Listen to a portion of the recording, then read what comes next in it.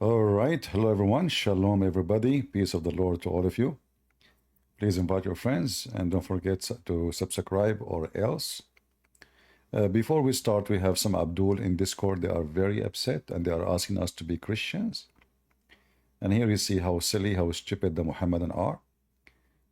When we say we are Christian, they laugh at us and they say you are going to go to hell. And the Bible is corrupted, brother. But the second we start spanking their stupid prophet, they ask us to be Christian again. So when you are a Christian, they laugh at you. When you spank them, you are not being Christian. So what those Muhammadan they like the Christian who don't spank Muhammad. No, we are different kind of a Christian. We are the Christians, the kind who enjoy spanking your faithful prophet. Now, our topic today, we will talk about the Kaaba as a start. And we will show you that there is no way that this is small bathroom is a house of God. You know, when somebody says that Allah, He built a house, you ask the Muslims, who is the one who chosen the location of the Kaaba? They will say to you, Allah. Okay. If somebody hires somebody, let us say an engineer, and he said to him, you know, choose for me the best location to build my house. Shouldn't this engineer choose the best location in the world?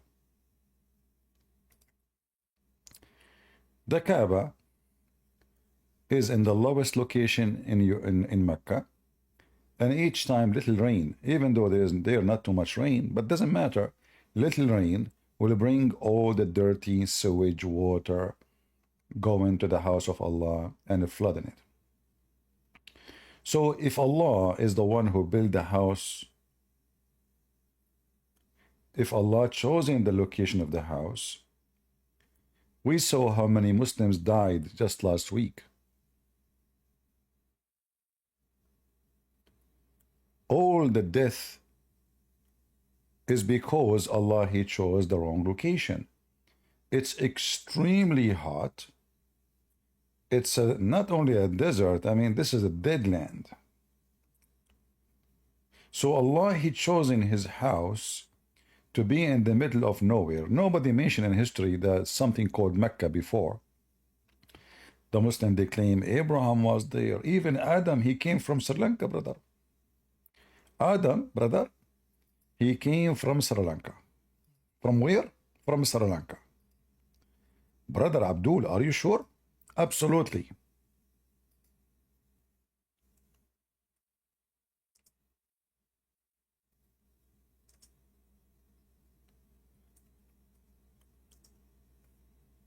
Stories of stupidity. And you know, those people, Muhammadan, they believe any stupid story. Anything, you know, just give them anything. Everything, as long as Muhammad, he said, it's a true story. Even it is the most stupid story ever. So if we go and check the story of Adam, let us see Adam.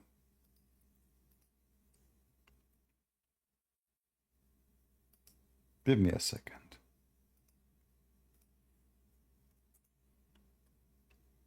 Of Jeddah or Jeddah or Judah. Where is Jeddah? Where did she come down? Hold on. That is the place. We don't mean and beautiful. There is a mount there. No. Let us hear, according to Prophet Muhammad, the number one historian. I mean, where Muhammad he got this information from? Don't ask. Listen carefully. Now if we look at Adam alayhi salam, he came down onto the earth. He was sent to the earth. There's a question. Where did he land? He wasn't just thrown so that suddenly he landed, meaning he dropped. But Allah placed him on the earth. This we find in the narration of Rasulullah sallallahu alaihi wasallam, where he says that Adam alayhi salam nazala fil Hind. He came down in what is known as the Indo-Pak subcontinent. Wait, please. Precisely Sri Lanka. There is a mount there. All right. So Adam, guys, according to Muhammad, he came down in Sri Lanka. We have Elun with us. He is a Muslim. Go ahead, Elun. أنا بتكلم بالعربي. Are you from Sri Lanka? No, I'm not. Well, I talk to Muslims أنا only. بتكلم بالعربي. I talk only to Muslims. Sorry. طيب أنا مسلم. طيب. How you can be a Muslim and you are not from Sri Lanka? طيب ممكن تخلي الكلام في العربي يعني. You know, we can speak in Arabic, but تقدر. people أوكي. here, أوكي ما في مشكلة. طيب. but people don't speak Arabic. My audience are not people ما who يهمك. speak. تقدر تسوي ترانسليت عادي ترى. Okay, no, if I translate, you know, you obviously you know our English because you understand what I'm saying. If I translate, you might say, oh, he's not giving good translation. So either you bring a يعني. okay, you can bring a translator with you, or you speak in English. Choose one. لا بيتكلم عربي. دائما تتكلم عربي يعني. I am from Sri Lanka. I don't speak Arabic. لا شوف يعني أنا كامل احترامي مع المسيحيين، لكن اللي قاعد أشوفه أنت اللي قاعد تسويه يعني عدم الاحترام للديانة. يعني ترى أنا عندي أصدقاء يعني مسيحيين. ما بيني وبينهم ولا شيء. He said he خليني أكمل. He said he respect Christians and he have a Christian friends, and he says what you are doing is not right. Alone, that's a lie. The Quran says you are not a Muslim. The Quran says those who take Christians and Jews as a friends, they are one of them. You are not a Muslim no more. This is true, unless you are a liar. So which one? Are you a liar, or you are truly have a Christian friends? هذا مو صح. هذا مو صح. This is true. I have the Quran. Don't tell me not true. He's saying to me this is not true. We have the Quran. We have the Quran, chapter 5, verse number 51. قبائل وشعوب نتعارف. طيب احنا قبائل وشعوب نتعارف. No. This is all mansukh. This is all abrogated. This is before Muhammad have an army. Muhammad now he command the Muslim to invade the Christians. شوف أنا ما راح أتناقش معك من الموضوع. أنا بتناقش معك إن إحنا ترى في أشياء تتشابه. اللهم بس I don't waste my time with fictions. Here we give proofs. And you don't want to speak English, but yet you understand. Do we have any serious Muslim? We don't want kids. We have Quran. Don't give me speeches. If you really truly you have a Christian friends, then why your prophet he asked you to kill the Christians and the Jews? Why Muhammad he kicked the Christians and the Jews from the Arabian Peninsula? Why he forced them to pay jizya? Why you took our churches? Just yesterday, the Muslims in Tajikistan, they attacked 2 churches and 2 synagogues. And they killed the priest and a group of Christians, and they killed a bunch of Jews. Are they Muslims? Yes. Are they following the steps of Muhammad? Yes. So don't give me the garbage, your garbage. I have a Christian friends. Those things you can say to those stupid Americans. Not to me. Do we have any serious Muslim from Sri Lanka? Uthman is here. Go, Uthman. Yes. But don't do he. Speak like a man. If you want to stay in the stage, okay, speak like a man. Go ahead, Uthman. What do you want to say? I will get my translator, but wait. You want to get his translator. Where is your translator? أنا بيجي دلوقتي. All right. When he is here, Marwan is your translator. Marwan, is it Marwan? Yes. Okay, Marwan.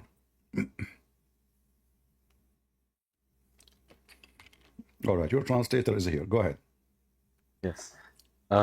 دلوقتي هسأل سؤال. أنا دلوقتي هسأل سؤال. أنت تجاوبني وأنا دلوقتي أعطيك مارك المسيحية. تمام؟ Okay. دقيقة. السؤال فين؟ He is looking for the question. لا هو معايا. يا مروان. ترجم له قول له عيسى يسوع والشيطان طلعوا الجبل الأول ولا دخلوا الهيكل؟ الهيكل معناه التمبل. دخلوا الهيكل ولا الأول ولا طلعوا الجبل؟ ترجم له. He's saying يسوع and Shaitan went to the mountain first or the temple. Tell him when he want to ask a question, he should quote for us the story. Then we can ask the question. Secondly, he is talking about the book of Matthew and the book of Luke. One of them mentioned, Just answer, bro. What the? one is mentioning the story according to the event, and one is mentioning the story according to the location. So there's no contradiction. One mentioned the story according to the location, which mean because we have a prophecies in the Old Testament about those locations where the Messiah would appear, and the other one mentioned the event, which mean according to what happened, first, second, third, etc. So there's no contradiction. Now, وبيقول ايه بقى مروان؟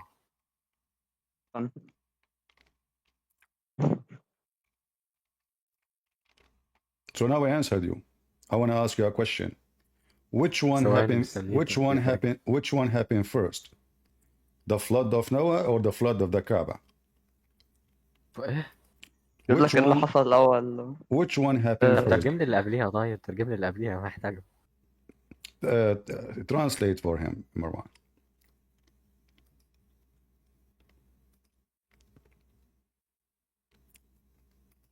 Hello. يا ابني معرفش كان بيقول لك تقريبا المخرج أو حاجة شبه كده. حاجة عن المخرج. مش عارف، ما فهمتش منه حاجة.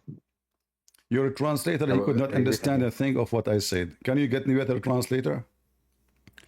He جيب could كوبتك not. بلدون. He could not جيب كوبتك understand a word of كوبتك what I بلدون. said. جيب كوبتك بلدون هيترجم. Huh? ايوه هو ده. Okay. قولي بقى كان بيقول ايه؟ Again, please. He's talking about what he think it's a contradiction about the story of Jesus when he was in the wilderness and he was tempted by Satan.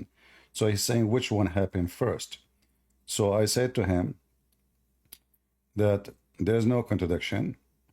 One book is writing the story according to the event, like which one happened first, and the other one is writing the story according to the location, which mean the Old Testament mentioned prophecies about Jesus, the Messiah, will go to those locations when he come.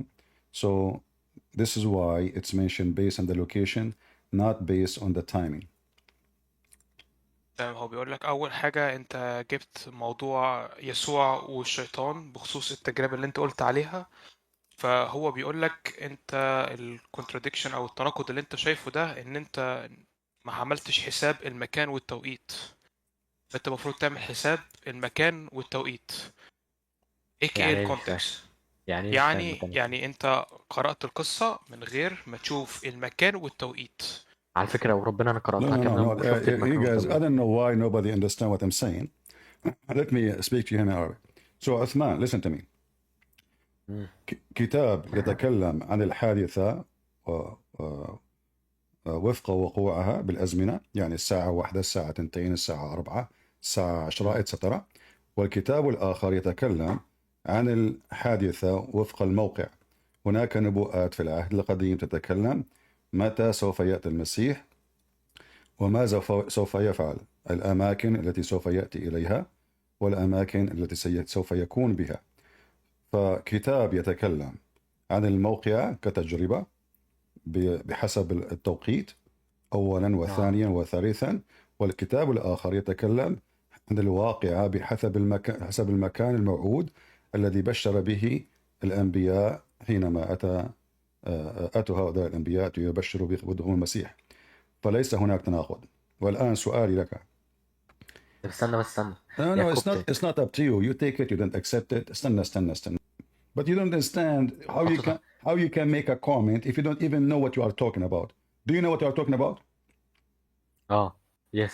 Okay, which book I'm talking about? متى ولوقا. Okay, which book I said, like I said to you in the Old Testament, it says there's a prophecy speaking about the Messiah will come and he will go to those locations. The location of the events. سفر التثنية وسفر سفر التثنية وكان سفر التثنية. Okay, give me the verse in سفر التثنية.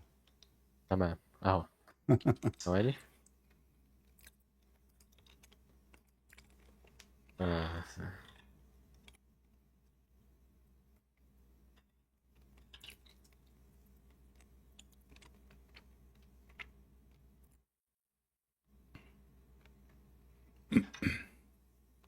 cannot wait here for long. Go in silence. If you don't have your question ready, لا عندي all right. اهو Okay. في سفر التثنية 18 All right. صح؟ Okay, read it. اوكي. أقيم لهم نبيا من وسط أخوتهم مثلك وأجعل كلامي في فمه يكلمهم بكل Get lost. I don't have time for donkeys. What does have to do with Okay. Jesus, you idiot? Thank you, Koptek. Okay, my man, I'm down. If you need anything, just call me out. Yeah, no problem. Yeah. God I bless you. asked him which book says that the Messiah will come to those locations. He mentioned to me that I will raise a prophet from between their brothers. I told this about Muhammad, you idiot. Isn't you Muslim? You say this about Muhammad? You can make fun of him if there's no Muslims. There are more. He's funny, to be honest. No problem. God bless you, sir. You're just a stupid kid like his prophet. Yeah. You know, Muslims, they copy from website, internet, you know. Oh, we found a contradiction in the Bible. No, those are not contradictions. Those are written in certain way, in purpose. But because you are Abdul, and you are desperate to find something you can, you know, chew in it. Like, you know, we as a Christian, we give you shoes, old shoes, like a puppy, so you can chew in it. But you are no match. When we ask him about the creation of Allah for the heaven and the earth, and we showed everybody that Islam is just a stupid religion, him and his friends could not answer. And now he's coming with this. So we answered him.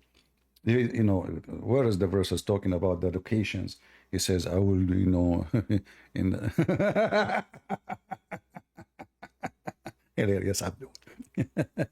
I told the city if I can grow some Abdul in my backyard. They said no goats. It's not allowed. I have to be out of the zone of the city. Do we have any Muslim who would like to join us? This poor kid, he have a question. He think he have something against us, you know. I mean, you Muslims, you don't even, I mean, every single page in the Quran is a, actually, I challenge any Muslim to join us. And he choose for me a chapter in the Quran, any chapter of your choice, and challenge me to find something stupid in there. I challenge you. All your book, from the first page to the last page, is a chain of stupidity. Do we have any Abdul? Anyone?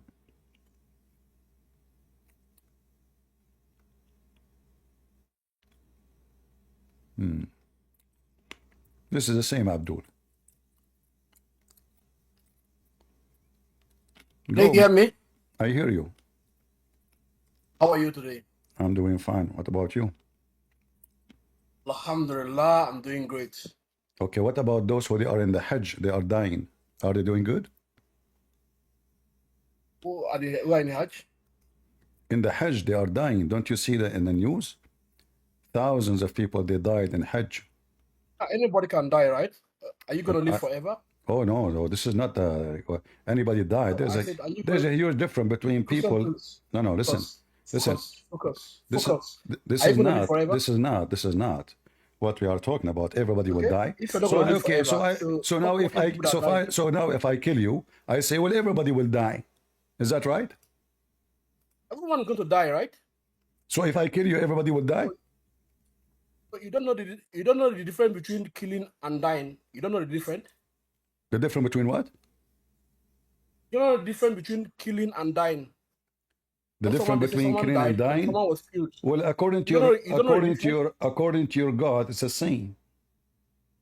No, I said you don't know the two difference between killing and someone that has been dying. You don't know the difference? Both of them are killed by Allah, as I know. Oh. No? So that's why you don't know. That is why you don't know Jesus. Jesus died in the Quran, right? In the Quran, he was not killed. He died, right? In the Quran, Jesus, he died. Yeah, he died. You forgot? He died. In the Quran. Yeah, Okay. Forgot? But what does have to do with my Hajj now? We can go to Jesus after. Who is the one who killed? What? Who is the one who killed those people in Hajj? They died. If it's their time to die, they died. Who is the one who caused their death? Just told you, it is time for them to die. They died, just like every When you normal human say being. when you People say die it on is accident. time, when you say it's time, People no, die. People no, they drive and die. have an accident Everybody's and died. saying, everybody's saying they What are. is the topic? What's the topic now? Everyone What's the says, topic? everyone, You are including the everywhere. Saudi government, they say they die because of heat, not because it's their time. So if they stay home, nothing will happen to them. Oh, so you okay? You know where you're going to die, right? You know where you're going to die, You know Christian what? Prince. You know what? Do you know where you're going to die? I know where I'm going to die. Do you know where you're going to die? Your God do not know if Muhammad will die or will be I killed. said, do you know where you are Do going to your die? God know? You see, you Do can't you answer the do your question. God do your God know when Muhammad will die, or You said what? how he will die? Do your God Allah knew how Muhammad will die? Yes, he knows. He knows how every human being is going to die. He knows. He Well, knows this it. is false. If we go in the Quran right now, you will see that this is not true. Yeah. That's not true. You said Your what? God, Go ahead and read. here we go. Your God, he could not, you know. He said, Not do what? your God, he Make your says, claim before. if Make your Muhammad, claim first. if Make your Muhammad, claim if before opening the Muhammad, Quran. hold on. What is your claim? If Muhammad was killed or die or get killed, there's third option. Yeah. There's third Is it what? option. There is third option. If read the verse. Why you say that? Read the verse. What the verse said. But the verse says, if Muhammad die or get killed. So if Allah he Yeah. knew how Muhammad will die, he will not say the two options. He will say one Read of the them. verse. Read the verse. What the verse said. Read the verse. What the verse said. The verse says, if Muhammad get killed, I just told Yeah. you, die or get killed. I said, read it completely. I don't know how to read. You read it. Go ahead. It's in front of you. Okay, let me read for you. Mm. I know you don't. I know that's why you normally use a robot to read for you. Yeah, blah. Let me put it this speech. Don't forget to Okay, say, to put your teeth in it. Okay, go ahead. man, shut up your mouth. Let me speak. Ah, I know you are dumb. Okay. Let me read. let us see who's dumb. Muhammad. Uh-huh. Okay, Muhammad Uh-huh. is no more than a messenger. Uh-huh. Indeed, a messenger has passed away before him. Uh-huh. Right? A messenger has passed away before him, meaning a messenger has died before him. Mm-hmm. And let me, sorry, these comments are blocking my view. The comments are blocking my view. Let me go. Let me read it from my own Quran. What is the comment blocking your view? What view? Yeah, it's blocking my screen. Who is blocking your Chapter screen? 3. The comment going on in the Discord is blocking my view. Close the I can't see comment. it. Close it. Okay, wait. I can close it. Let me check. I can close it. Okay, yeah, I've closed it now. Good. Okay. Yeah, he said. Oh, he's still coming. He said, Muhammad. They're still coming. I close the comment. It's still coming. Wait, let me read from my Quran. Chapter 3, 1:14.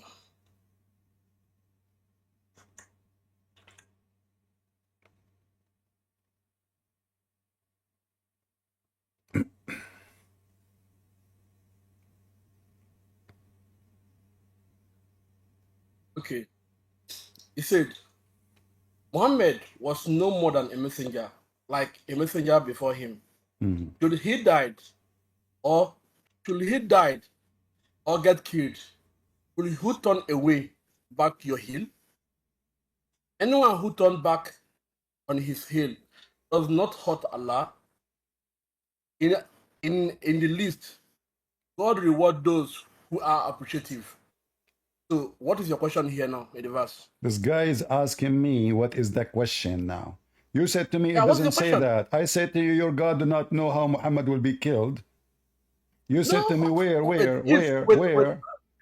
So now, Wait. if Christian Allah Prince, he can knew, you- if wait, Allah, wait, now. if Take 5 Allah, minutes. Take 5 minutes and give me 1 minute. if Allah, he knew how Muhammad will die, why he is saying if Yeah. he die or is killed? Okay, like There's a third have option. you ever read? There is Okay, let me there's a finish. third option. Let me no third option there. Let me read. Can I read? Can I say something? Or if you want to go, I will allow you to speak. I have no idea what you are Actually telling saying. you. First of all, open your mouth, try to speak clearly, or change your teeth. Secondly, the question is very simple. If he die or get killed, what kind of God? You do not know if Muhammad will get killed or he would die normally. He's telling them because he's telling them because they want to take him as a messenger. The reason this verse was reviewed, they are taking Muhammad to be a god. They are worshiping Muhammad. That is the Sunnis. The Sunnis are worshiping Muhammad. The Shiites are worshiping Muhammad. This verse is reviewed. What, guys? Anyone understand what this guy's saying? Shaitan, the Sunni worshiping Muhammad? The Sunni worshiping Muhammad? Yes, they are worshiping Muhammad. The Sunni worship. So what are are you? You are a Shia? Alhamdulillah, I'm a Muslim. I'm not a Shia, I'm not a Sunni. I'm a Muslim. Well, this is false. Your prophet, he said, you have to be one of the 73 sect. Can I speak, please? Can I read No the verse, problem. please? You see, you are talking. I said, is it true that your prophet, he said, my nation will be 73 sect? So you have to be one of them. The prophet, You cannot say you are just a Muslim. He never said so. Huh? He never said so. What? He never said so. He never said so. Guys, any translator, what? Just sorry, he never said so. I said he never said so. He never said so. I can show you the hadith. Yes. Oh, you love man. That is why I love a satanic book, right? Just get out of here. So you are the kind who, wherever I will show him, I show you Quran. Then they worship Muhammad. This is Quran.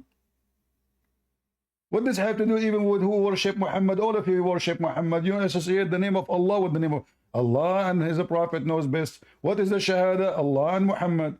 You Muslims don't worship Allah. You worship the ass of Muhammad. Just face it. In the best scenario, his penis. This is why you have tons of books written about his penis. Unbelievable penis. It's so powerful to the point he can F all the women, but he shoot a blank. Never have a baby. Hey Muhammad, what are you doing? Are you putting it in the correct location? Muhammad is an idiot. He put his penis in any hole. Even disposal machine. I told him, don't do that. He put it there. It's gone.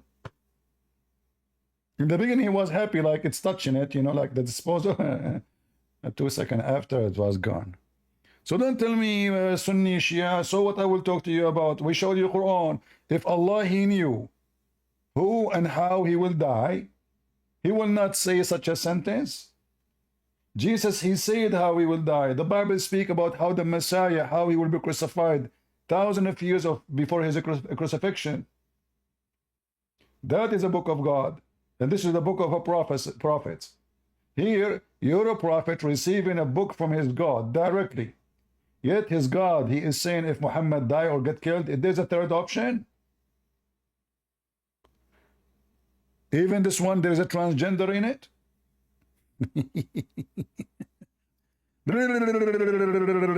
Don't waste my time. I want people who they are mature, not stupid.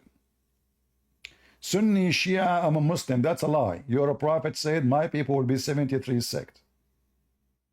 And you have to be one of them.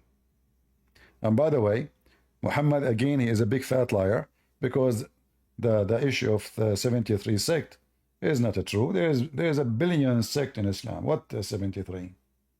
The Sunni alone is God knows how. Nobody knows. Yeah, I mean, what is the third option? This remind me, a guy, he came to Prophet of Allah. He said to him, my wife, she is going to give a birth.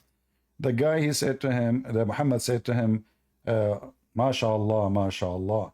The guy, he said to him, O Prophet of Muhammad, Prophet of Allah, can you tell me the child will be a boy or a girl? Muhammad, he says, go now and come later. That guy, he came later. You saw? And he said, Prophet of Allah, my wife, she gave birth already. The Prophet, he said to him, let me guess, don't tell me. The guy, he silence. Muhammad, he said, it's a boy. The guy, he said, no. The Prophet, he said, it's a girl then. And the guy was astonished how the Prophet of Allah was able to know.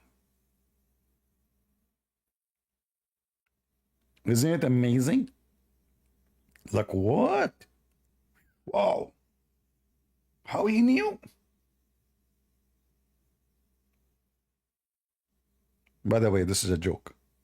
So here, if he die or get killed, do we have any Muhammadan?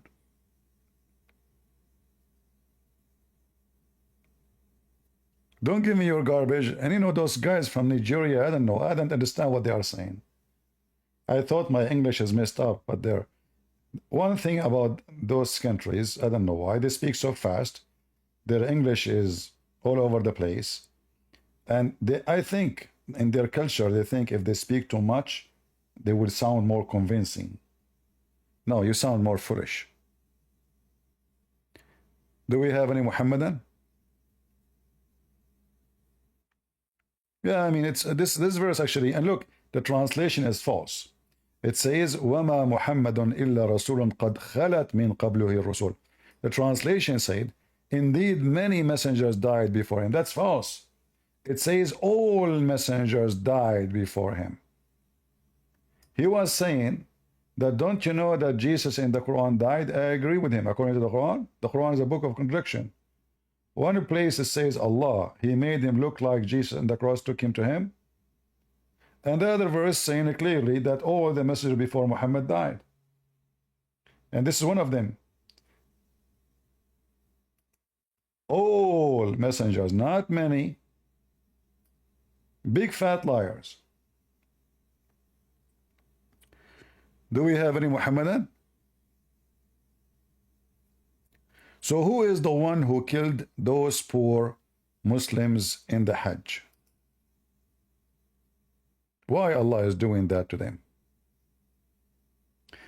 Allah, obviously, if he is truly the one who chose the location of the Kaaba, is an idiot. I mean, can't Allah choose Hawaii? Can't Allah choose Indonesia? Bali? You know?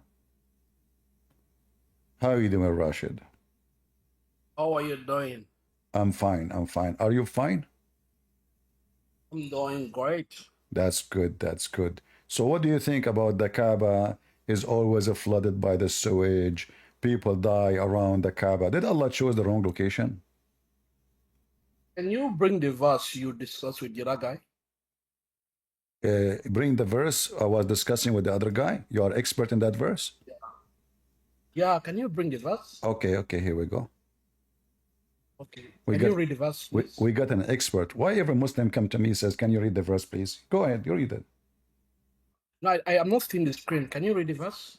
You read it in your Quran, open your Quran, chapter 3, verse 144. Okay. Tell me what translation you are reading.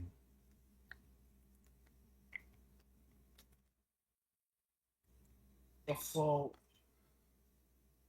the 3 verse.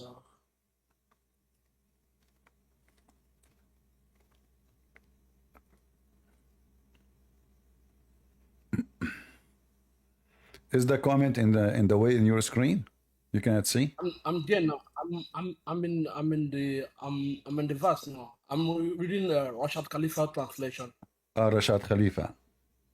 Do you Yeah, accept translation. do you accept Rashad Ah, okay, Khalifa? so- Do you accept Rashad Khalifa book? Let's after we are done, we can have it. Don't change it. Stop No, it. no, no. We need to discuss Before you about start, I want to know, do you accept Rashad Khalifa book? one question after the other. I'm not asking a Well, question. after I'm we are not done, asking a question. I'm not asking a let's read question. the verse first. You are going to read from Rashad Khalifa. Do you accept the Quran of Rashad Rashad Khalifa Khalifa? is a messenger of, Do you accept? Allah. Do you So can accept? we- Do you accept Rashad Khalifa book? Yes, he's a messenger of Allah. So I accept him as a messenger of Allah. Okay, he's So can a we read the guys. verse He is now? a messenger of Allah. Okay, go ahead, go ahead. Yes. Can we read the verse now? Okay, good. Let's read the verse. He said, "A'udhu min shaitan rajim." Muhammad is no more than a messenger, like the messenger who passed away before him. Should he die or get killed, will you turn back on your heel? There is question mark in the verse. You see the question mark there? Anyone who turned back on his heel does not harm God in any way.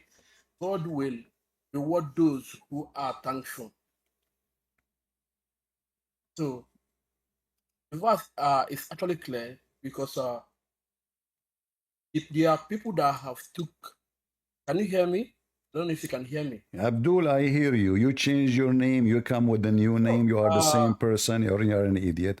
So now That is me. what difference going to make? I Okay. just came here to cook you more. You know, I love Okay. cooking you. Okay. Okay. You cooked me already. Rashad Khalifa saying the same anyway. You are an idiot. This is Rashad Khalifa, the messenger of Allah who have no message. What is the message of the messenger of Allah? Did he give him a book? You be Muslims, Rashad Khalifa is from a messenger of Allah. Hilarious. Okay. This is the messenger of Allah book. Let us read it together. And let us love together. Look at this translation. Okay, brother. Look like in Niger, in Senegal, Rashad Khalifa became a big deal for them. So let us read Rashad Khalifa. Just wait with me. You wait. Okay, Muhammad was no more than a messenger like the messengers before him. This is what the Quran is saying.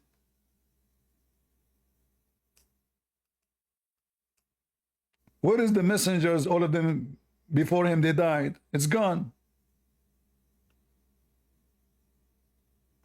Rashad Khalifa is a big corrupter. Anyone who want to read, actually you yourself, you did read the previously. You said messengers before him, they die, or, you know, or messengers before him, they die. Here we don't see it. Muhammad, there was no more than a messenger like the messenger before him. Where is the statement saying that messengers before him, they died? They're gone. Should he die? Should he? Should he? Should he? I never heard of such an English. Should he die or get killed? What the heck? Is that the should he prophecy? This is the messenger of Allah, Rashad Khalifa, saying should he? Should he? Should he? Should he? Should he? Should he? Should he? What the heck with this? Assalamu alaikum, Christian princess. Christian princess. Oh, that's a good one. Okay. Why you are calling me princess? What's wrong with that? What is that? Somebody told you I put eyeliner like your prophet 3 times a day? Or men, they kiss me down my belly? Or I kiss men down their belly like your prophet? Or I never receive Quran except in the clothes of my wife?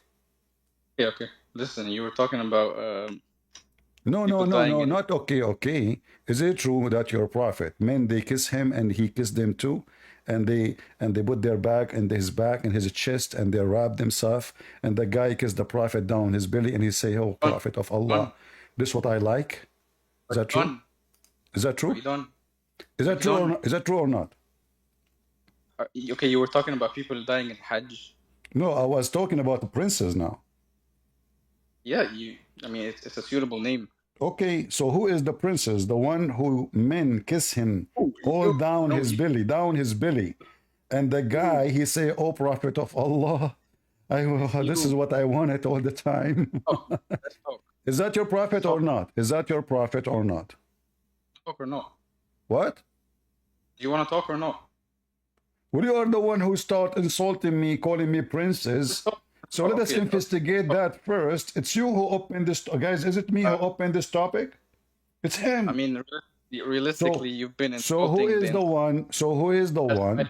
Who is the one who men kiss him down his private part, and the guy wrap his back with his chest, and he take off his clothes like him? The prophet, he lift up, he became topless because the guy is topless. So now we have two topless gay kissing each other, making love. Explain to us. Explain. Listen, you said you're a scholar in Islam. I am a scholar in the Prophet Billy. Do you want to answer the questions or no? Why do you avoid answering? I ask you the question, is it true that you're a prophet? This is what you do for a living?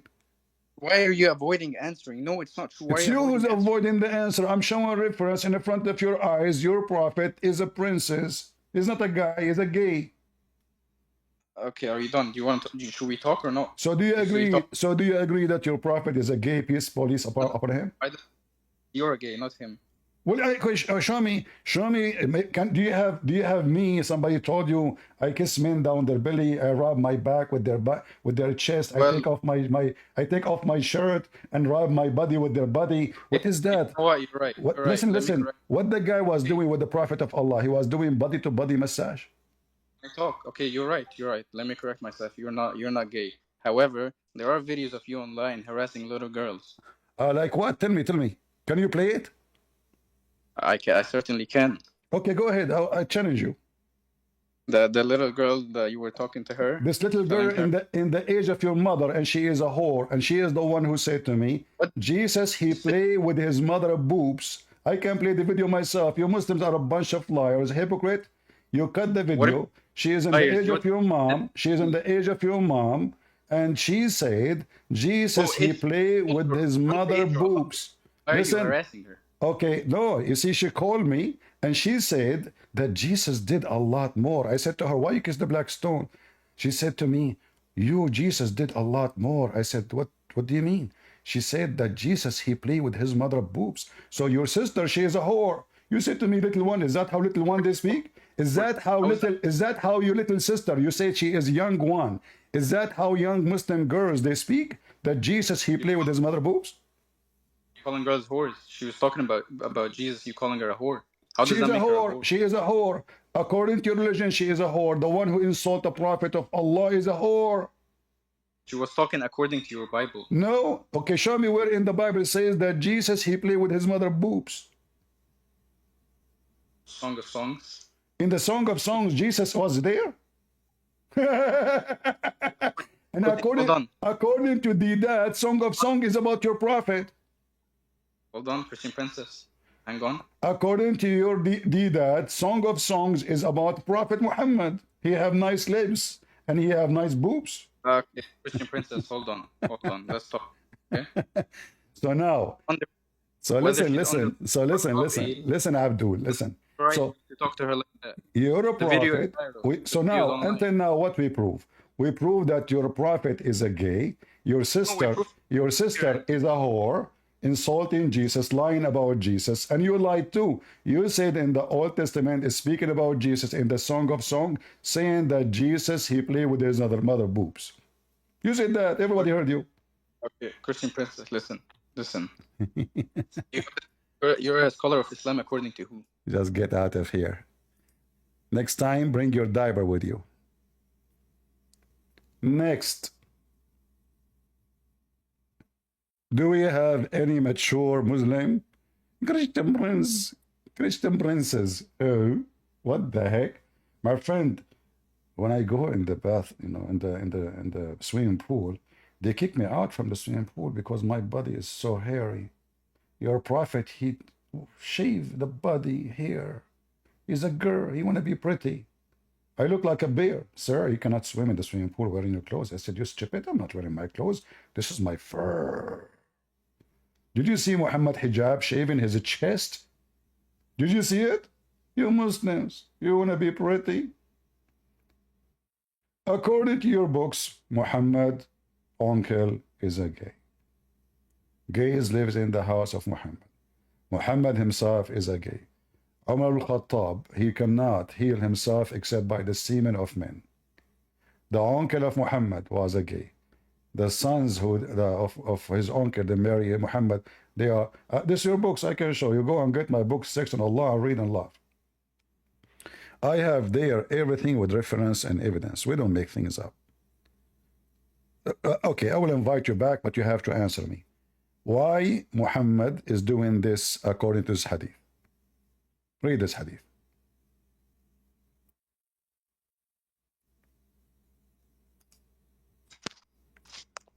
Why do you have to kick me? I Read said this. let's talk. You're wasting my time. Read the hadith. Go ahead. I'm not reading the hadith. Why You not? spoke Why about not? Why not? We wanna investigate right now if your prophet is a gay or not. You are the one who opened the topic. people dying in Hajj. Okay, that was the original topic. Stop jumping Did, topics and let's talk. no, it's you who changed the topic. It's you who spoke about princess and it's you who mentioned. Again, it's you who mentioned. Islam. If you are coming for No. this topic, why you call Come me on. princess? It's you who mentioned. We want to know who is the man, who is not. Either me I or like- your prophet. Either me or your prophet. Why you are afraid? Why you are afraid to read this hadith? Is there something fishy Why in it? I am not. We'll take 3 minutes. Read it.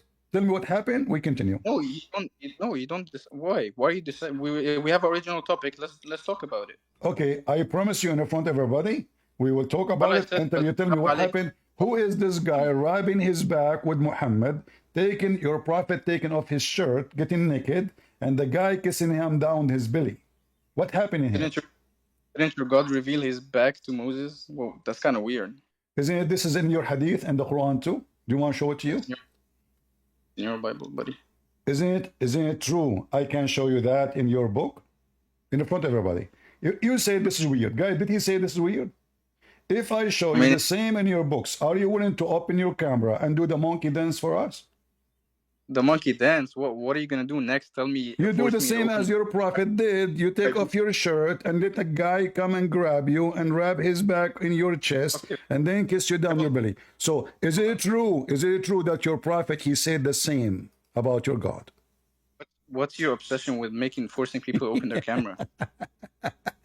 Oh, that don't remind me, my friend, because I have a hobby to go to the zoo. Well, that's where you belong. So now, But anyway, you mention something.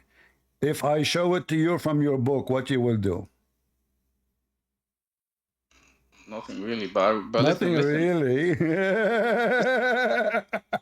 listen. A second ago, you said this is weird. Now it is okay. Well, mention what? Well, mention what from the book? What? You said if you show me this from the book, show me what? You said that Moses, he saw the back of God, correct? His butt, yeah. His butt. He saw his butt. I don't know. In the Bible, it says, "I will show you my back." Okay, his butt. All right, okay. Get me a real Abdul here, potato. Any Muhammadan? The butt nation.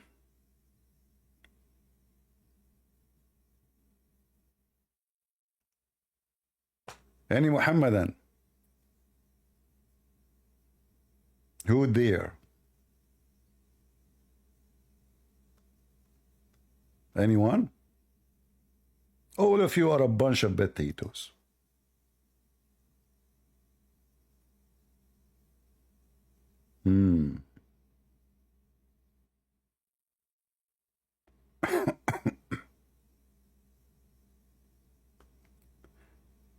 Who is a Muhammadan would like to join us?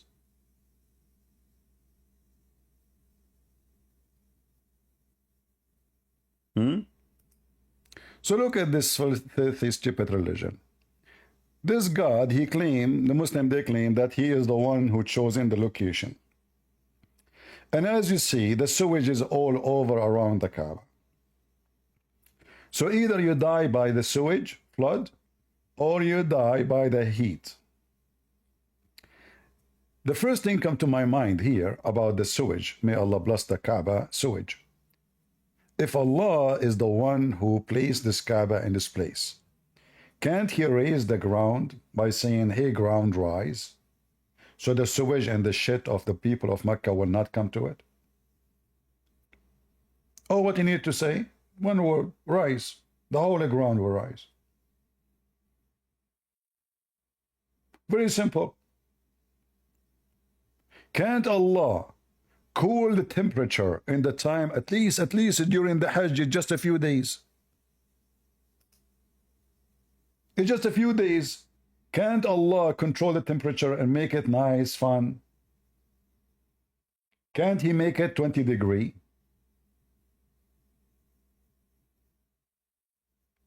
If this is the house of Allah, it is the worst location ever.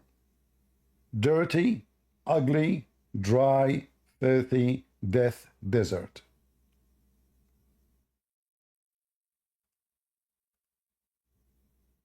Any Muslim?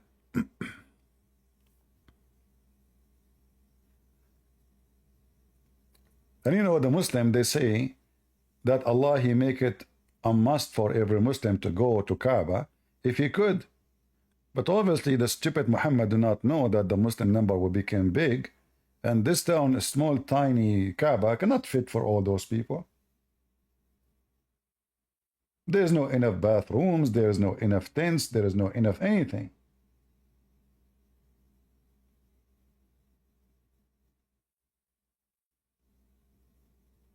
And how even Muslim they can do Hajj? If 1 million, they can come a year, or 1.5 million maximum. So if there is 1 billion, what is the percentage of people they can go during their lifetime? If every year we give 1 million or 1.5 million the opportunity to go and do Hajj, how the rest of the Muslim they will be able to do it during their lifetime? It's impossible. So the one who made the condition is an idiot. The one who made it as a must is an idiot.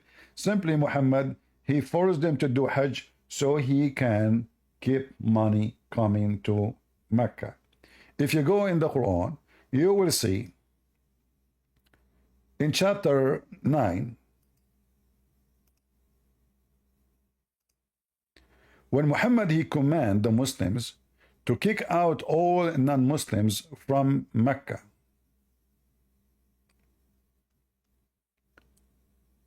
He mentioned something very important. The people, they say to him, we are going to get poor. Do you know how much money the Hajj doing to us? Hajj is a business. And this is a pagan business, exists before, long before Muhammad. So look what Muhammad he said to them. Oh, who you believe in Allah and His messengers. You see, they are mushrikeen, Allah and His messenger. They claim that they are monotheist. Kick the mushrikeen. They are filthy, dirty. Don't let them enter here. Okay. And then he said, and if you fear poverty, Allah will reach you if He will. Out of His bounty, go and attack the Christians and the Jews. So the reason they attack the Christians and the Jews, because now Muhammad don't want anyone to come to the Kaaba. The number of Muslims is still small, and that will not generate enough income. So go and attack the Christian and the Jews. You fear that you will get poverty? Okay, go attack the Christian and the Jews and take money from them. He did not say attack them and convert them, no. Force them to pay jizya. That will be the income of Muslims. So the Hajj was a main source of income for pagan Arab before Islam. And now Muhammad, because the number of Muslims and they are at war, nobody will come to Mecca. So if you fear poverty, so now what's happening is the opposite. Saudi Arabia making trillions of dollars from those who come to do Hajj. You see those poor people coming from Pakistan, poor, very poor. I mean, can you imagine how much time it takes somebody from Indonesia to save $5,000 or $10,000? It takes them forever. And now they have to come to this filthy country. If you see the garbage in the street, you will not believe it. If you see the garbage in the street, look at the garbage, look at the dirt, look at the madness. I'm going to open umbrella business there.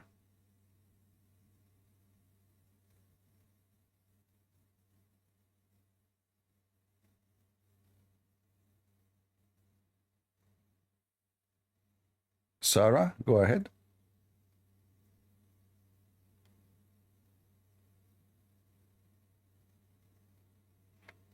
And there is other issue, by the way, here. You will notice that the Muslims, they always they dress the same as the Hindu. The Hindu, they have their own Hajj too. The Hindus, they have Hajj. And the Hajj of the Muslims is no different. They wear the same clothing.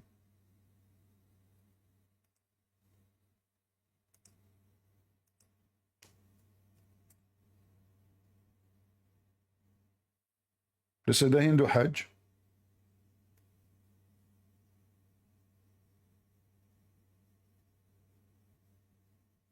They go around their Kaaba. There was a 26 Kaaba according to Muslim books in the Arabian Peninsula. 26. 26 cube. Kaaba meaning cube. And the Kaaba itself used to have no roof. But when the neighboring Kaabas, they come to Mecca and they throw garbage because they used to compete about which Kaaba is more important. They build a roof to prevent people from throwing garbage inside the Kaaba.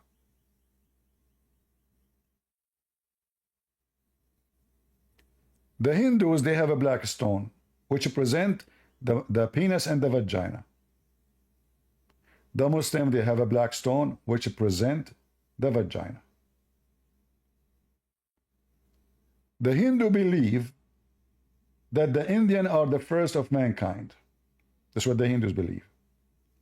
Muhammad, he took exactly what the Hindu believe. Adam, he came down in Sri Lanka.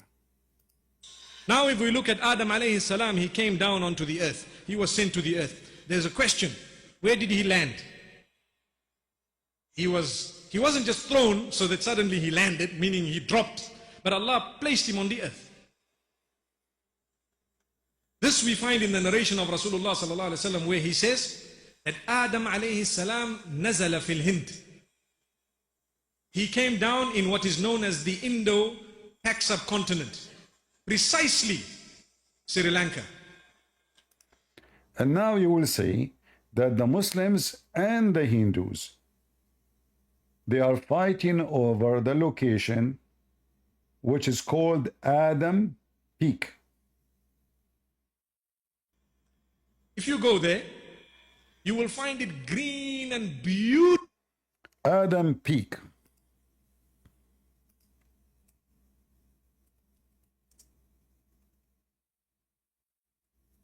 Let me show you the picture.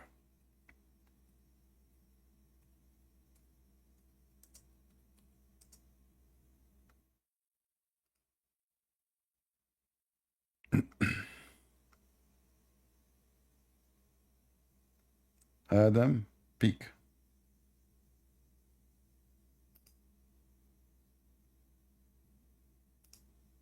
This is the stupid Islam, my friend.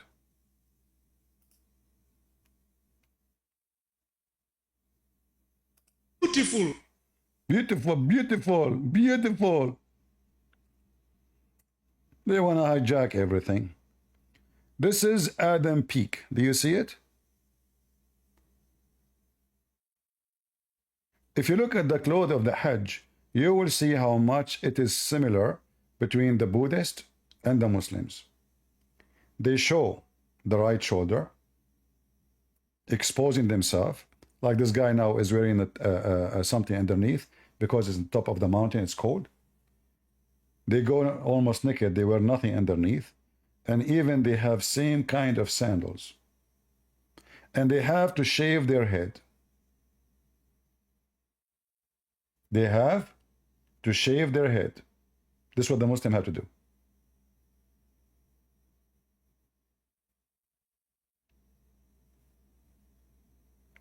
Okay, I will invite you, Ya Hala, but don't speak to me in a silly way. Either you want to be a man, speaking like a man, or, I don't have time for kids, so I will give you one more opportunity. All right, guys, let us see if he can speak like an adult. Go. Hello? Okay, you said you want to speak about the Hajj. Okay, a flood is bound to happen anywhere. It's not Allah choosing the wrong location. No, it doesn't happen in my house, never happen in my house. Doesn't Your happen house is not an open area. doesn't happen in your house? Your house is not an open area for it to be flooded. What do you mean not open area? Like the Haram Mosque is an open area. What do you mean Like, open you area? can What see it's do you mean by open area? There's no ceiling. What? There's no ceiling. There's no ceiling? Yes. Well, this is not about ceiling. The Do you Kaaba see a have a ceiling? ceiling. The Kaaba have a ceiling. But the Kaaba is flooded itself. Don't you see? What? The Kaaba has a ceiling and the Kaaba is flooded? Yes. Bro, Don't are you you see? blind? Don't you see the video? Don't you see the Where is the dirty, Kaaba? the dirty mud around it, the sewage, the poo is flying in the water because all the poo coming from the bayara, they call it bayara in Saudi Arabia, which means the shithole. All the poo will be flooded with this water and will go to the lowest point, which is Mecca mosque, the Kaaba. Okay, but the Kaaba is not flooded. The Kaaba It has is a ceiling, flooded. It's obviously. in front of you. It's flooded. Inside of it. What? It's in front of you. It is flooded. You know what the Kaaba is? It's in the middle. Don't you see it? Yes, the middle part is the Kaaba. The entire mosque, Exactly. the entire So is the Kaaba in the Haram. middle flooded or not? No, it's clearly not flooded. Are you sure? Are you sure? Flooding it. Okay. Flooded Let us show you another picture. Is it flooded or not? How is this flooded? By water. Yeah, the water around it, but the Kaaba is still obviously it's not flooded. It's not. Well, half of it is covered by water. How is that flooded? Half of it is covered by water, and you are telling me how it is flooded. Anyway. So if half of your house is covered by water, it's not flooded according to you? Flooded means under the water. Oh, it have to be under the water? It have to be under the water, totally. That's a new thing. What? So if water entered your house and became 1-2 meter high, that is not a flood. The flood is when it's going to cover the whole Kaaba, correct? Well, yeah, that's what flooding is. Okay. Well, anyway, So why Allah will allow the poo to enter the Kaaba? Here we go. This is water of the poo. How is he allowing it to enter the Kaaba? Who is the one who allowed the flood to happen? Who make the flood? Okay, but it's not entering the Kaaba. Who is the one who who is the one who caused the flood to happen? Even if it is, it's a natural thing. So why are you complaining about it? Is the Kaaba is a natural thing? Islam is fault. Is it the Kaaba? And Allah, He chose the location. Obviously, the one who chose the location is an idiot. He should not choose it. Look at this dirty, ugly water. Look at this madness. That will prevent the audience, the believers, to practice their prayer. Why Allah want to do that? Like, we saw just last summer, this summer actually, we saw millions of cockroaches attacking the Kaaba. According to the Quran, this is a sign of curse. No. Tararin in Saudi Arabia is actually a blessing. It's a desert. Oh, cockroaches is a blessing in Saudi Arabia?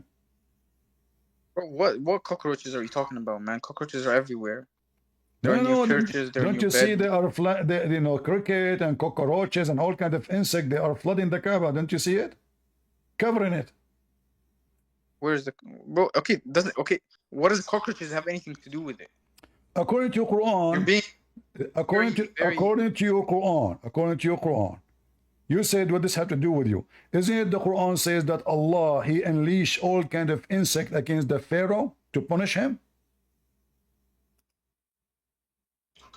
Okay. So according to your religion, when insect attack a place, that is a curse from Allah. So is Allah cursing the Kaaba? Well, I don't understand why are you deliberately lying. It's an incident that happened by Allah to punish Pharaoh. Exactly. So Allah now is punishing who when he make the insect attack the Kaaba?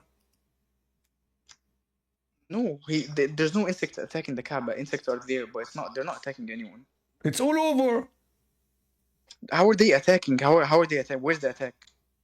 Oh, here Show we me go. anyone getting hurt. Watch with me. One Do person. you see it? Do you see it? That's okay. First of all, that's not real. Second of all, there's no one got hurt. This I is don't know not why real. you're lying. Nobody got hurt. Nobody got hurt. Yes. Yes. That's a good one. So is this true? Is this true or this is false? This is the Kaaba. Around the Kaaba, look at the cockroaches by millions. Okay, bro, the thing is a big place. It's huge. It's only and it's a desert. Of course, there's gonna be a lot of cockroaches, but they're not attacking anyone. It's not a punishment. Doesn't matter if it is big place or a small place. What? Does it matter when the Quran says that Allah he sent his curse? Insect is a curse from Allah. No, he didn't say insects is a curse from Allah. Don't change. This is what you always do. You know, I noticed this is what you always do. You butcher shit and you change it, you twist it, and you try to make it seem like worse than it is. Okay, nowhere does it say insects are a curse from Allah. Allah cursed them by sending insects. Okay, guys, he said what I said. He called it shit. What if I show you my shit is coming from the Quran? What you said? You said the insects are a curse from Allah, like insects in general. Yeah. Go ahead. Okay, but remember, you said that this is shit. Everybody heard you, correct? You said, you said that I am bringing my shit. You called the Quran shit. Now, thank you very much. Here we go. This is the Quran. This is the Quran. This is the Quran saying, okay, read it with me. Here we go. The Quran mentioned the flood, mentioned the insect as a punishment from Allah. Your mic. Chapter 7, verse 133. Yeah. Where does it say? Okay. Go. Where's the verse? Which one? Chapter 7, verse number 133. فأرسلنا عليهم الطوفان والجراد والصدفان just like I said, literally, it doesn't say the insects in general are a curse. Really? Sent as, But it's mentioned here that Allah he sent those insects as a punishment. You said to me, this is my shit. Not only that, he mentioned even the flood too. Okay, he said that was bro. You're adding two stories together, but anyway. No. We have the insect. We have the insect. Listen. It's you who said to me nobody get injured. We are showing you images of thousands of people died around the Kaaba. So people die, not only injured. You are saying, show me where it says that this is the curse. This is the Quran. Flood, lotus, lice, frogs, insect. All of this is a curse in those criminals, the sinners, the criminals. John, listen. By your logic, any sort of punishment, if Allah decides to, or if God in general decides to punish someone by stabbing, then any stabbing that happens in the world is sent from Allah. Are you like? Do you have a brain to think? Just because he sent insects in that incident. Okay, I want you to repeat again. I am not smart like you. I want you to repeat again what you said about stabbing. I did not hear you. I said, okay, for example, if God punishes someone by stabbing, and he mentions it in the Quran, that I let that person be punished by stabbing. By your logic, any stabbing that happens in the future is sent from Allah. Yes. What do you mean? Yes. Are you saying again that this is my shit? What? Are you saying this is I am my shit? Like I'm shitting now? Because you're the one who used the word shit. You keep saying to this your shit. So are you saying this is my shit? Because I can show you this shit in the Quran. You showed the verse and you showed that you were wrong, and now you changed anyone is killed according to Islam is killed by Allah. Even when you slaughter somebody. I'm talking about the fact that you're using a punishment back then as an example. What back then? There's back then, back now? Mr. Back then, back now. What does that mean? It is, it says here, let us see what happened to the rock. You said he sent insects as a punishment. Yes, and not only that, anyone get killed is killed by the will of Allah. Okay, let's. Why you keep jumping topics? It's you Because who you said to realize me. It's you you. realize the It's verse you doesn't who go said along to with me. what you It's said. you who said to Also, me. If somebody, also back to what you said. if somebody Should everyone want stabbed, this you punishment said, now? you said, if somebody being stabbed, are you saying that for a punishment by Allah? Are you saying that anyone in the world is stabbed is the same? The Quran says That was an that. example. Not only That was an that, example. not only That that, was an example. your Of the dumb God. analogy. Okay, let me ask you: any disaster happening in this earth, is it by the will of Allah or not? Sure. Sure. So who is the one who killed those? Why Allah he killed them? He didn't kill them. You just said all disaster happened by the will of Allah. I mean, okay, you're a Christian, right? In your, if a disaster happens, who is it by?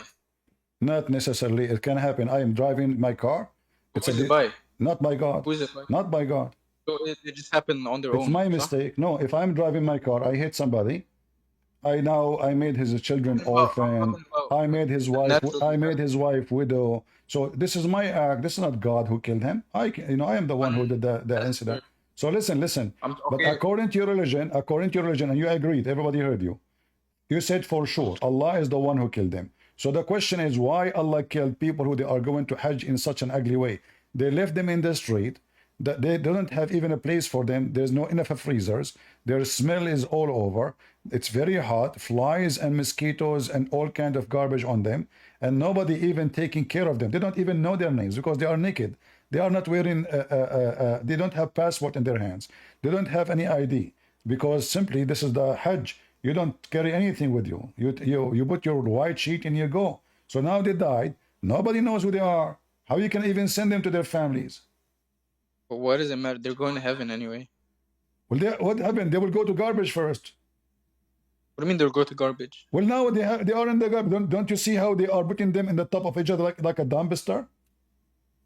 What? You're lagging. Same time. You cannot go to heaven unless you go die in the Kaaba. Stay at home, be a Muslim. You go to heaven too there, die there. Why you have to go and die in the Kaaba, spending your money? You are poor, your family are bankrupt, and then you go to the Kaaba to spend the money for the Saudi. They are already rich. Why? Any Muslim would rather die. According to your prophet, the one who died, according to you Muslim, the one who died in the Kaaba, Are you gonna let me talk? doing Hajj is a murder. The one who died in the Hajj is a murder, correct? Sure. Why? What do you mean why, bro? He died shaheed. Why? What do you mean why? What murder? Okay, murder. If the enemy of Allah killed you, if the enemy of Allah killed you, but this is here, Allah is the one who killed you. Okay, you died for sabilillah. Anyway, any Muslim would rather die doing Hajj or Umrah than sit at home on Discord. So why you don't go to Hajj? Talk to a bunch of kids. Why you don't go to Hajj? Why you don't go to Hajj? Who told you I don't? Who told you? Why are you assuming I don't? What? Who told you I don't? Did you go to Hajj? Alhamdulillah, I've been twice. You have pictures? Yeah, I do. Okay, post your pictures here. I'm going to show everybody. Well, what kind of creep are you? What? I want to show them that you went to Hajj. Why do you want to show them? Are you afraid because you were naked? Are you afraid to post your picture because you were naked? What do you mean naked? Shoulder. What shoulder? You're naked. What kind of religion? What kind of religion? Those people. Why you and the Hindus and the Buddhists, you share the same Hajj? All of you have to shave your head. You have to expose the same shoulder. Look, do you see the pictures? They are naked. Look at them. The one who was standing next to the wall, they are wearing nothing. Okay. Topless. Okay, there is something you wear at the top. No, they are topless. Look, in the picture in front of you, they are topless. They are wearing nothing. Them being topless doesn't represent what you know what you wear. Okay, you don't have to be dishonest. You know at the Umrah. Really? So why they are being? Look, this guy, he is in the beach. Look, this guy is having a beach time. You know, what is this? Are you? So you show your nipples? No. Well, it's in front of you. Wait, either way, like, what's the issue? I don't get it. Why you are getting naked? Why you making? Why you are doing exactly what the Hindus they do and the Buddhists? You show your nipples of the Buddhists and the Hindus. Okay, what's wrong with the Buddhists and the Hindus? You know what I noticed? You're very like racist against other religions. You're very Islamophobic. And now you're saying the Hindus and the Buddhists. Why are you judging? What racist mean? What racist mean? I don't understand. Why do you love judging them? I don't get it. They're humans just like you. So you are saying the one who judge other religion is racist, correct? So I'm saying what? You just said that the one who judge other religion is racist. Well, pretty much you're being very. So isn't it your God? He says non-Muslims are pigs and monkeys and they are worse than animals. Topics. Well, I don't get it. Why do you love jumping topics? It's you who said a second ago. It's you who said the one who judge other religion, he is racist. Listen, yes, it doesn't matter what I said. Okay, so no, it matters now. It's your God who said that non-Muslims, they are animals. What? What? Don't you see? Listen, don't you know? Why? Don't you know that your God, he said that they are the same animals? You said, everybody heard you. The one, I did not say the Hindus are animals. God, did I say the Hindus are animals? No. Did I say the Buddhists are animals? No. I said why you Muslims are dressing like the Hindus. That's all. Why you are doing your Hajj like the Hindus and the Buddhists. I did not say anything. I did not say they are animals. But this is your book. This is your book saying that non-Muslims are the same as animals.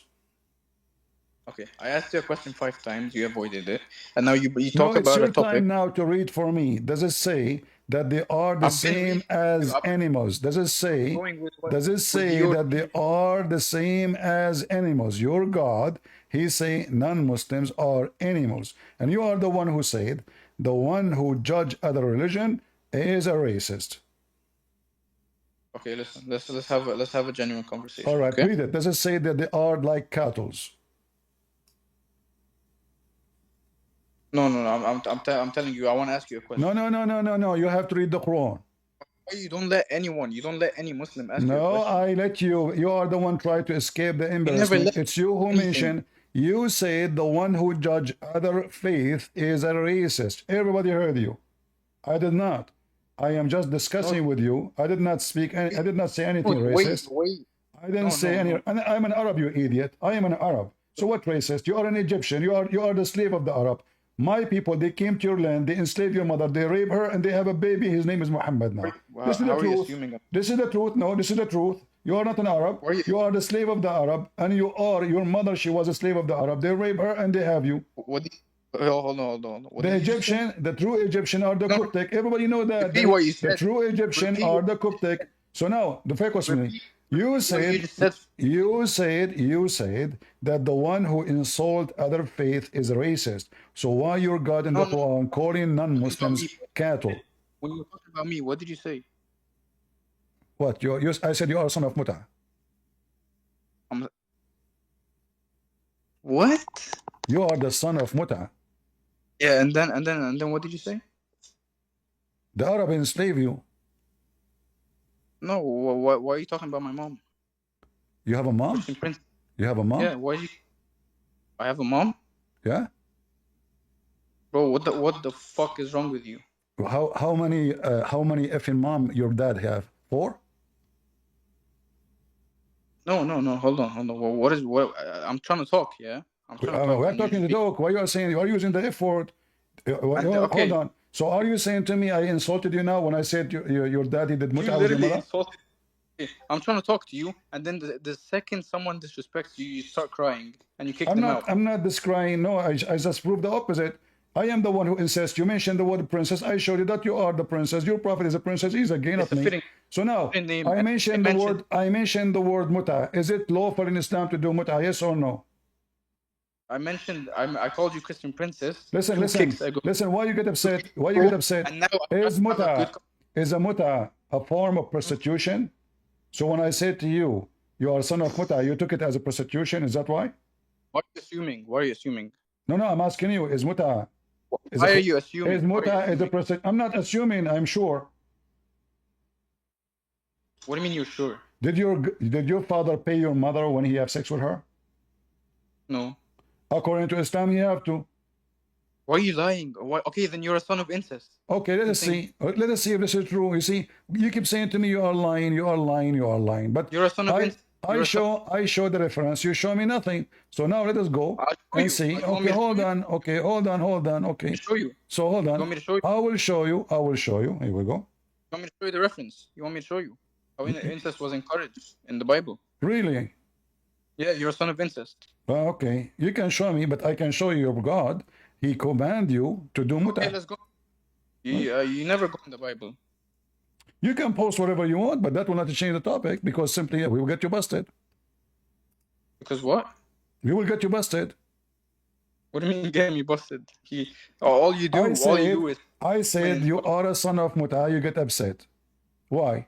Why are you? First of all, you have no right to talk about me. Why? What? You are the one who mentioned racist. I said to you, you are not even an Arab. I'm an Arab, and you are just an Egyptian boy. The Arab, my people, they came, they rape your people, and they have now Muslims. The only one they could not rape is the Coptic Christian, the true Christians. They are the one who did not convert to Islam. The rest are the slaves of the Muslims. Those are the free people. They could not enslave them.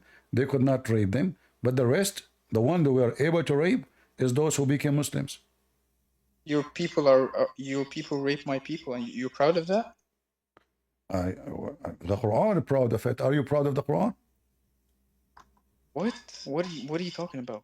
Your Isn't people rape my it the people. Quran says you can rape other people, even if they are married? No, it doesn't. It doesn't say that. Okay, you want to bet?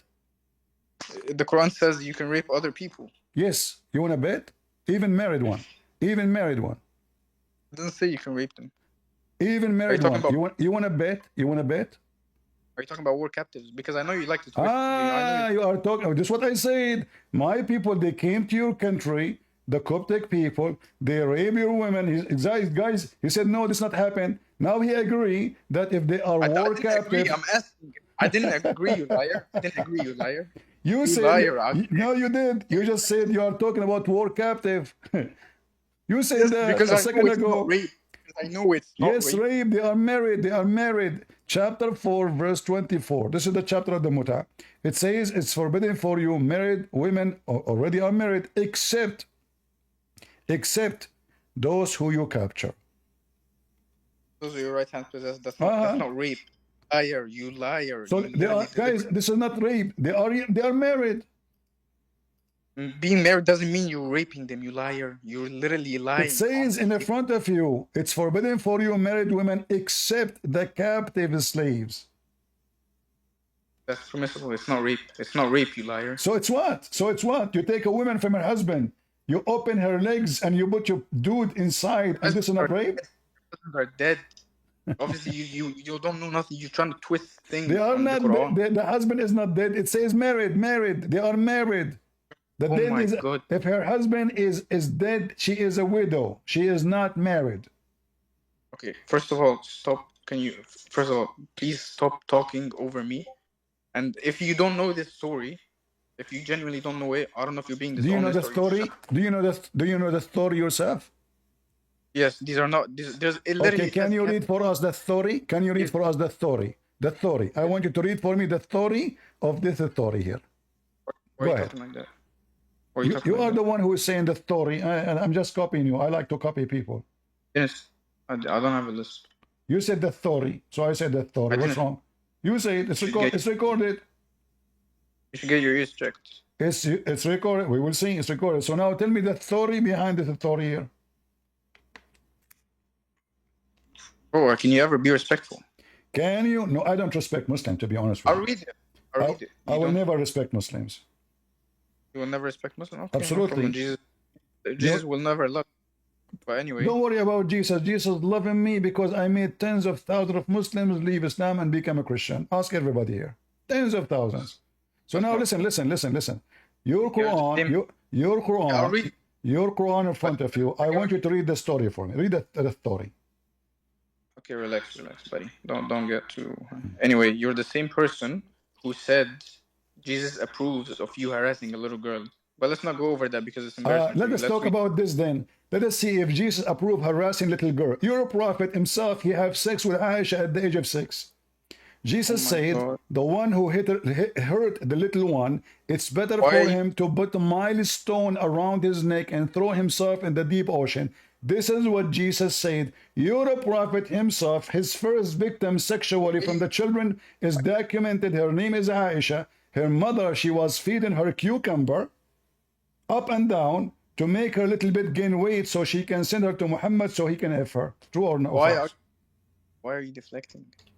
What? Why do you deflect? Why are you always deflecting? What deflecting? You said to me, Jesus. What you will say to Jesus? You harass little girl. The girl you're talking about is in the age of your mother, and she is a whore like your mother. And Muhammad, What he married Aisha. hold on, hold on. What did you say? She What is a sex toy like your mother. And get rid of here. Coward potato. The mother of the believer is the first toy. She go to the house of the prophet and she is playing with her toys. This is your mother, the mother of the believers. She was accused of having sex with Safwan. 3 witnesses, they came to Muhammad, he beat the hell of them. And he changed the Quran, he said 4. It was 2 witnesses. Just for the sake to make himself look better. He was afraid if he punished her, Abu Bakr will kill him. He don't dare. He waited for a month before he claimed that Allah sent him a verse. Why Allah need to send a verse after 4 weeks? Because he was waiting to see if Aisha, she have her period now. Aisha now, she is in the age of a period. She is not a kid no more. She was accused of staying with Safwan for 2 nights. He slept with her. 3 witnesses. 3 Muslim witnesses. Muhammad, he changed the law. He made it 4 witnesses. When a Muslim, he came to Muhammad after that, and he said to him, O Prophet of Allah, if I see somebody having boom with my wife, shall I ask him to stay more so I can invite 4 witnesses? He said yes. CP, there's a voice problem. Maybe if you can adjust noise cancellation, or you can try the old trick of leaving and going again. All right. Don't invite anyone to the stage, please. I will invite. Okay. Okay, is my voice better now? No? Yes, now. Yes, okay. no? Okay, hold on. Is my... Oh. All right, is it better now? So far, so good? All right, thank you very much. So, Aisha, her mother, she had to feed her as if she is a goat. Because she is not only so young, she is so small. And as you see, this is Sahih. Aisha, she said, my mother was trying to fatten me when she wanted to send me to the beast of Allah. When she got married, Aisha, get married, 6 years old, get married. Pervert. The pervert Muhammad. But nothing worked until I ate a cucumber. Now I know why Muslim women, they like a cucumber. Oh boy. I ate a cucumber with date and then I grow plump. The poops are coming. Boing, boing, boing. Like the best kind of a plump. And now Aisha is ready to be sent to Muhammad to rape her.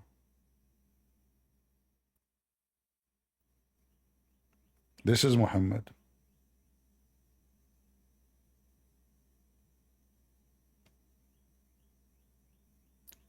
Do we have any Muhammadan who is not silly? So the Kaaba is flooded with the shit, as you say, and supposedly this is holy shit. The Kaaba is a place where people die by thousands, and this is supposedly the will of Allah. The Kaaba is where the cockroaches come from everywhere by massive number. But the Quran says that this is, when this happened, this is a curse. Allah, he cursed the Pharaoh by sending insect, flood. That's what the Quran said. Both things happened, as you see.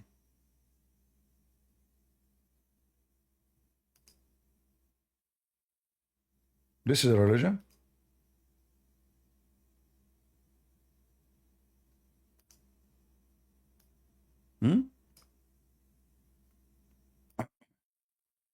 Do we have any Muhammadan?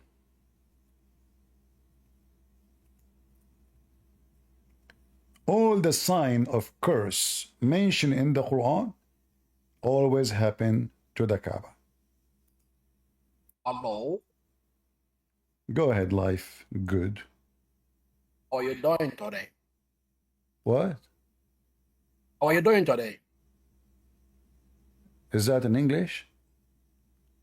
Yeah, how are you doing? Can you hear me? How you doing? I'm doing fine. How about you? Oh, Alhamdulillah, I'm doing great. What Alhamdulillah mean?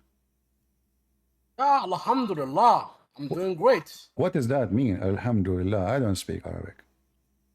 That's not a question for you to ask me. I just wanted to tell you that Joseph fought Mary. Okay, okay. So the Quran lie. The Quran says that Mary, she is a virgin. So your prophet is a scumbag, and you just effed your prophet by saying that. By saying that, you just effed your prophet. Now we need to get something out of the anus of your prophet. Because according to the Quran, Mary was a virgin. But look like your prophet is a liar, scumbag like you. Okay. Well, the Muslims, they are coming here to boom their prophet and to insult him. I like that.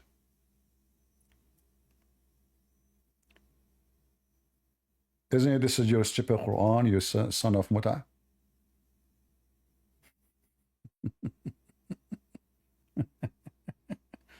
So you are saying your prophet is a liar? I like that. Even when you try to insult us, it turned back to you. Do we have any brave Muslim is not a piece of garbage who will keep using filthy language? If you use a bad language, I will return it back to you. Don't try to bully me. I'm the last one you can bully. Never try to bully me. You will never be successful.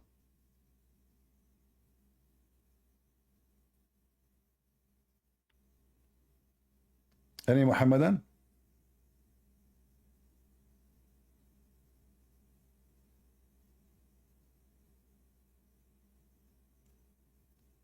Who is a brave Muhammadan would like to join us? You speak bad language, the language will go back to you. You speak nice, I will speak nice to you. You choose what you want.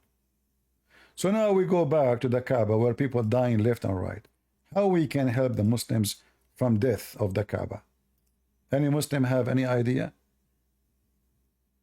Why the Muslims and the Buddhists, they share the same Hajj, the same clothing, showing the same shoulder, shaving their head, wearing the sandals, everything. And it's haram to eat meat during the Hajj. This is exactly what the Buddhists do. In fact, if you go to any Buddhist temple, you will see that the Muslim prayer is nothing but a Buddhist prayer. Anyone here who live in an area have Buddhist? Who of you here live in an area where there's Buddhists around? Go and check. You can go right now and watch how the Buddhists, they pray. It's exactly like the Muslims. Exactly.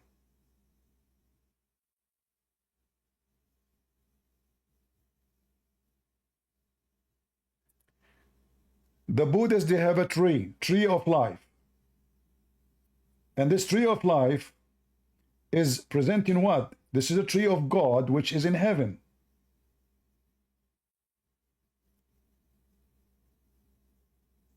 This tree in the Quran mentioned as a tree of Lot.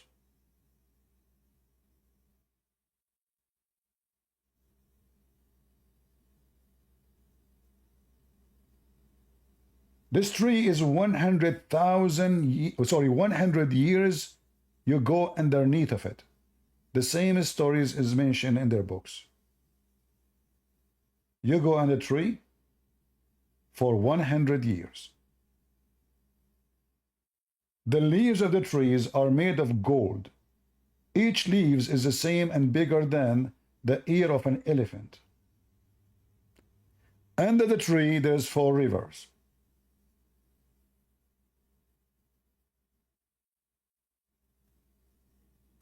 Everything you have is coming from the neighboring countries, India.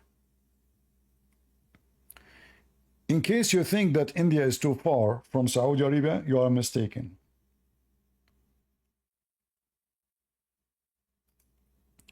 If you look at the Saudi map,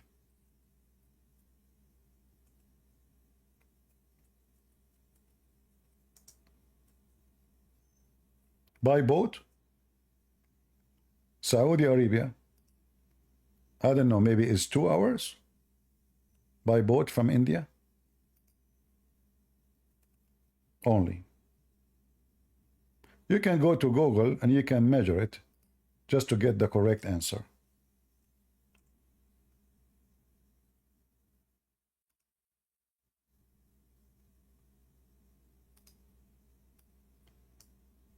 Here, you see here, like now, because you know, India is divided and there's borders. But remember, in the old days, all those borders are not exist. So look how close it is. Very close.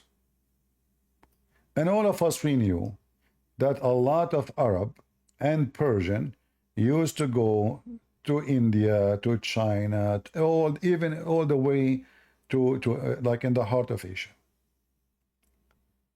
And the same, a lot of Indian, they come and they bring their spice and their rags and etc. And this is how religion was exchanged.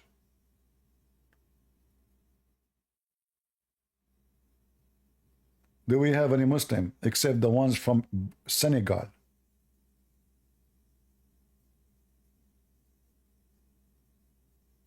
How is Senegal doing? You mean the bully? You said nobody can bully you? What, you run? You are the bully? Yes. Okay, Don't can you bully me and tell me who is Azar? Can you bully you on what? Can you bully me and tell me who is Azar? I don't know what you're saying. I thought you know the Quran, you speak languages. What happened? You mean Uzair? What? You mean Uzair or the... Huzair? Which one are you talking about? I never heard of a name is called Huzair. Is a guy, his name is Huzair?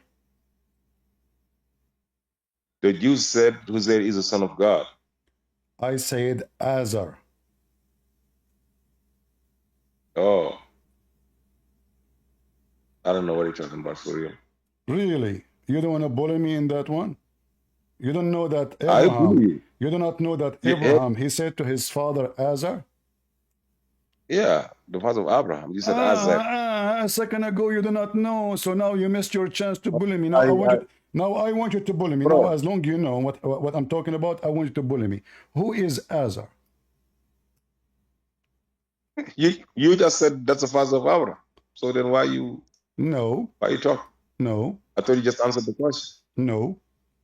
Bro, listen, last time you had the 7 hours Who is Azar? live, you cut it down to 1 hour because I whooped the hell out of you. Who is Azar? Who is Azar? Who is Azar? Who is Azar?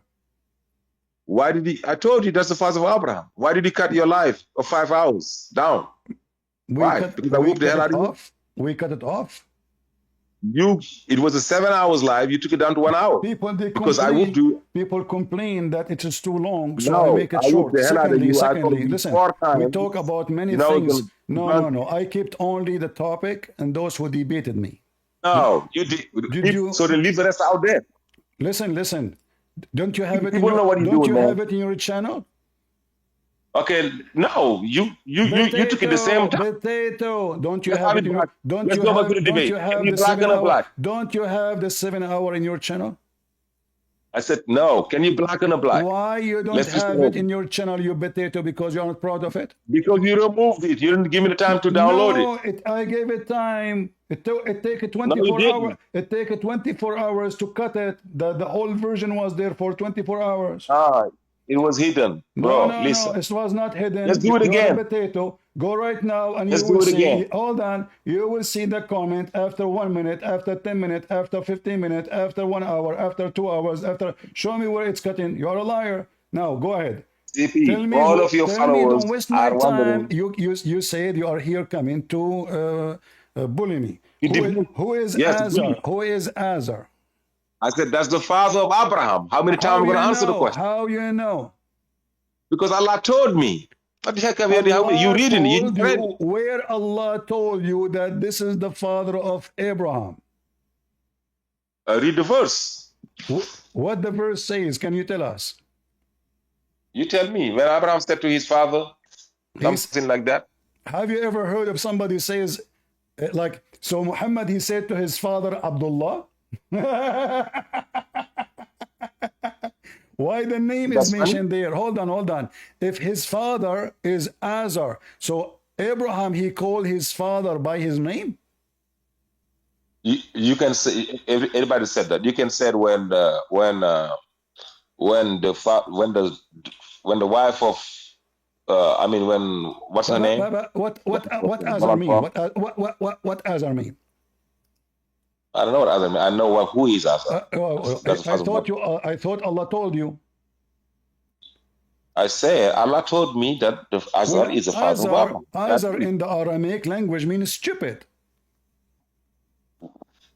And those are Aramaic people. Those, they speak Aramaic. So Abraham, he said to his father, Azar? He said to his father, Azar? His father name is stupid. His father name, the name of the father of Abraham is. Show me your proof. The name of Abraham father is stupid. You said in Aramaic, it means stupid. Show me, prove it. Okay, are you sure? Yes. All right. Don't just move the van claims. I told you lying. I'm going to show you. I'm going to show you what Muslims they say. Is recitation. Okay. When I want you to tell me first. Qira'at means recitation. Is that the correct name? We can't talk at the same time. Is that the correct name, Azar? What correct name? You can spell it right. Is that the correct name of the father of Abraham? Just spell it right. Is that Just the spell it right. name? Is that the correct name of the father of Abraham? Yes or no? Yes, sir. All right. Here we go. Guys, read with me. Read what? What Muslims believe. Yeah, Aramaic, you said. I will translate the whole page so you don't have excuse to say I don't speak Arabic. Here we go. Let us translate the whole page. You are a certified idiot. And no, the idiot is you. And now don't run. I want you to record this, because what if I don't? You're gonna run? No. I want you. You don't go to a translator. You go to a dictionary. You dummy. You dummy. Sure, go to the dictionary. This is the dictionary. This is the dictionary. Yes, this is the Arab dictionary. This is the Arab dictionary, and this is the scholars. This is the Arab dictionary, and this is the scholars. Now listen. Arab dictionary. Translating. Translating dictionary. According to the major number of the scholars, the name of the father of Abraham is exactly as it is in the Bible. Is that true? It didn't say it in the Quran. Here we go. You're lying on the Quran. Shut up. It's in front of you. Show me where it says that the name of the father of Abraham is the same thing. This is the opinion of most scholars and commentators. Indeed, Al-Zajjaj said there is no disagreement among genealogists regarding the name of my father Ibrahim being Terah. Get out of here. End quote from Mawani al-Quran 2/265. According to the majority of the scholars, the true name of father of Abraham is Terah. Do you see it? This is the correct name in the Bible. So the Quran is the book of the stupid and the stupidity. The stupid Muhammad, he copied from Aramaic that Abraham, he said to his father, stupid, you worship idols? So the stupid Abduls, they say, oh, because this word is a strange word. They thought this is the name. But Abraham was saying to his father, stupid, do you worship idols? So the stupid Muhammadan, they thought that the word stupid is the name of the father of Abraham. When I say stupidity is amazing, you have to believe me. And now it makes sense, right? It makes sense. There's nobody will say to his father, nobody will call his father by his name. This will be disrespect. And there's no way to say his father Azar. Do you have other father? Do you have like two fathers? So he said to his father, stupid, do you take idols as gods? And as you see, this is the Muslims. This is Rashad Khalifa. Maybe I should go to Rashad Khalifa too, so we can laugh together. Where is the, hold on. Here we go. So here, the majority of the scholars agree that the true name of the father of Abraham is Terah, as it's mentioned in the Bible. The only one disagree is al-Qurtubi. And here it says, and this is Ibn Kathir, all the biggest scholars of lineage, they mention that his name is Terah. Who's saying that? Let's go back here.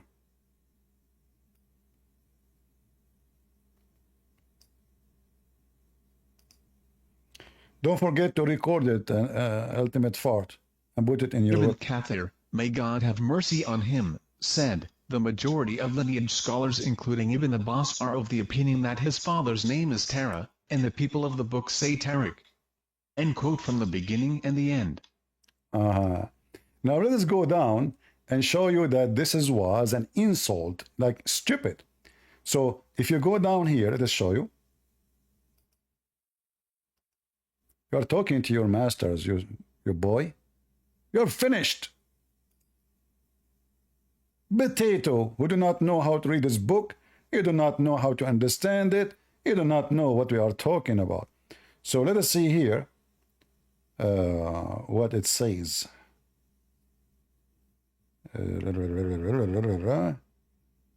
Okay.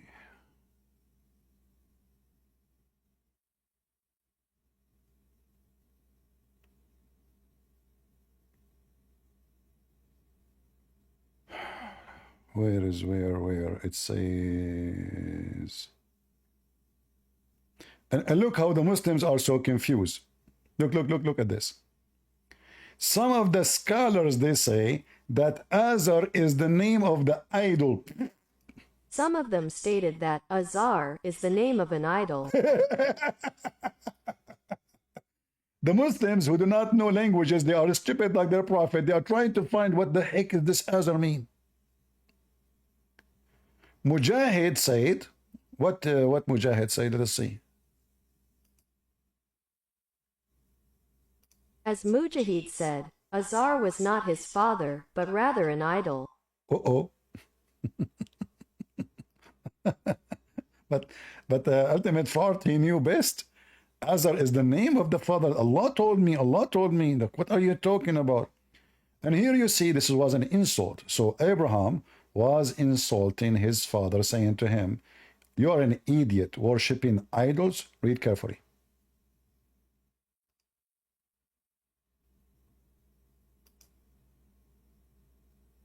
Others said, it is an insult and a defect in their words, and its meaning is crooked, as if it was interpreted that he criticized him for straying from the truth.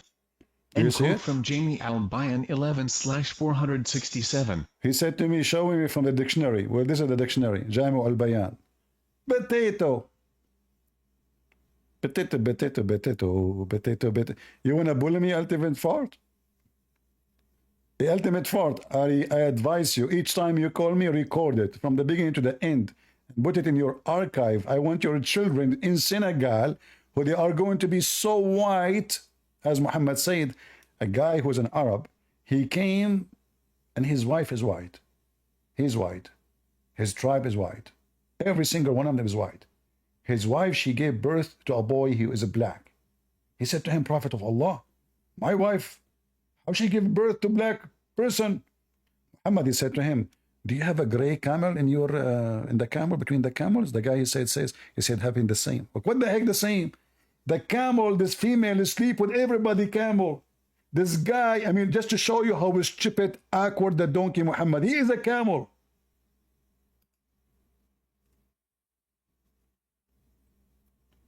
In the case of the camel, you idiot, the female camel have many partners. This guy, he have a wife. She is not a camel.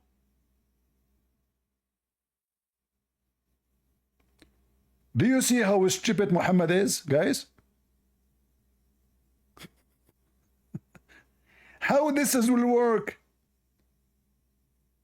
So his wife, I'm trying to find you the hadith. How that can be compared to the story of the camel? Do the female camel, she have one boyfriend?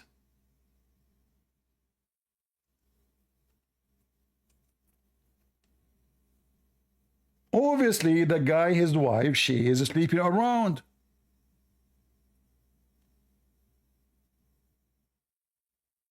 Let me see, I'm trying to find the hadith.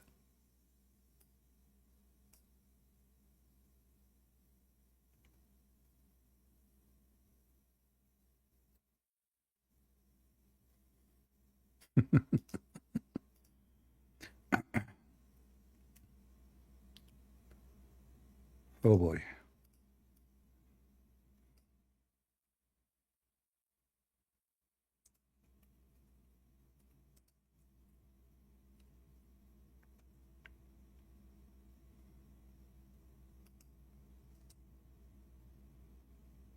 I allow you, Ultimate Far, to come and talk just for entertainment purpose.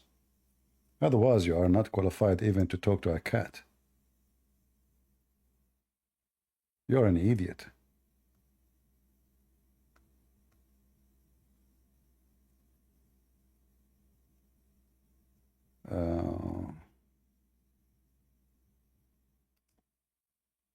Let me see, where is the hadith? I think we have. Okay, here we go. Read with me and see how stupid Muhammad is. Muhammad now is the Pink Panther of Islam.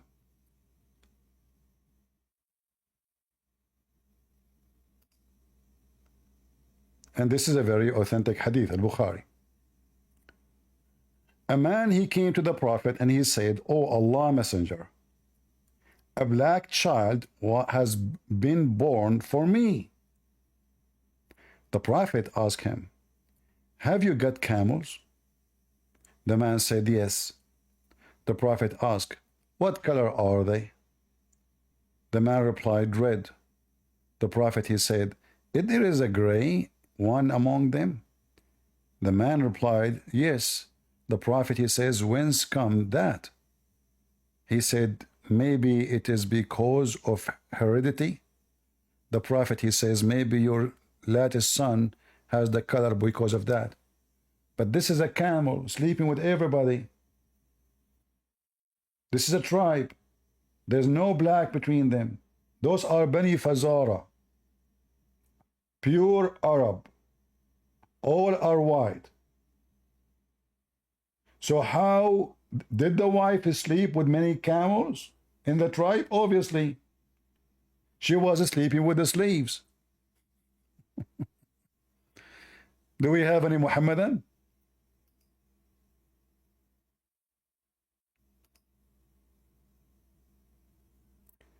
This is what happened to you if your wife, she is sleeping around. If none of your children is Asian, I mean your family, sorry. Your grandfather is not. Your grandmother is not. Your uncles are not. How your son will be Asian? It's impossible. Same for a black. If the whole tribe are white, the wife is white, The husband is white. The father is white. Her father is white. Her mother is white. His mother is white. His grandfather is white. The whole tribe is white. So how the boy is black? Muhammad, he explained to him the same as what happened to the camel. But that means the wife is sleeping around. This is how the camel, she can have a baby who is not the same color as the parents or the mother.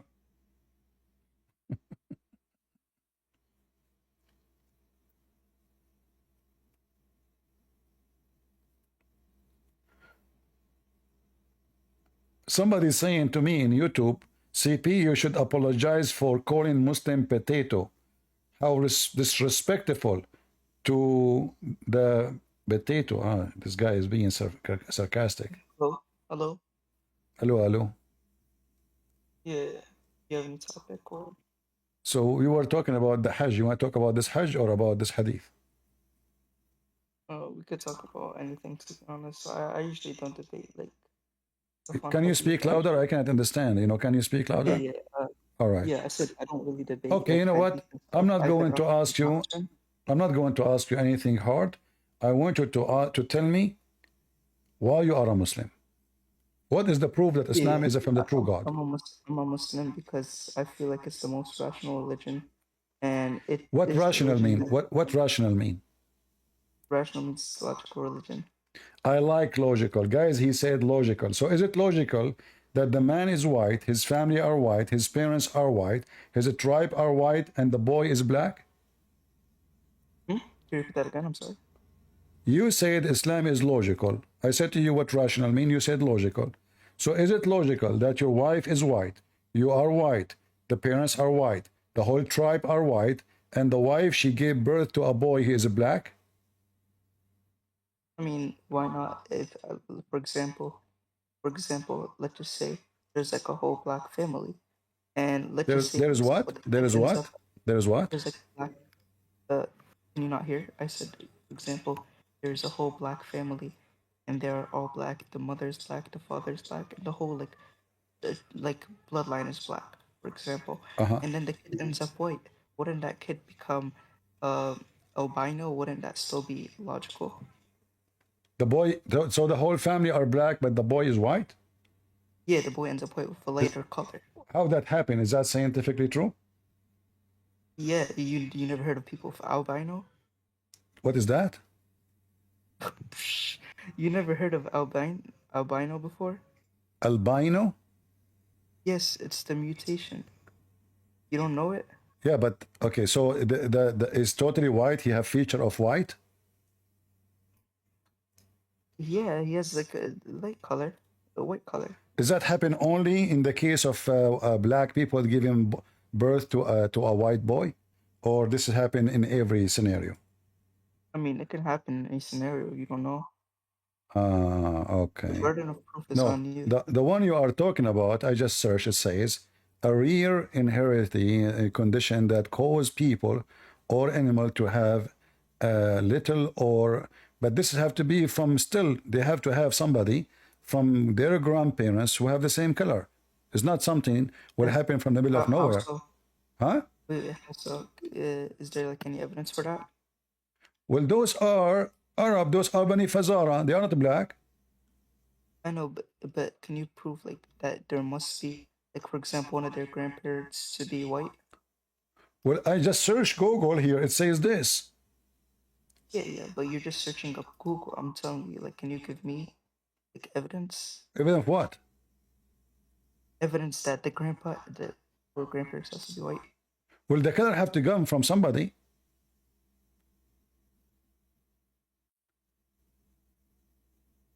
The color have to come from somebody, and not only the color, it have to be the feature.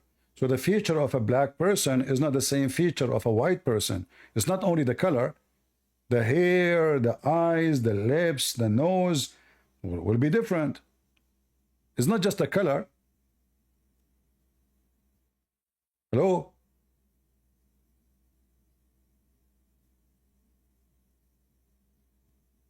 Hello?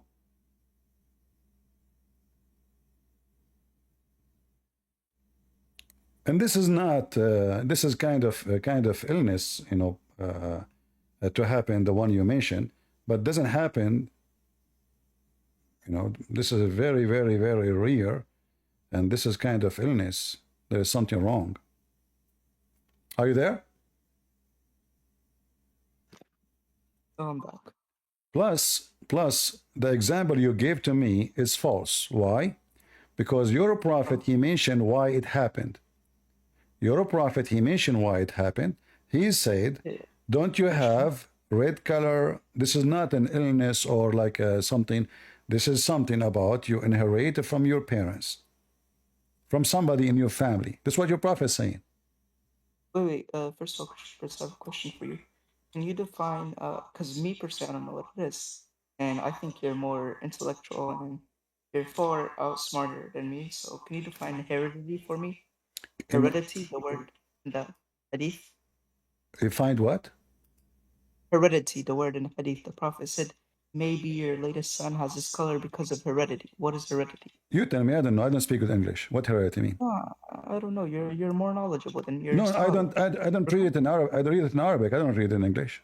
Okay, can you read us for Arabic? Because Okay. you're In apparently Arabic it says نزعه هو عرق. عرق is lineage. What? عرق is lineage. Like lineage? Lineage, okay. Okay, what does that mean? I'm just a layman. So the prophet here is claiming that somebody, you know, he's giving an example between red camel. He said, do you have camels? He said, okay. He said, what the color? He said, red. He said, there's one of them is a gray. He said, yeah.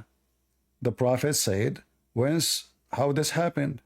He said, maybe because it is the you know, like from the, you know, the mix, the mix.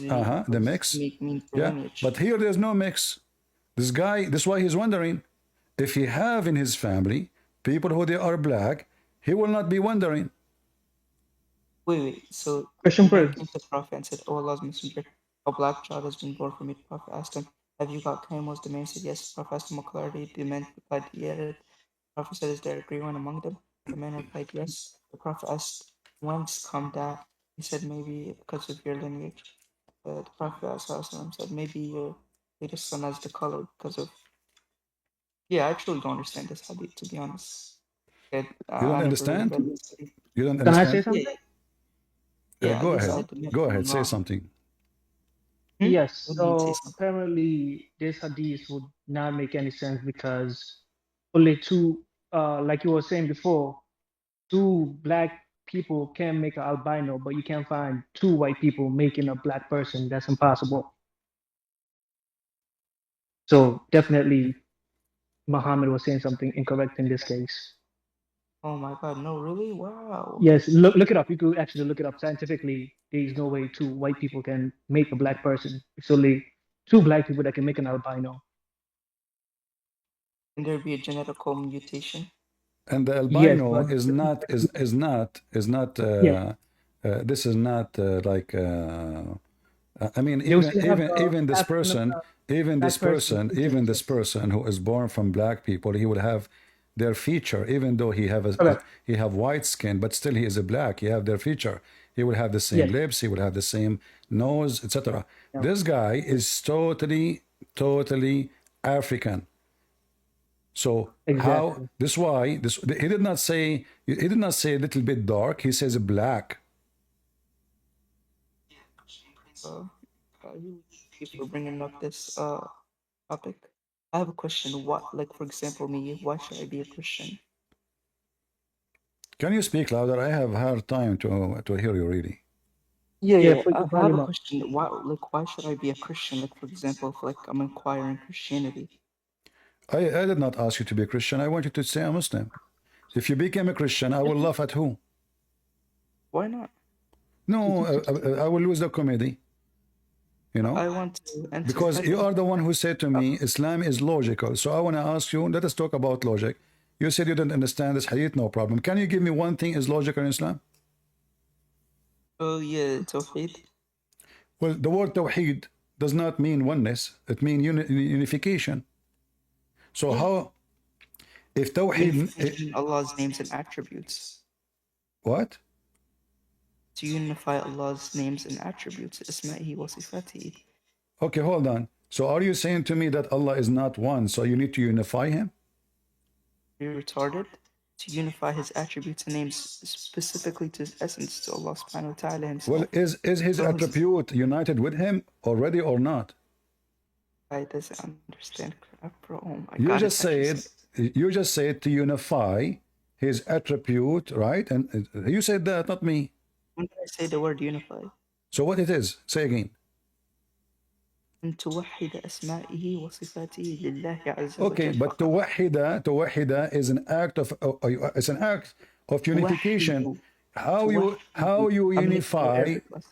you unify someone is already one. Let me give you an Arabic lesson. It's توحد, not توحد. Not توحد is different from توحد? Yeah, I thought your Arabic. Okay, what does توحد mean? توحد أن معناها أن توحد لله توحد شيء. This is broken Arabic, my friend. You don't say توحد لله. I never heard this before. Are you sure? توحد معناها جعل. Can you show me a sentence written in Muslim book? It says توحد لله. What? Can you show me this sentence in Arabic? You said توحد, not توحد. Remember, توحد لله. Can you show me that?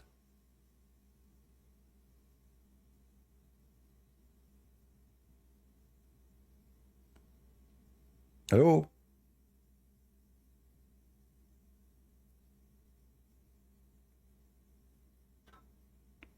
Are you there? Which book it says توحد لله? In scholar works. Can you show me the book? Possibly. Have you ever read that before? No, I never read this. I'm going to learn it from you. Remember, توحد لله. توحد لله. Show me.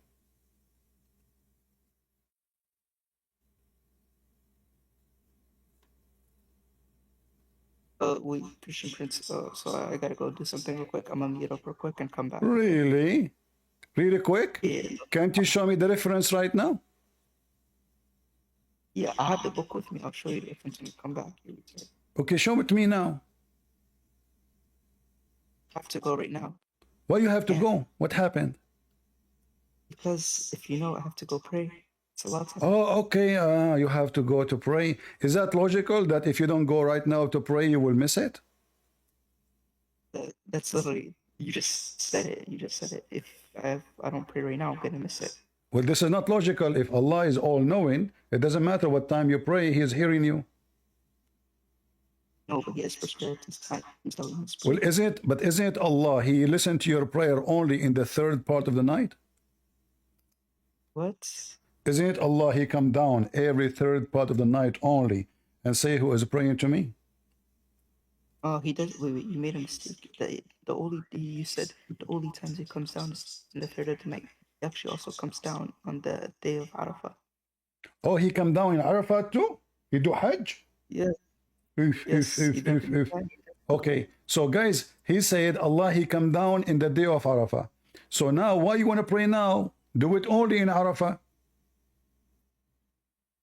Allah is not the same now. Hello?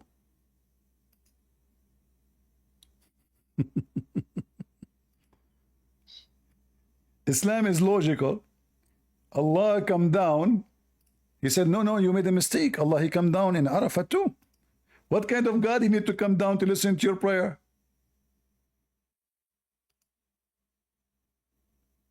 Christian Prince. Are you there? No, I think the other guy might be gone. Oh, okay, go ahead. Oh, but I wanted to ask a quick question about I was trying to read what is it, the Bible, the books, but then I realized I wanted to ask you, do you have like let's say a recommendation on how to do it? Because I started with what is it? I think the one with Paul, I think is Colossians. I don't know the name of it, but listen. I started with in order to Paul. learn, in order to Colossians, yeah. let us speak about the Bible as if it is, Just an example. Let's say you want to, like, you just get something in you in your house and have many parts and many things you need to put together. So where do you start first? I started with Paul book first. I think. No. I'm talking about, let's say you bought a table or a machine. And now they did not send it to you all together. They send it to you like, you know, parts. What the first thing you to do? You look at the manual. Exactly. So the Bible is very well organized book, not like the Quran. So if you want to learn about how people they knew God, you start from the Old Testament, from the book of Genesis. So if you're interested first to know the background of history, you know, then you start with the Old Testament. When you are, let us say, I'm reading the Old Testament, but you know, I want to take a break from history because the Old Testament involved too much with the history between the Jews and even from the time of Adam, going all the way to the Jews, between their relationship with their prophets and their God, when they are bad, when they are good, the bad thing they did, the good thing they did, the evil things they did, etc. That will give you a lot of information about the preparation of the Messiah. Because all the prophets, we believe, they came to prepare for the Messiah. When it's time, the Messiah come, and the Messiah announce himself.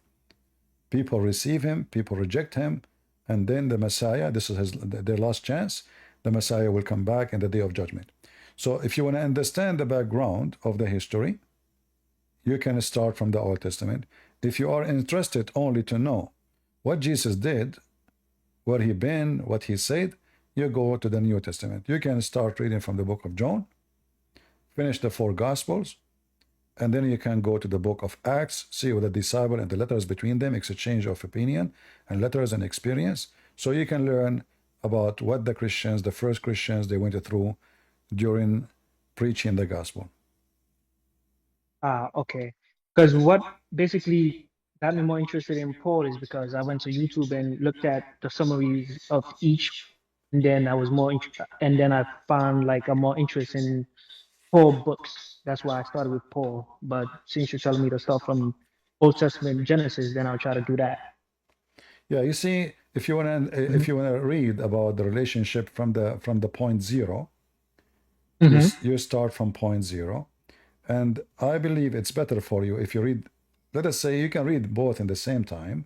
Like when you feel like, well, enough reading today about history, tomorrow I'm going to read from the book of John. So you read here little, and maybe you can even do some study because some, like we have many websites, they explain to you the connection. Like sometimes Jesus, he quote something from the Old Testament. So if you are reading, you do not know that this is a quotation, you might not get the meaning correctly because you don't know why he is mentioning this. Yeah, but there's a connection. So it's good to know, you know. However, it's going to take you some time, you know, to learn and to read. The more you read, the more you learn, and the more you know. And me, myself, I learn always new stuff reading the Bible, even though I'm reading it all my life. If I go today and I open the Bible today and do a little more study, I will find something new I never heard before. For this is the living word of God. And same time, my experience with the Bible is that the Bible is not a book written thousands of years only before us, but it is a life story we live today, which means this is a book never die.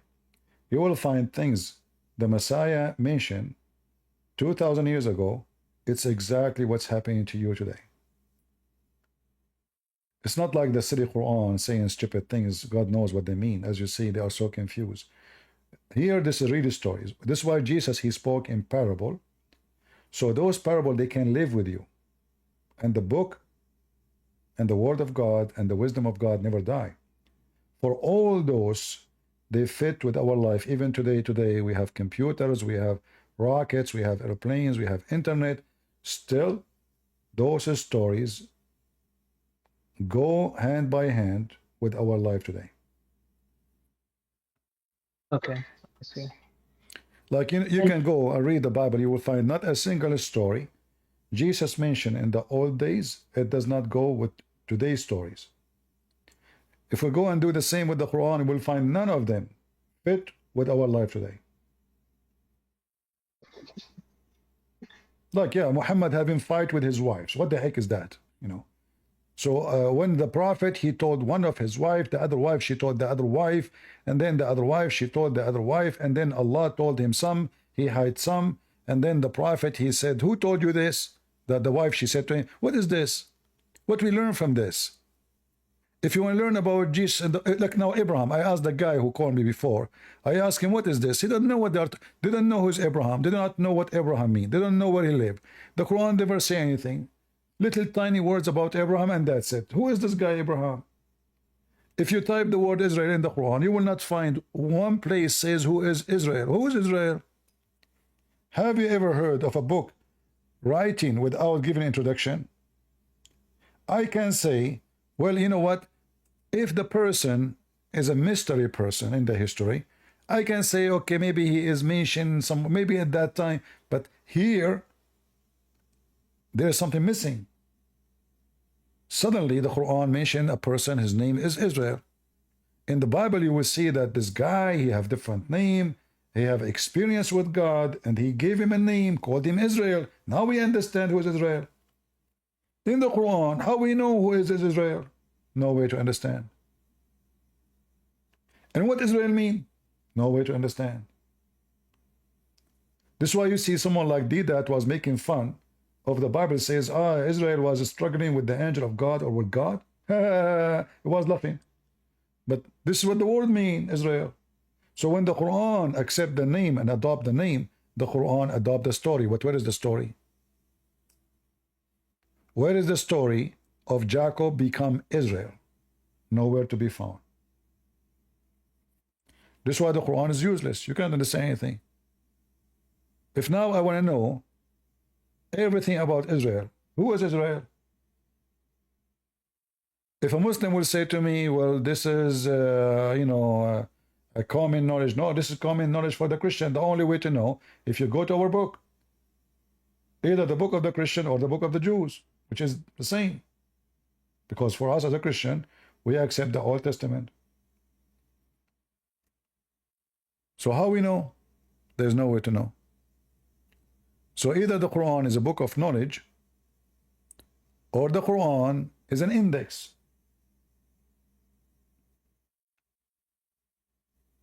Christian Prince, what is it?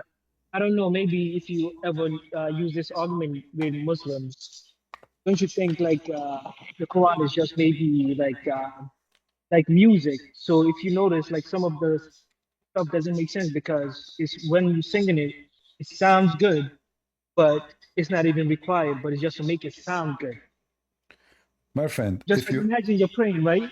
And you're using the surah with Muhammad, about his wife fighting over him. Like, what is the point of you praying and then that's what you're reading before you bow? Does it even make sense? Do you know the story of Sheikh al-Urayfi? No. Well, this guy is a very famous sheikh.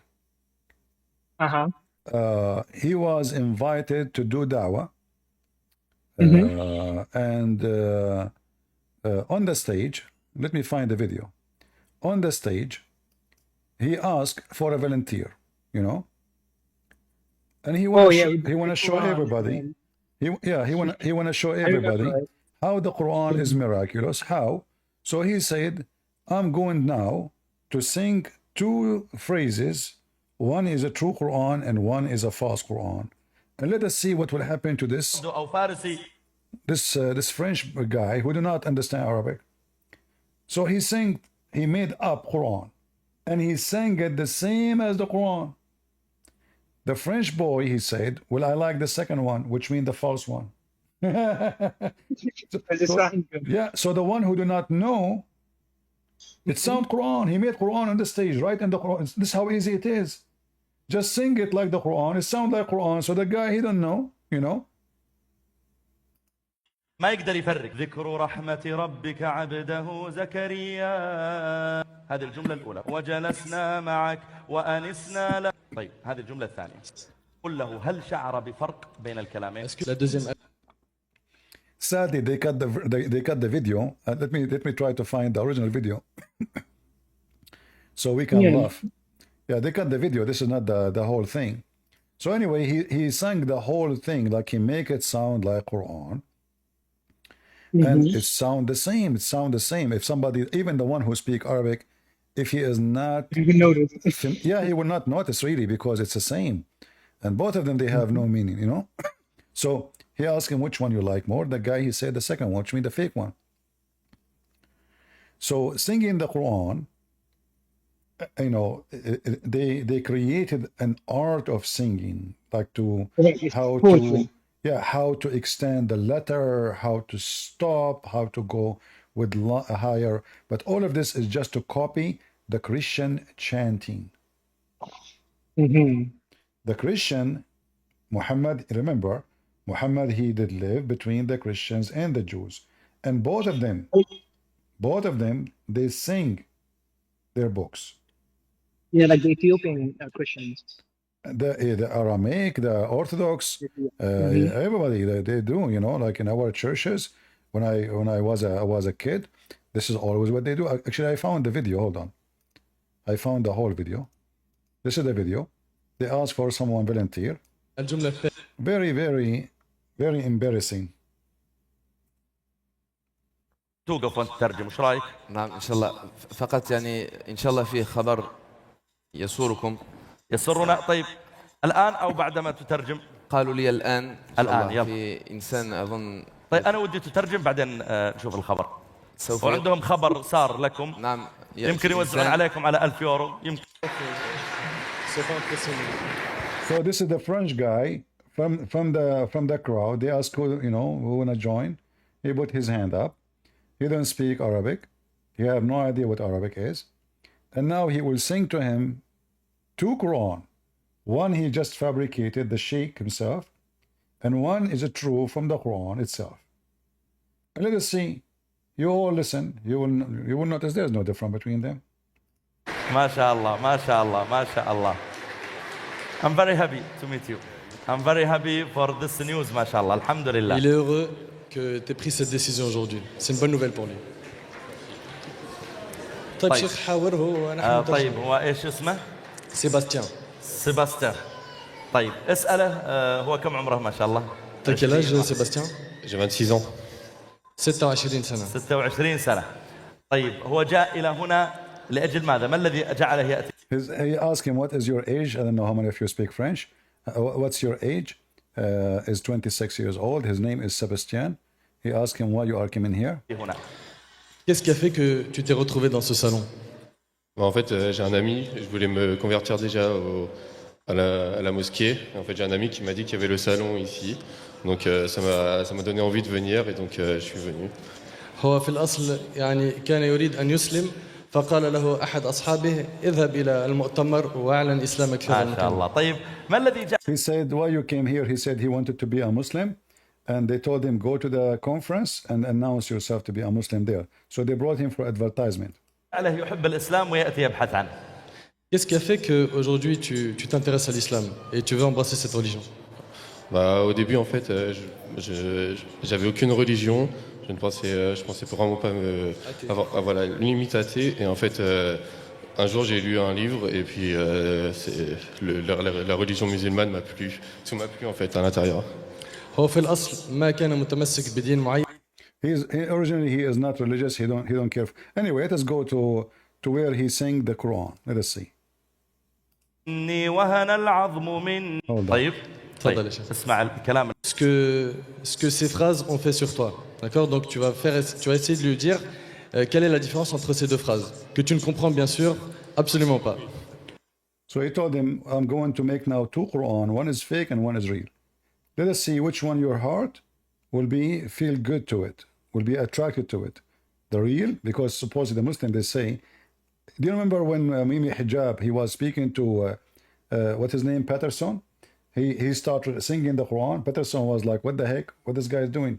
he sung for him a verse from the Quran saying, if somebody heard this Quran, even if he is a mountain, he will collapse. So he sang exactly that verses, and Patterson was laughing, and what the heck is that? Nothing happened. So he wanted to show people that this Quran can change the life of people. Let me sing it for him. He will collapse. He was accepting Patterson to cry. He touched my heart. Nothing happened. And now will happen the same. Look at this. طيب اسمع الكلام الأول. ذكر رحمة ربك عبده زكريا إذ نادى ربه نداء خفيا قال رب إني وهن العظم مني واشتعل الرأس شيبا ولم أكن بدعائك رب شقيا وإني خفت الموالي من ورائي وكانت امرأتي عاقرا فهب لي من لدنك وليا يرثني ويرث من آل يعقوب واجعله رب رضيا. هذه الجملة الأولى. قل له. Ça c'est donc la première phrase. طيب يأخذ الجملة. So now this is the first one. He did not tell him which one is the Quran, which not. You know? This is the first. Now the second one. Là maintenant, il va... Now remember, the second one is going to be the fake one. The one he fabricate. Listen carefully how easy to fabricate Quran and to make it sound exactly like the real Quran. In fact, it turned to be better. Anyone who speaks Arabic, he will notice that the sound is way better than the original Quran. On va prononcer la deuxième phrase. Essaye de dire est-ce qu'il y a une différence entre les deux. نحن اجتمعنا في هذا المكان ثم جلسنا في هذا الزمان ثم التقينا معك وجلسنا معك وأنسنا لما لقيناك ثم سوف بعد ذلك نفارقك لكننا سوف ندعو كثيرا لك. طيب هذه. Here we go. Anyone can make Quran. And now he will ask him, which one you like more? The guy will choose the fake one. And this is the embarrassing. الجملة الثانية. Ça c'est la deuxième phrase. قل له هل شعر بفرق بين الكلام. Did he feel any different between the two? Did he feel? Because remember, he is pointing about something you will feel. This is the word of Allah. Did you feel? And remember, this guy, he already become Muslim now. This a French boy supposedly already become a Muslim. Obviously he's a fool. So did he feel anything? So now he will choose the fake Quran. Listen carefully. Est-ce que tu as ressenti une différence entre les deux phrases? Est-ce qu'il y en a une parmi les deux qui a peut-être touché ton cœur? Voilà, la deuxième. He said his heart felt for the second one. My heart felt good for the second one, which is we sat with you, we ate with you, we shared with you, and we meet together, we eat with you. So let us, eat together, and Allahu Akbar. Okay, he liked the second one. And look what will happen to the face of the sheikh when he heard that he liked the fake one more. La deuxième, الجملة الثانية. ارتاح إليها. طيب. Everybody is dying laughing, even the Muslims. Did you hear the crowd? Listen. فرق بين الكلامين. Est-ce que tu as ressenti une différence entre les deux phrases? Est-ce qu'il y en a une parmi les deux qui a peut-être touché ton cœur? Voilà, la deuxième. La deuxième, الجملة الثانية. ارتاح إليها. طيب لماذا؟ Pourquoi? Even the Abdul holding the microphone, he died laughing.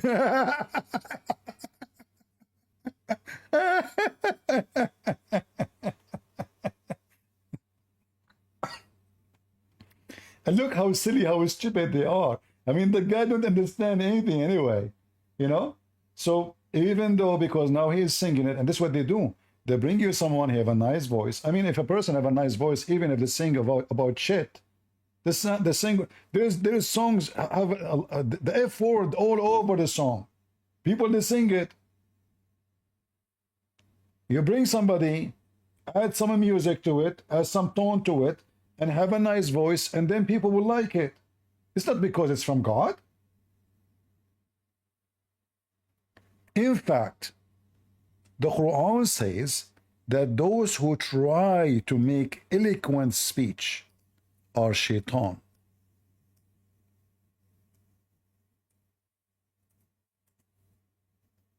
Can you believe it?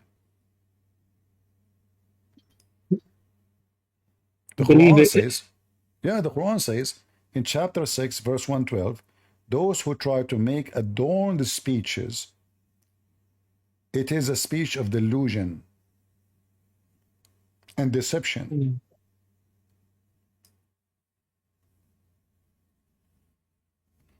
Another question too.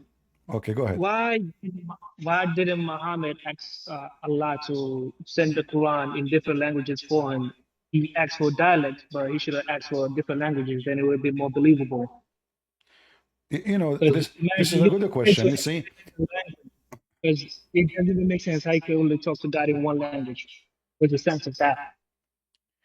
You know, when I was a kid, I don't know, maybe I was a teenage or, you know, so I asked a teacher, this guy is an idiot, and you know, Muslims always they take opportunity to make fun of Christianity. So he said to me, it was like a class about English. So he said he's making mistake. This Christian guy making mistakes in the English. Looked like Jesus did not make him speak in tongues. You know, he said that to me. You know, and I'm a person. I don't care if you're a teacher or not. When you step on my foot, I will give you what you deserve. So I said, well, why Allah did not make Muhammad speak in tongues? He looked at me. You should see his face. His face turned yellow. He froze. He froze in his place. He said, first of all, the story in the Bible about Jesus making his disciples they speak in tongues, there's no proof of it. I said, well, this is a story exists in your books. Isn't it Ibn Kathir, he mentioned it? The second I mentioned that, he said, well, Ibn Kathir does not mean that he is truly a knowledgeable person. He might be making mistakes too. We are a human, we make mistakes. So I said, are you making mistake now by insulting me? Claiming that Jesus did not make me speak tongues. Somebody told you I'm a disciple of Jesus. Jesus, he gave his disciple opportunity or ability to speak in tongues because they are going to be his disciple. So why Prophet Muhammad could not, neither him or his companion, to do so? He said, okay, sit down, don't make a drama about it, sit down, sit down. I was joking with you, okay? I was not even, no, I'm just joking. You made a mistake here in the grammar, that's all. Sit down, act differently.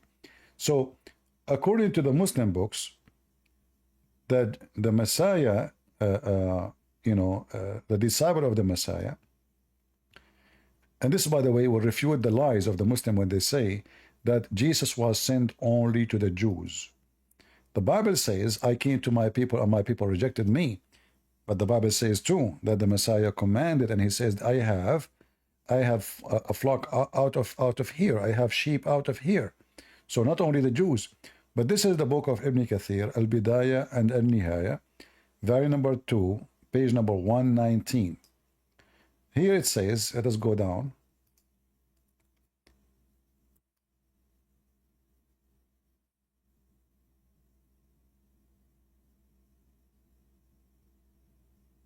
Let us translate.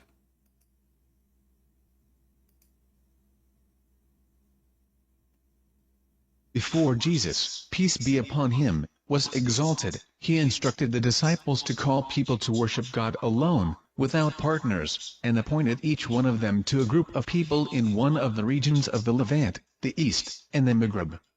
They mentioned that each of them began to speak the language of those to whom Christ had sent him. More than one person mentioned that the gospel was transmitted from him by 4 people, Luke, Matthew, Mark, and John. So as you see here, the Messiah, when he commanded his disciple to go and teach and preach, according to their stories, the Muslim side of the story, they said to him, how we are going to speak different languages? They went to sleep, they woke up in the morning, they found that each one of them speak different language.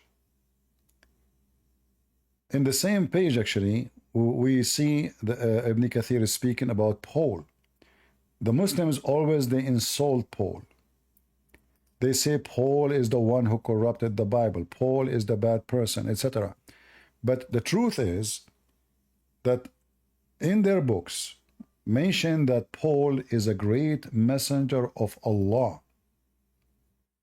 In fact, he was sent by the Messiah himself. Let me give you the link so you guys, you can save it.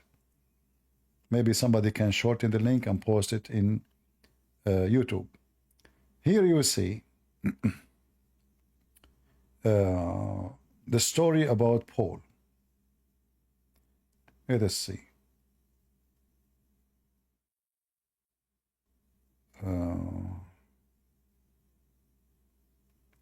Let us translate from this part.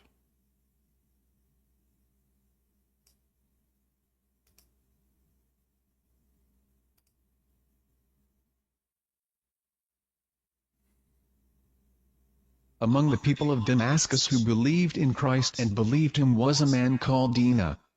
He was hiding in a cave inside the eastern gate, close to the crucifixion church, for fear of Paul the Jew. He was unjust and oppressive and hated Christ, and when he brought him, he had shaved his nephew's head when he believed in... Oh, sorry, I stopped it by mistake. So anyway, he's talking about Paul.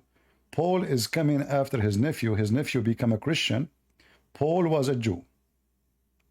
Paul is a Jew who is chasing the Christians.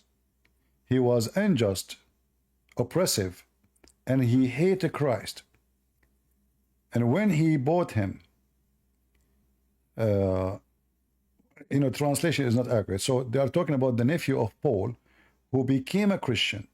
So he shaved the head of his nephew because he believed in Christ, and he tortured him.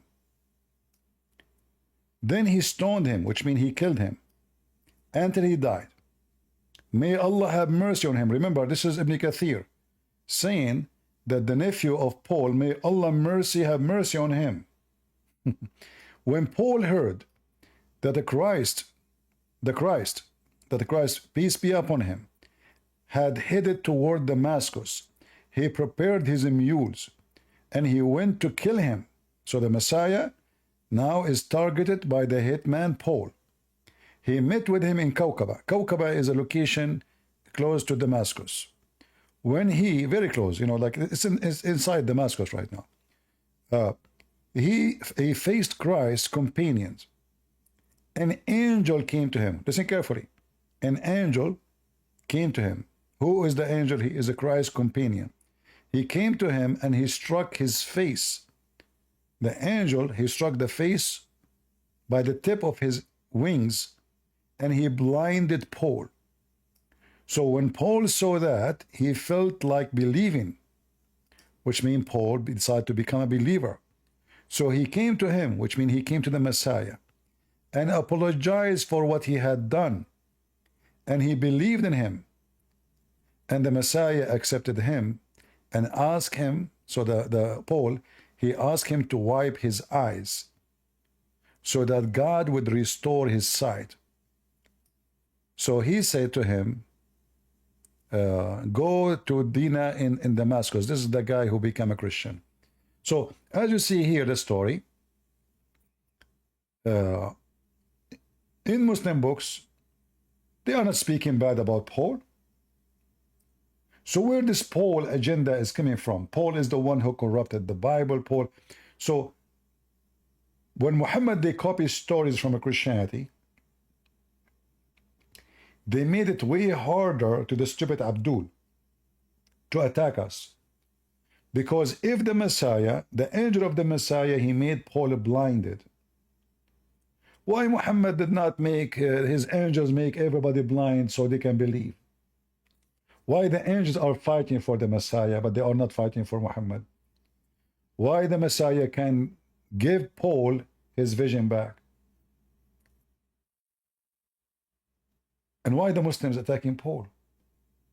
In chapter 36, verse number 14 in the Quran, says it clearly that the three messengers are sent by Allah, and Allah is stringing them by the third. According to the Muslim books, including Ibn Kathir, that was Paul. So for us as a Christians, we see that Islam is based on copying other people believe. There's no religion. Islam is not a religion. Islam is a collection of many religions: Hindus, Buddhists, Christians, Jews, you name it. Hajj from here, pilgrimage from here, black stone from there, ablution from here, singing the Quran from there, verses about Abraham from here, verse about Jesus from there, and then we make a new religion. And even Muhammad, by the way, he never had even fasting. When Muhammad, he was trying to make a religion, first time he heard about fasting is when he came to live between the Jews.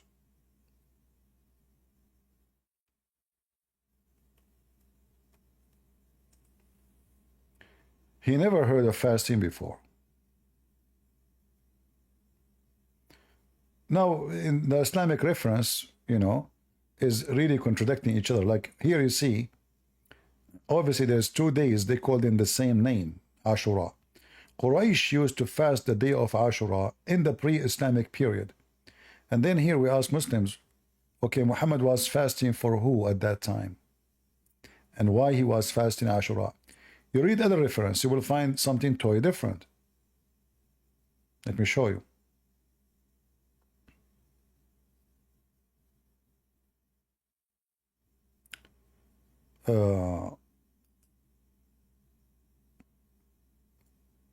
Here Muhammad is coming to the people of Medina, who they are the Jews.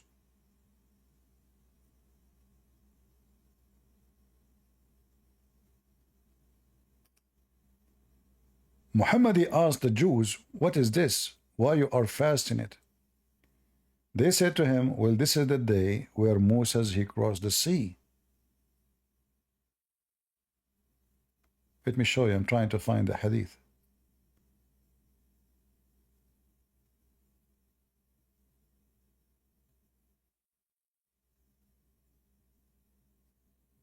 Where is the hadith?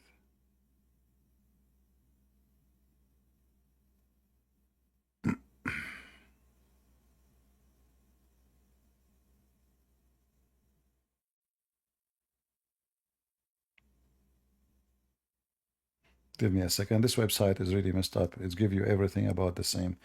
Let's see. Let me find the exact. Yes, I noticed whenever you try to search for something, it gives you all other results except for the one that you're looking for. It's okay, you know. I mean, sometimes it works even for our benefit because we find something is important too by mistake. Let's say, you know, even though it's not what we are looking for. Okay, Shura.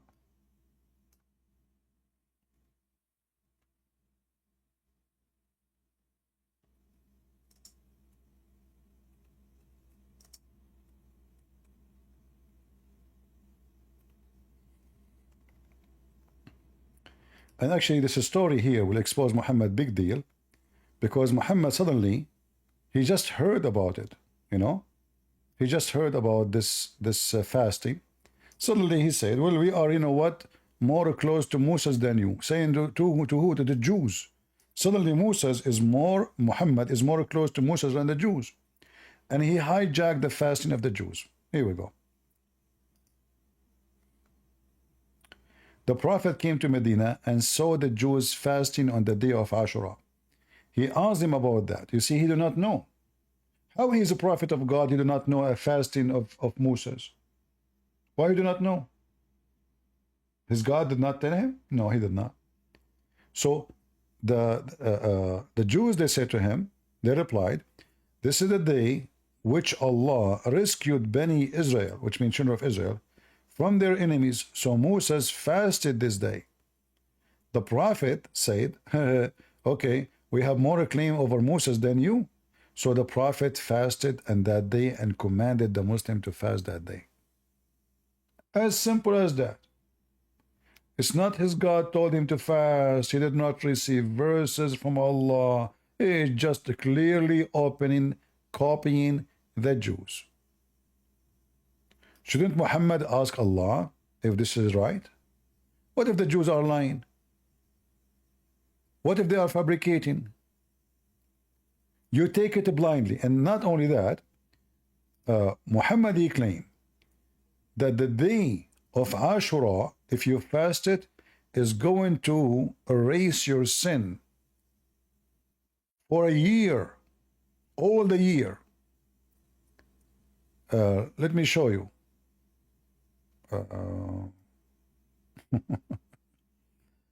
If we go here, I mean, he just learned about the fasting from the Jews. Suddenly, Ashura, if you fast it, it erases all your sin for a year. Where do you get this from? Maybe he negotiated with Musa's again to get how many days he can get to be forgiven. You know, I mean, the story is a fabrication. You just learn it. Shouldn't you, like, is your God who told you that? No. And then later, Muhammad, he abandoned it. He came with Ramadan, so he stopped fasting Ashura, you know. He became it. It's up to you. You wanna fast it, or you don't want to fast it. It's up to you. But I'm trying to find the hadith about if you fast this day, is going to erase your sin. Here we go. The Messenger of Allah was asked about observing a Sawam fast, Ashura, the 10th of Muharram. This is the same, Ashura. He replied, it's an expansion for sin of the preceding year. Expansion of the sin. So it's going to erase your sin for the previous year. Just for fasting one day, he just learned about it. He just learned from the Jews. Suddenly, if you fast this day, is going to erase your sin, all of it. And look how many days will erase your sin the previous year. I mean, we will be out of sin. Look, Abu Qatada al-Ansari narrated that the Messenger of Allah was asked about fasting on the day of Arafah. All right. In the ninth of month of Dhul Hijjah, he replied, fasting on the day of Arafah, the same will erase your sin for the previous year and the following year. Look at this. So now I can sin for the sin I did last year is gone, and the sin I'm going to do next year is gone. You fast one day, you have a license for sin for 2 years, the previous one and the coming one. And then he also asked about the fasting of the day of Ashura, the 10th of Muharram. He replied, fasting Ashura, the day of Ashura, is going to erase the sin for the preceding year. You see it? I mean, how easy to get rid of sin in Islam. Is that why those stupid people go into Hajj to die?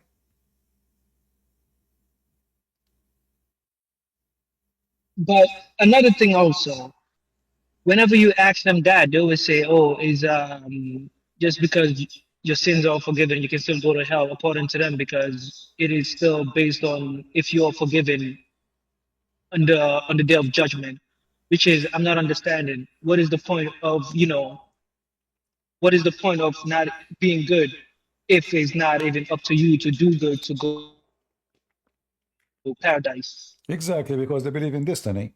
So being good, being bad doesn't make any difference.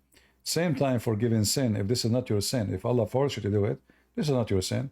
Plus, all of those erase our sin. So where is sin? Is this guy encouraging us to do sin or encouraging us not to do sin?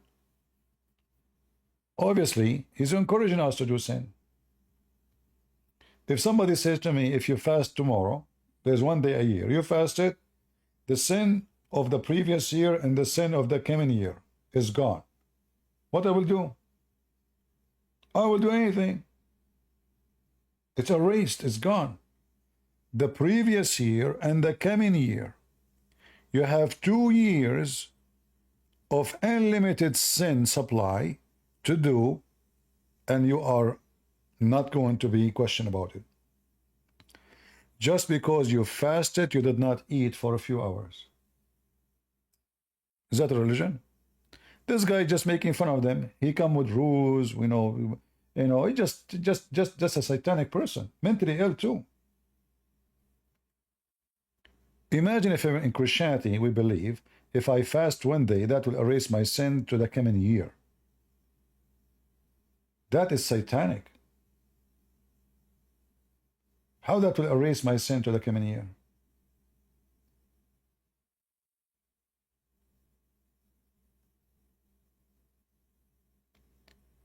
Do we have any So Muhammad? isn't Yes. I was gonna ask you one more comment. Isn't abrogation the proof that someone doesn't know anything? Because if you're abrogating something, that means you're not all knowing. Abrogation happened because Muhammad, he is ignorant, and when he do something, he do not know what will happen next. So when he noticed that what he just gave them is not working, he abrogated, and he claimed it's an abrogation from Allah. But based on your question, you are saying Allah do not know, because why he is making something now command? Don't you knew that it doesn't work? It's the same. Obviously, there's no Allah. Allah did not give Muhammad any of this. As you see, where Muhammad he got this. Arafah, if you fast it, is going to erase your sin for the last and the coming year. Where he gets from? Shouldn't the Muslim ask Muhammad, where you get this from? This guy, he create rules as he wish. He create religion as he wish. He forbid, he allowed, he forgives sin. That's it. Just fast. And what fast? Fast is just not to eat for a day.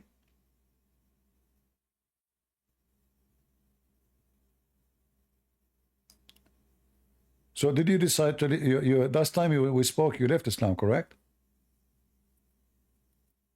Yes, I can say yes All to right. that. Definitely. And now you are reading the Bible to see if you want to accept Christianity, correct? Yes, correct. Just like I was telling you, I do a lot of research, so I would definitely, I was just asking you for some guidance and see where to start because, like like you noticed, I started maybe too fast. Maybe I should have just read the manual, but there isn't any manual for me to read. That's why I was trying to get on the show again, so I can ask you the question about giving me some guidance. You see, we are, as Arab, we never use the manual. And because of that, at the end, after we install something, we find like some extra screws. And even we might find extra parts. We say like, what is those for? Like what is this? And we claim that we are the one who make it better without them. And later the thing broke. So don't listen to the Arab, what they say to you about God. The God of the Bible is different. Our God is about personal experience, which means when you are reading, you will choose what you like to read because of what you feel like you like. It's not about necessity you have to read this page and not that page, or start with John, not with Mark. No, you open whatever book and you start reading. You don't feel like you want to continue, you stop. You open other one. I like it here more. Maybe in here it's more clear for me than the other one. Maybe this one preparing for the other one. So it's about personal experience. When you feel you are connected, that is the book you should continue reading and try to understand it. It's not about just reading, because we can read and still we don't understand. We can read and we believe not. If we don't have personal experience, like if I ask you now, without telling me which country you're from, but if I ask you, do you like the house where you are born? Me, so I'm not really from the country that I was born in. So right now Okay. I'm in the U.S. I see. Okay, let us make it simple. Do you like the memory of you when you were a child with your parents? Yes, I would say yes. All right. But what make it a memory will stay in your head forever, maybe? I would say right now is because I still see them, but I'm not sure. Like, let's say maybe if one of them pass away, then I can have like, something that I can remember, like I can have forever. But since they are still with me, it's like we are still making new, moments. So So I it's can't say. so it's your personal experience with Hmm. two individual. They are just a human like everybody, but because Correct. they meant something in your personal experience in your life, they are staying in your memory. It doesn't matter how old you get. And the same Yes. as the Lord of the Bible. There's many lords you meet in life. There's your boss. There's the owner of a store. There's the one you work for him. There's the government. There's the police. There's everybody. Everybody is bossing you. Mhm. But there is one person you can have a personal relationship with. The rest are just bossing you. The rest, they are just seeking power, seeking control, tell you do this, don't do that, and they go after you. There's one person you can have personal relationship with, and he can stay with you in your journey in life as long you decide to welcome him to be with you. And this is the difference between Christianity and others. So in Islam, when they pray, because they have a duty to pray, like the guy, he have to go, because if he don't go, he have a problem. In Christianity, no. You pray when you feel, even though Christians, they pray many times a day. If you go to many monasteries, they have a prayer many, many times a day, not only 5, not 6, not 7. I mean, they pray before everything. Like once I went to a Christian monastery, and I was wondering, I mean, this is really tough life. I mean, those people, they do farming, they take care of the trees, they work hard, they don't take donation, they don't take anything. Everything they do is to support themselves. In the same time, before they go to the farm, they have to pray. They wake up the first thing in the morning, like almost 5 a.m. in the morning, praying. After praying, before the breakfast, there's a prayer. I could not really stay with them. I could not. This is not for everybody. This is for somebody. All his heart really is giving himself just to the Lord. They do nothing. They enjoy nothing in life except enjoying being men of God. They isolated themselves from anything. Women are not even allowed to enter the monastery. No TV, no electricity, nothing. All what they do, work, pray, work, pray. And the work is to support themselves. So they sell their honey, they sell their grape, they sell whatever fruits they have, whatever product they do. And people buy from them because it's amazing product. Product made by true heart of a true people, no cheating, no false things. Absolutely wonderful.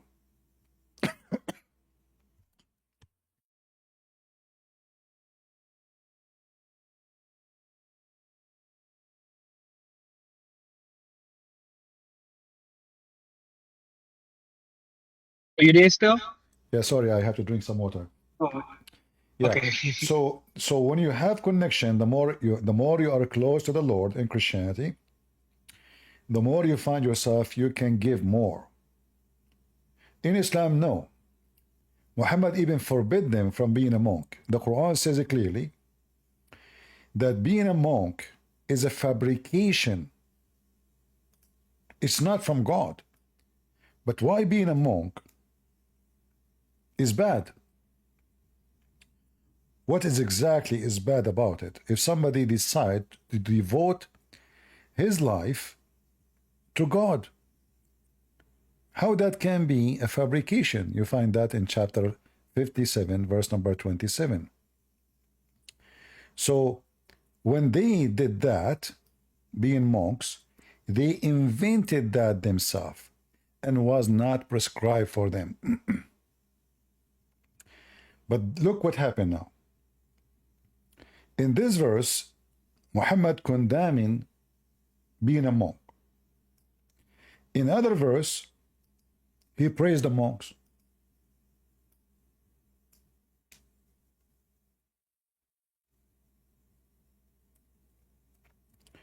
This is how stupid this man is. In chapter 5 verse number 82 says that there is good Christians because among them there's monks. So in one verse, Muhammad, he claimed that the best of the Christians is the monks. In other verse, it says that this is a fabrication. Well, if it's a fabrication, that means those people are liars. How the liars are good? And who is the one who's talking? Allah. You see how stupid he is? It can't be both. Either being a monk is something bad against Allah teaching, but he said that being a monk, those monks are very humble. Very, very humble.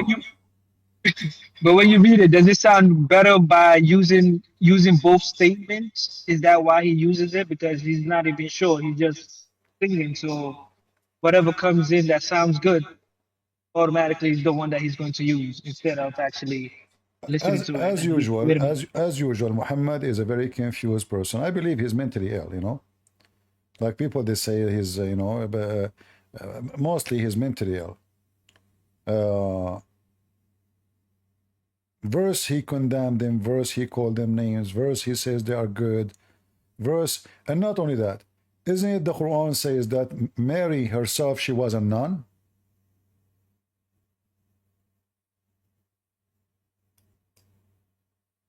Mary herself, she was a nun. So if being a monk is against Allah, how Allah accepted Mary mother offer that her daughter, the baby she will give, is going to be a monk? At that moment, the mother, she do not know if the baby will be a boy or a girl. Allah, he accepted.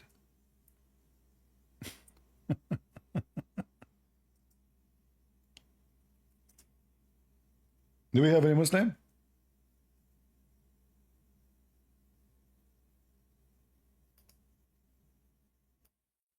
Anyone? This is a very stupid book. I can confirm. Yeah. If you read here with me,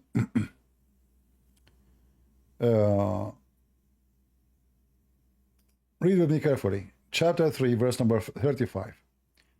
It says, remember, when the wife of Amran, and again Muhammad is a poo-poo, he's making a mistake. Amran is the father of Moses. He thinks he is the father of Maryam, which is Maryam, the sister of Aaron, and the sister of Moses. So she said, oh my Lord, I have vowed to you that child in my womb. Do you see it?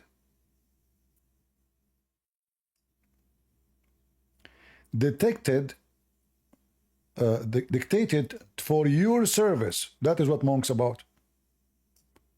What Allah he did, he accept that. So how being a monk is a fabrication and the dictation of service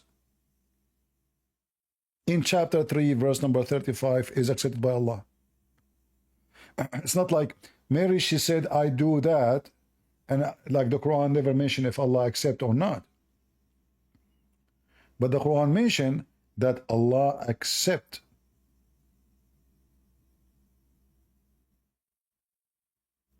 Maybe they forgot to abrogate this part. So then when she gave birth to Mary, according to the Quran, Mary, she lived in a secluded area because now her mother, she vowed that she will be servicing God. She will not get married. She will not see men. She don't see people. She live alone. And not only that, each time she lived under the care of Zechariah.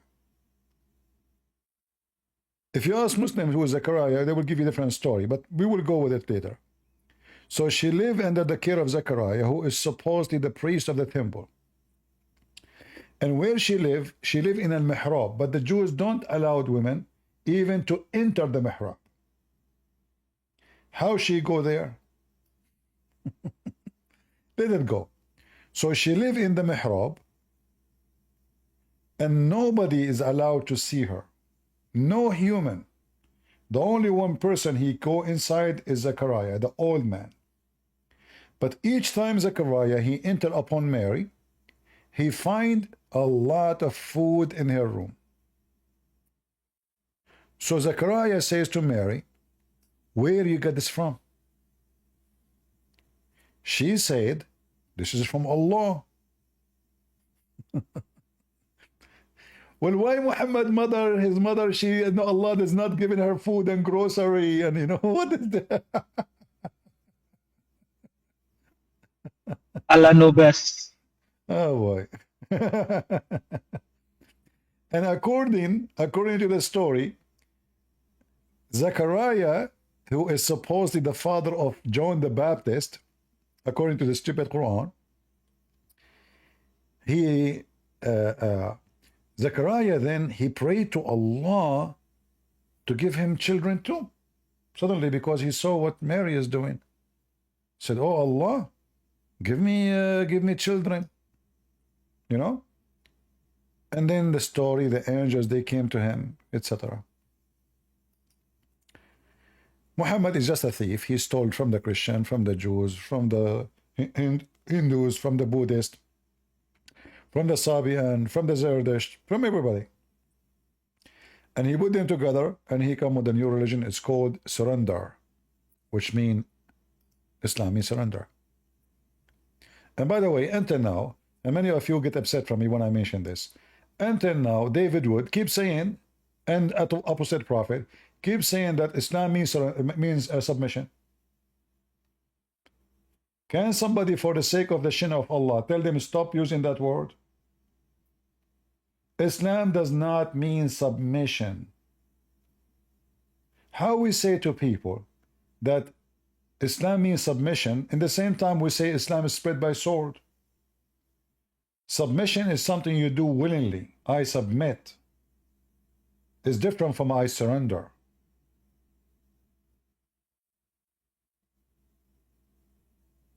Correct? Until now, even when debate Muslim, they say submission, submission, submission. We have That's the tons new of evidence. interpretation. That's why. Huh? It's a new modern interpretation. Yeah, but we should not. I mean, you know, I understand Of course. they don't speak Arabic, they don't know, but I don't know, maybe arrogant, maybe just being proud, they don't want to admit that this is wrong. I mean, we should not stay with our wrong. We are copying what the Muslims say, which is a lie, because that will make Islam look better. When you say submission, it means the person is allowed to be or not to be. But we know even if you leave Islam, they will kill you. How does Exactly. submission? So it's not in submission, because what is the point then of submitting? But then when you leave, it's death. I mean, it's surrender, because then if you leave, they're authorized to kill.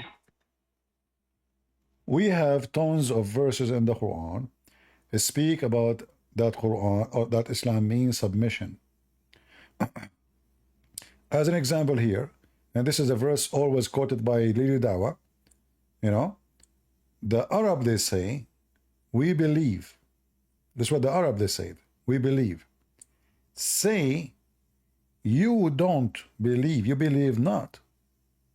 But you can say, the Quran saying to them what they can call themselves. We have surrender. What is the word surrender here? Aslamna. We become Muslims.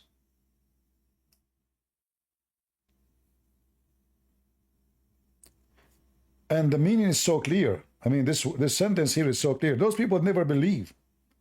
Even it says that faith never enter your heart. So did they submit or they surrender?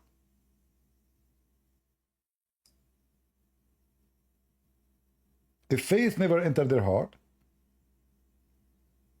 if they did not believe, the verse saying clearly, you believe not.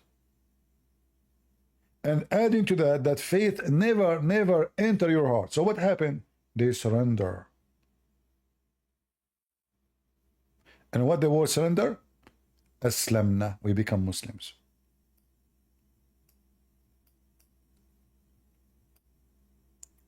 I hope all the Christians who are using this term or this word, they will stop using it, and they will learn not to be arrogant, you know, going against what they say. Because when you say Islam means submission, that means everything you said about Islam is spread by sword is a lie.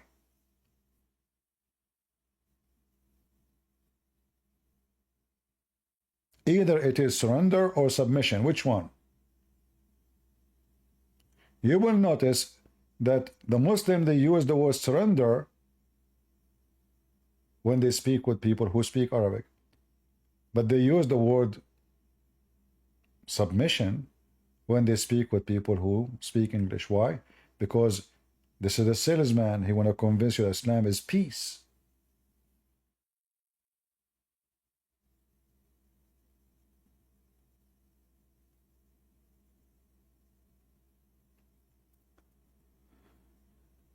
Do we have any Muhammadan?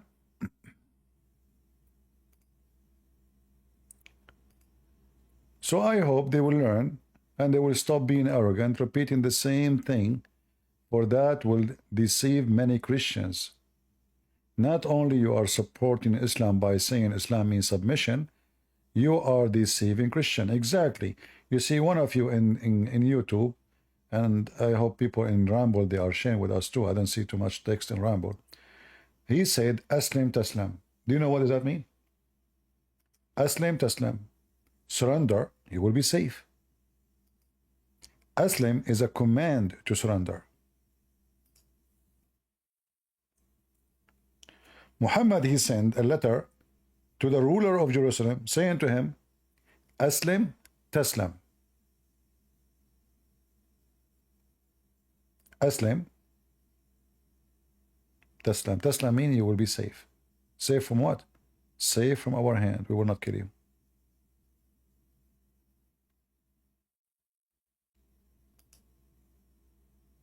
Look at the translation. So the Prophet says to him, Aslim. Translation here saying, enter Islam. You will be safe. Safe from who? To understand that, read with me. Muhammad, he says, I've been commanded to kill all mankind until they say there's no God but Allah, and there's no prophet but Muhammad, and they do as we do, we pray as they pray, they eat as we eat, they fast as we fast, and then and only then they are safe. Their blood is safe from my hand. All those hadith, you see them? If you want your blood to be safe, not only you have to say Shahada, you have to do everything as Muhammad he said, all the commands. And all the command is not about being good, it's about you fast as we fast, you eat as we eat, you forbid what we forbid, and you say the Shahada. That's it. And then, and you pay zakat, don't forget, you have to pay the money. And then, if you do so, you are safe from my hand.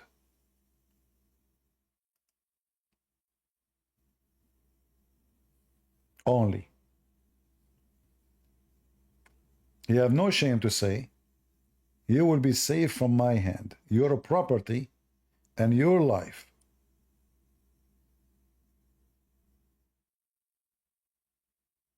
will not be safe unless you do this.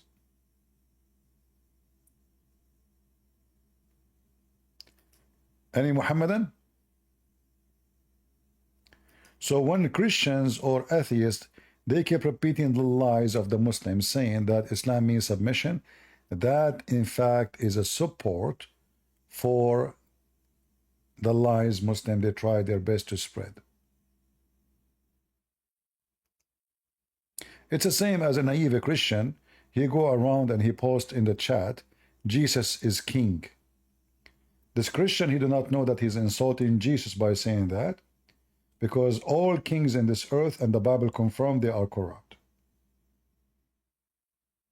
You are doing what Jehovah's Witnesses do. They say God is a God, a God. So you are saying Jesus is a king, a king. The Bible says he is the King of kings, the Lord of lords. If Jesus is a king, that is an insult. But what you can say to the dummies, a woman, she is obviously a businesswoman, commercial woman, Candace, whatever her name. She said Jesus is king. She is making fun of Jesus. This is what the Roman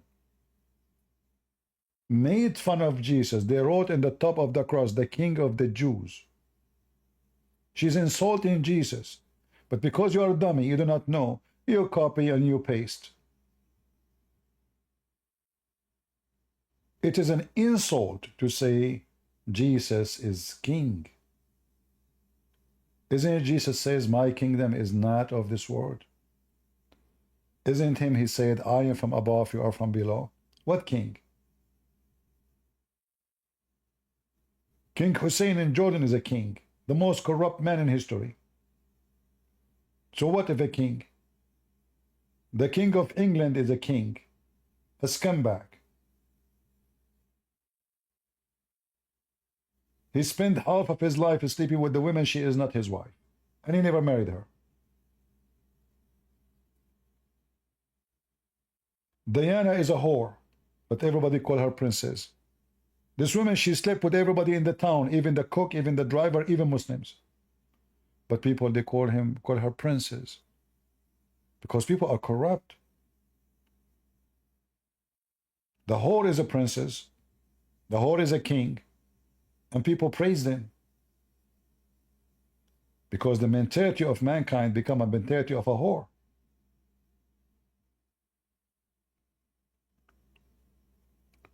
So never say Christ is king. You are in fact insulting Jesus. For all kings are false, corrupt, and they should not even exist unless they are following God. And you can name for me one king is following God in this earth. Can you? So be careful. I was in England actually when she died, this princess. And I was dressed in black. I used to, I like a dark color. So I have a black jeans, black t-shirt, black belt, black shoes. But I wasn't there because she died. I'm just looking at the city.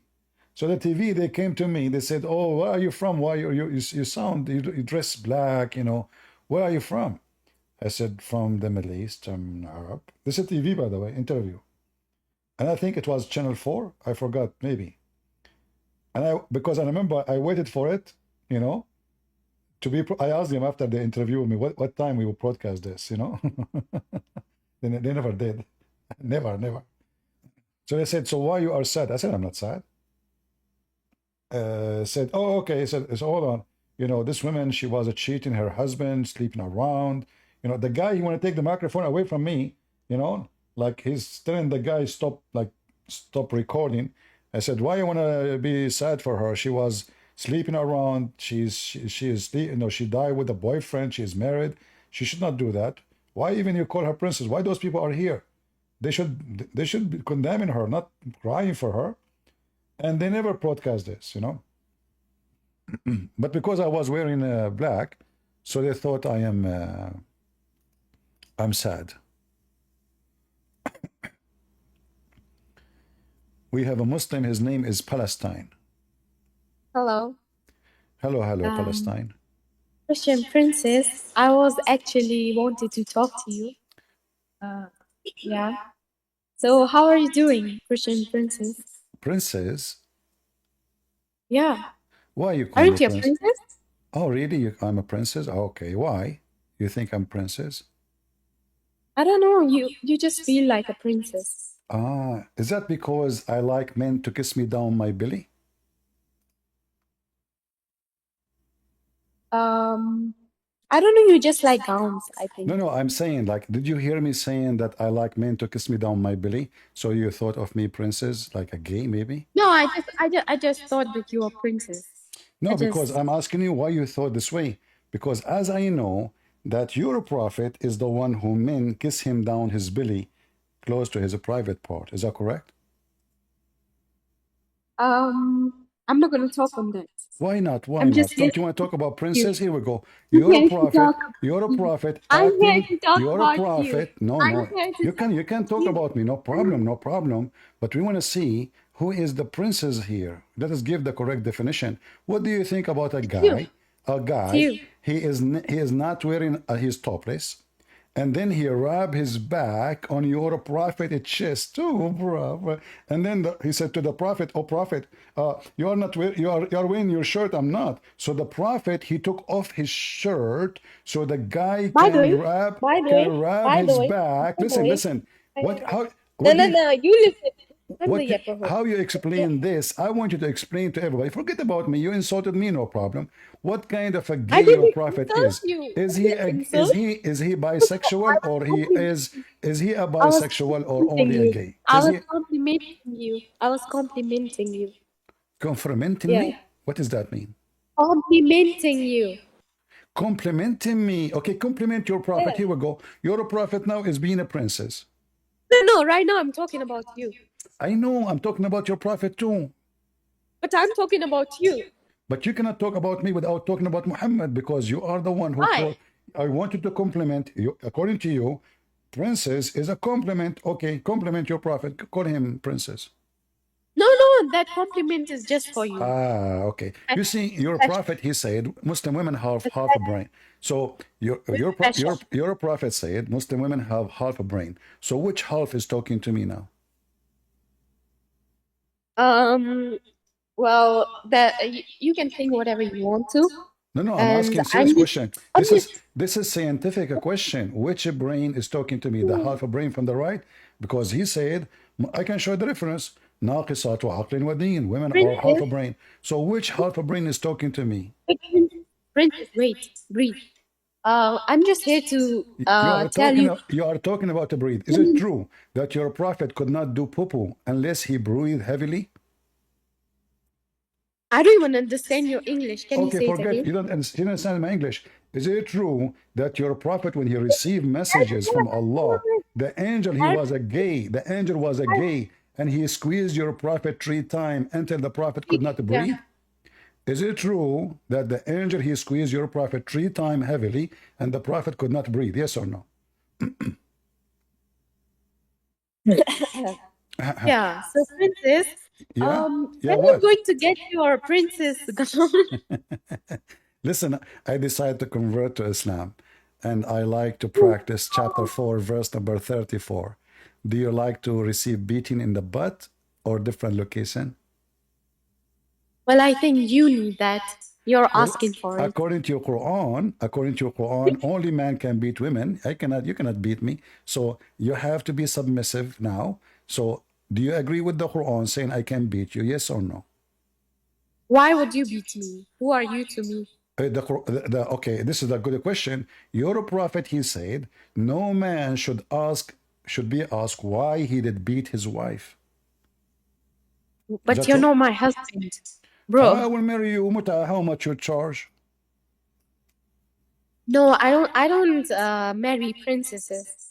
Oh, don't worry about it. You will see. You will have a night you never had before. Trust me. Let us do it. And then, if I did beat you, according to your prophet, the prophet says a man will not be asked as why he beat his wife.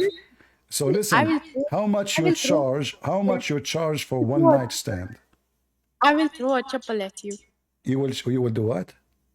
I will throw a chapel at you. Chapel? What does that mean? A slipper. A slipper? A slipper. A slipper. Like a slipper. Okay. Shoe. Is it true? Shoe. Okay, but this is what this is the women weapon? Is that correct? You, bro. A slipper.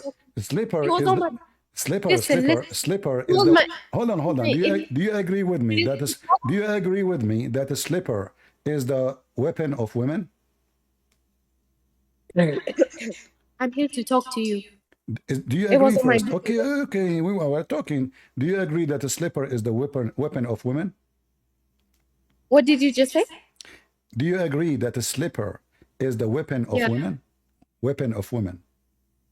Well, third specific, I think. Okay.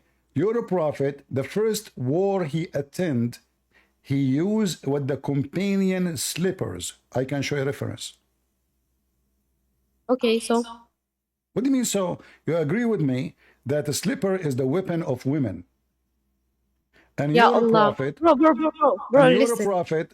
Hold on. You're a prophet. The first war he attended, it was a fight by slippers. Okay. What okay? So, why what about your it? prophet, if he is a man, why he is using a slipper? Slipper isn't just for women, though. Who told you that? Ah, so Princess Muhammad, I use sword, I have guns. You're a prophet, he uses slipper. How you can explain that to me? Wait. I can use guns as well. You It's not. can. I Yeah. know, you Muslim women, you can use guns. I know. Isn't it Aisha says, keep the women inside the houses and just teach them only how to make clothing and cooking? Don't teach them how even to read and read? I would be loving to make a clothing that is Balochi. Okay, just get out of here. I think you are flirting with me. That's the whole idea. Don't do what Muslim women they do. They send me email. They say to me, Christian Prince, I hate you, I hate you, I hate you. So what if your voice is sexy? And I believe strongly, you are here just to flirt with me.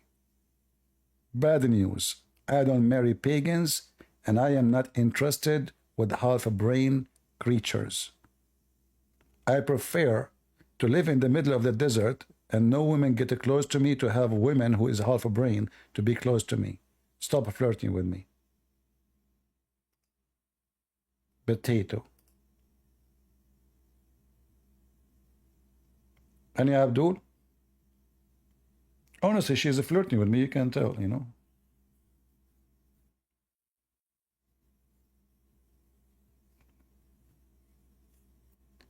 Any Muhammadan?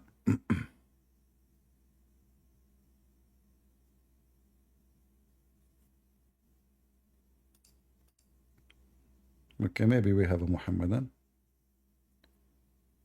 Go ahead, Happy. Hello. Hello. Hello, how are you doing? I'm doing fine. How about you? Are you happy?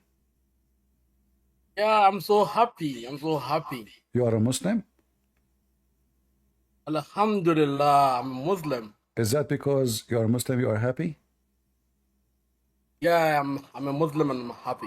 So happy to be a Muslim. Well, how come according to your I have a religion, question for you. according to your religion, Muslims are unhappy I have a people? question for you. Hold on. I said I have a question. According I to have your a question religion. for you. Okay, you have a question for me. I get it. But according to, I'm just trying to help you. You have a wrong name. According to Islam, Muslims are the last one to be happy. Their happiness will be only in the Jannah, not in the earth. Okay, I have a question for you then. No, are you saying your prophet he lied? I said, let me see if you are happy. Are you saying that your are you saying your prophet he lied? Let me ask you a question. You don't know it from question. I'm but you can't answer question. I run from happy people. Answer question then. I like to talk answer question. You have I asked, like you to have talk to people who they are not happy. You see, Christian Prince, you know nothing. You know nothing. Let me ask you a question. Are you from are you from Senegal? I'm from Nigeria. I'm an original Nigerian guy. Nigeria. Okay, what do you think about Rashad Khalifa? Rashad Khalifa is a messenger of Allah. Thank you very much. So, can you tell me why Rashad Khalifa? Why Rashad Khalifa? Why Rashad Khalifa? Hold on. Why Rashad Khalifa have missing? You see? No problem. Why Rashad Khalifa have missing verses? Why Rashad Khalifa have missing verses in the Quran? You see, after you answer your question, you ask me a question, I answer you, right? Okay, so okay, give me the question. But do you promise me you will stay with the question? You promise me? I promise you 100%. And do you promise me if I show you a reference from your book about the question, you will read it? Yes, I will read it. And do you promise me to accept it? I will accept it. I will accept it. All right, go ahead. Okay, good. So the question here is, every time you insult the Prophet Muhammad, but you believe in Prophet Muhammad without even knowing. In the Quran, Let me finish. In the Quran, let me show you. In the Quran, Mary, okay, the mother of Isa, is a virgin, right? Who? I don't understand. You speak Mary, slow. Mary. My friend, why you are speaking so say- fast? Listen. Okay, just calm down. It's I you said, who's speaking Mary. fast. It's you who's speaking fast. Okay. Mary. Okay, calm down. Okay, let me speak now. Okay. In I the said Quran. Mary. Okay. Okay, in the Quran, Uh-huh. Mary, Isa, the mother of Isa, is a virgin. In the It's Quran, what? It's right? what? It's what? She's a virgin. She's a virgin. I don't understand. She knows no man. She knows no man, right? You mean rajul? Virgin. What rajul? Rajul mean leg, foot. Virgin. V-I-R-G. Virgin. Version. Okay. Yeah. Version. Okay. Good. I know you heard me right. Yeah. So Okay. Mary is a virgin in the Quran, Uh-huh. but in the Bible, if Mary is a virgin, how is Jesus related to David? If Mary is virgin, how Jesus is from David? Related to David. Yep. Okay, that's a That's good my question. Well, Mary, she is married to Joseph, so by birth, that's why the Jews, they say, isn't this guy the son of Joseph? So by birth, he is a son of Joseph, but this is by birth, not by blood. So by birth, he have the right. Hold on, shut up. You asked me to answer you. So by birth, he is born of Mary and Joseph, because Joseph was engaged, which is the same as marriage for the Jews. That's why the Jews did not go after Mary or Joseph to stone them because they commit fornication, for a very simple reason, because simply she and he, they are married. So he, by birth, he is born of Joseph and Mary in the same time. So by birth, he is from David, but by his spirit, he is the Lord of David. As an example, and the best one to answer your question, is it true that Jesus said that David worshiped him? Hello? What? Is Yeah, it in true Matthew, that right? Jesus In Matthew, said, yeah. is it Yes, true? in Matthew. Hold on. Yes. I Is just told it- you yes. In the okay, Matthew. okay. So if In Matthew, Jesus, yeah. okay, so Jesus asked the Jews, Yeah. what you say He asked of the a Christ? What you say? Can you read for me what it says there? Is it what? You said to me, Matthew. Yeah, in Matthew. Matthew what? I think Matthew. I can't really get, but I know it's in Matthew. I can't What? get it now. Oh, okay. So I can't get it. he It's the said to Bible. You them, can actually bring the Bible. okay. Listen. He said to them, what you say of Christ? They said he is a son of David. Correct? Yep. Okay. Yep. Then Jesus says to them, well, how he can be the son of David if David worship him by spirit, call him God. Correct? Okay. So by spirit, he is the Lord of David. He is not from David. But by birth, he is from David, but not truly as a person who is by the blood.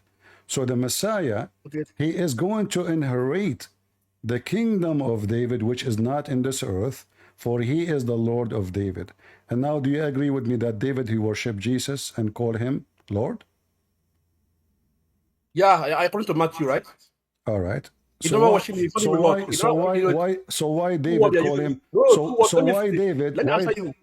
Hold on. So He why? never worship him. He said, so call why me Lord. David? What? He never worship him. He did not worship him? Yes, he said, didn't David call me Lord? Did not worship him. Okay, so what the word Lord in Hebrew? He said what? You check it yourself. What is the word Lord in Hebrew? There's no anywhere they use Yahweh in that verse. There's no Yahweh in that verse. No. The word Lord is in Hebrew. Okay, you are saying Yeah, Yahweh word? Tell me. is the word. So there's no other words, only one word, Yahweh. Okay, let me respond to the answer you give to me, right? I'm asking you. So what is the word used? David, he used to worship Jesus. You said he did not worship. So I'm asking you, what the word he used? to bring the word. I don't know the word, but it's Lord in that verse. So how do you know he did not worship him if he called him God or not? You said no, he did not. If someone calls someone Lord, does not mean worship. Listen. We have court of law. Okay, we have court of in law. the Quran. So, okay, you said you agree with me with the word Lord. So if we go to the Quran, when we type the word Lord, does it mean God or not necessarily worshiping? Lord. You said what? Lord. Lord, yeah. Lord. So if we go to the Quran and we type the word Lord, is it about God and God only or not? Remember they call Pharaoh God too. They call Pharaoh God. No, I don't understand. No, we are not. Listen. Listen. David, hold on. David is a king. David is a king. Okay. So why David will call Christ my Lord? If this is not about worship. Where did David call him Lord? What? Where?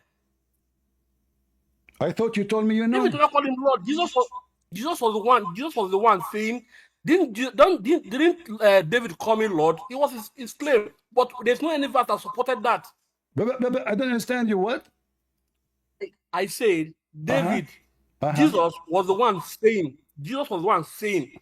Didn't David call me Lord? David call me Lord? But in the Old Testament, there is no anywhere that David called Jesus Lord. Really? Yes. Okay, let's see if this is true or not. Okay, let's see. All right. Do you see my screen? Yeah, I can see. Let me check your screen. All right. I'm there now. All right. I want you to read this for me. Start reading. No, I want you to read. It's not my. I want you to read. No, I'll be reading my. No, I want to show everybody. No. If you want us to continue, no, I'm speaking for money. No, I want to take a break. I'm speaking for money. Don't force me to kick you out. Listen, you want to have a conversation? My voice is tired. I want you to read for me. I want you to read for me. Ask me to read. You read. I'm listening. I'm sitting. You don't put condition on a Christian. You are a slave of Allah. We command you. You read. Don't force me to squeeze you. You are a slave. So listen, you are a slave of the white Arab. Shame on you to follow a white God, a white prophet, a white religion. That's why you're a dog. So listen, here we go. This is Jesus, and he is saying, I am the living God. Jesus, this is Matthew. Okay. You see? You see? This is the Bible, Matthew 22. Jesus keeps saying, I am the living God. You said that David did not worship him. Here we go. Yes. All right. He said, but as the Pharisees were assembled, Yeshua asked them and said, where are you? What are you saying about the Messiah? See, I'm losing my voice, so I ask you to read. He said to them, they said to him, he is a son of David. Do you see it? I'm seeing it. Okay. He said to them, and how did David call him by the Spirit the Lord Jehovah? No, and now he is quoting, shut up, son of Muta. And now he is quoting. Okay, why are you lying? There's no Jehovah in the verse. What? Son of Muta. I'm lying? It's in front of you. You lie, you said never. And Jesus is quoting the Old Testament. The Lord Jehovah said to my Lord, you said it's not in the Old Testament. You are a scumbag like your prophet, Senegal boy, Nigerian boy, the slave of the white Arab. The Lord Jehovah, who is talking now? David, said, sit in my right hand until I place your enemy under your feet. And now you are under my feet. No, get out of here, little Nigerian boy. The Lord, where he said, worship me. So the Messiah, this is not about the blood. The Messiah will be inheriting all the kingdom, including the kingdom of David. In fact, God himself is the one who destroyed the kingdom of David. But he did it in stages because David commits sin. So Jesus himself he refused to be called the son of David, even though by the lineage, by the blood, by birth, they take him from Mary and from Joseph. However, he is the Lord of David, and David himself worshipped him. And this is the answer is given to you from Jesus himself, not from Christian, from the disciple, from Peter, from anyone. That is the Messiah. So he said to them, if therefore David called him Lord Jehovah, how is he his son? And no man could give him an answer. And no man dared again from that day to question him. Do you see it, potato Nigerian boy? Potato. They did not worship him. They do. No. You know, they think by making mockery, they can win an argument. You are just a scam like your prophet. I cannot spit at you.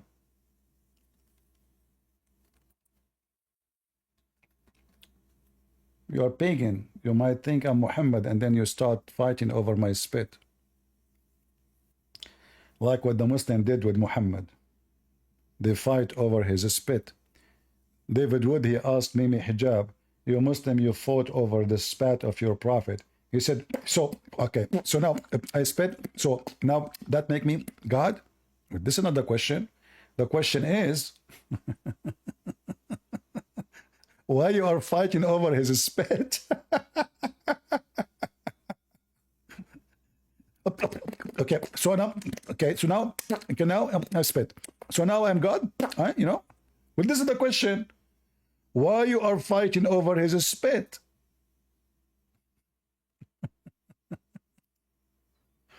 Blah, blah, blah, blah, blah, blah, blah, blah, blah, blah, blah. Blah, blah, blah, blah, blah, blah. There's a guy, his name is Muslim Love Isa. You know what? I will cut my arm into pieces if you can tell me what Isa mean. Let us invite him. This is the same guy, he changed his name.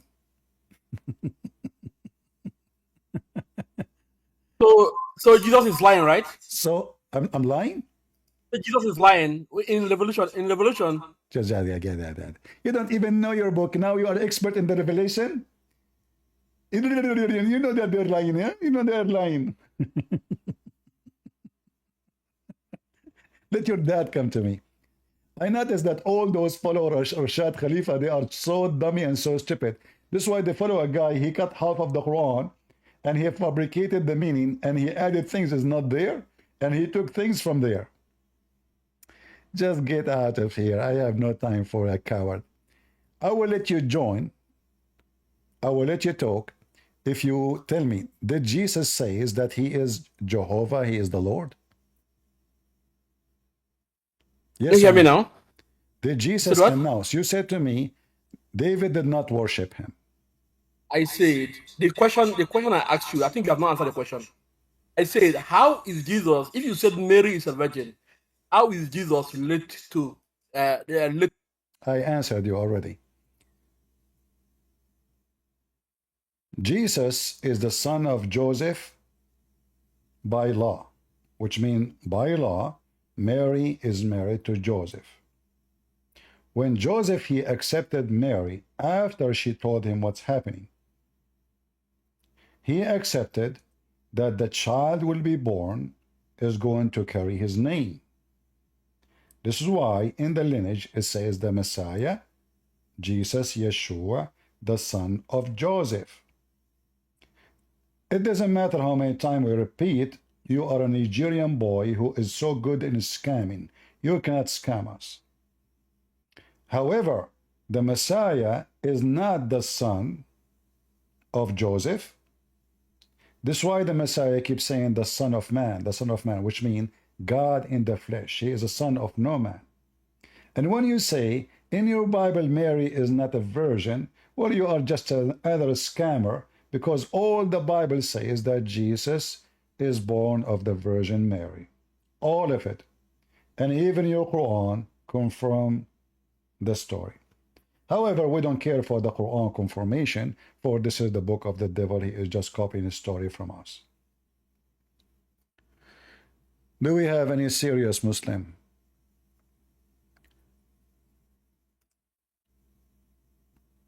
Anyone? Go ahead, Sarah. You are back?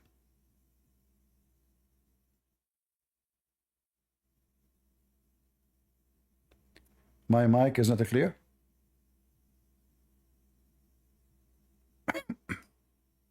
And you know, the funny is, you guys hear me or not? In Discord. All right. Hi, CP. Hey, Sarah, how are you doing? Fine, how are you? I'm okay. What do you want to Yeah, say it to was us? the sound was not that clear, but now it is working. All right. What do you want to say to us? Yeah, about that Akka. Yeah. Because you said that Allah changed the direction, right? Yeah, this is the command of Omar.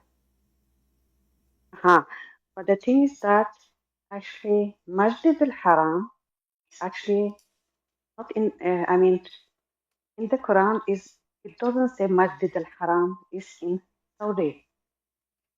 Say again. I don't hear Right? you. I didn't understand. So again. Quran and Masjid al-Haram. You know, but it is not written in the Quran. I mean, Masjid al-Haram is not in the Quran. Masjid al-Haram is in Saudi. Right? Yeah, you know, I can agree with you, but the Muslims, when they speak about that word, the second you use it, they claim that this is about the mosque in Mecca. Yeah. So this is what they say. So if you go in chapter 2, if you go in chapter 2, What did you say? Can you say it again? When the Muslim, they mention the word al-Masjid al-Haram, they claim that this is about Mecca. But I believe this has have nothing to do with Mecca. Yeah, but you know, who care what I believe? Muslims believe in something else. So I debate them about what they believe, not about what I believe. Yeah, but my question is, I mean, where is this masjid? I mean, I'm trying to understand when it is not written in the Quran that that Masjid al-Haram is in Saudi. So then I wonder where it is written then. Right? In Hadith or what? Yeah, in the Hadith there is, but in the Quran, like as an example, in chapter 5, verse number 97, it mentioned the cube and the house and the word haram, 3 of them. All right? It mentioned 3 of them. So if you go to chapter 5, verse number 97, let me see if I can show it to you on the screen. You see my screen? Yes. All right.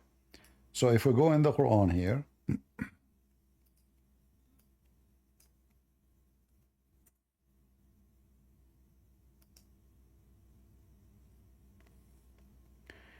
Allah made the Kaaba the sacred house. Do you see it? Yes. So here it mentioned the sacred house. You see it? And mention specifically the word Kaaba. All right. However, I believe that even this one does not prove anything about Mecca. Why? Because there was a 26 Kaaba in the Arabian Peninsula. Doesn't mention anything about Mecca. Nowhere it says Mecca. Nowhere it says even the Arabian Peninsula. Nowhere it says Saudi Arabia. There's no mention, you know? Yes. Yeah. But again, I debate Muslims about what they believe, not about what I believe. As an example, I don't know if you remember, I don't know if you were listening to me. The Muslim, they say, like in chapter of Al-Isra, which is the story about Muhammad going to the sky, correct? Yes. In that story, the Muslim, they claim that this is about Muhammad going to heaven, right? Yes. But nowhere here it mentioned the name of Muhammad at all, right? Okay. Okay. It's only in their addition, in the fabrication of the Quran. The Quran in Arabic in front of us, nowhere we can find the word Muhammad. So how the Muslim? Yeah, but if you ask, ask them, Muslims will say that the Quran was sent down to Prophet Muhammad, so it is about him. It refers to him. No. I'm not talking about sent down. I'm talking about Muhammad's journey to heaven. So how we know now this is Muhammad is the one who is taken to heaven? Where it says that? Nothing. It just said, praise be to the one who been taken at night. You see the word asra bi abdihi laylan? All right. So he took his servant at night. Who is the servant?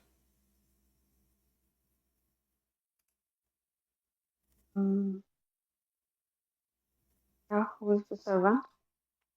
Nowhere it says that this is Muhammad, correct? What is the name appear after it right away? Musa. Moses.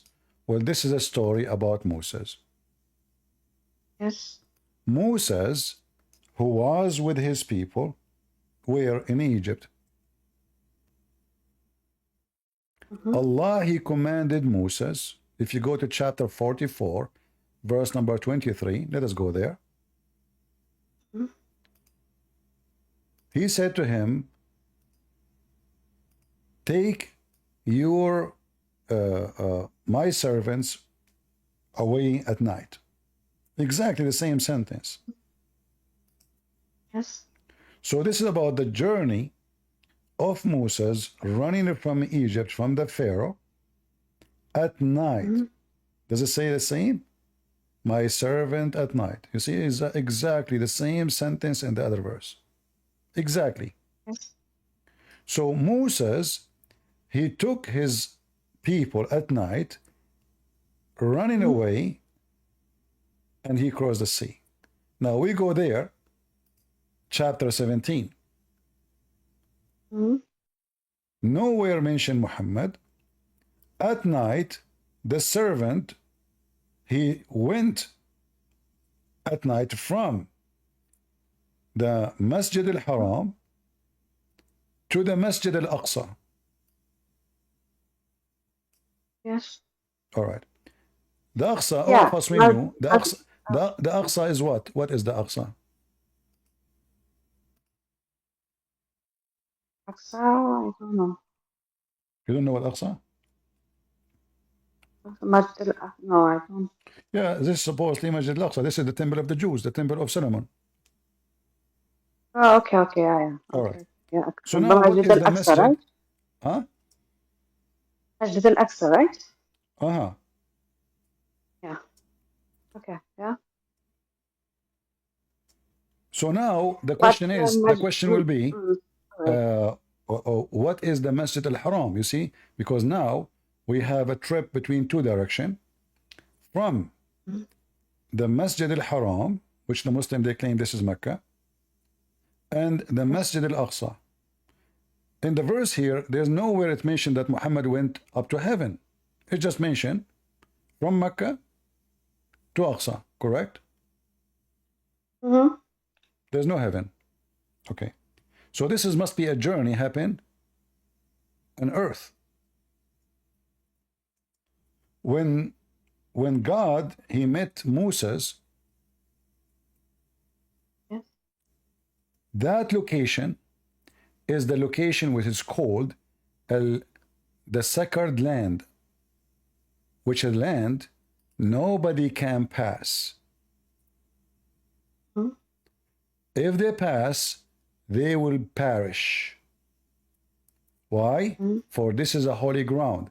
Like even the Moses, and even the Quran mentioned here, other verse, which is taken from the Old Testament, but in their own way. So Allah, He commanded Moses to take off his shoes. Why? Because this is a holy ground, correct? All right. So he said to him, take off your shoes,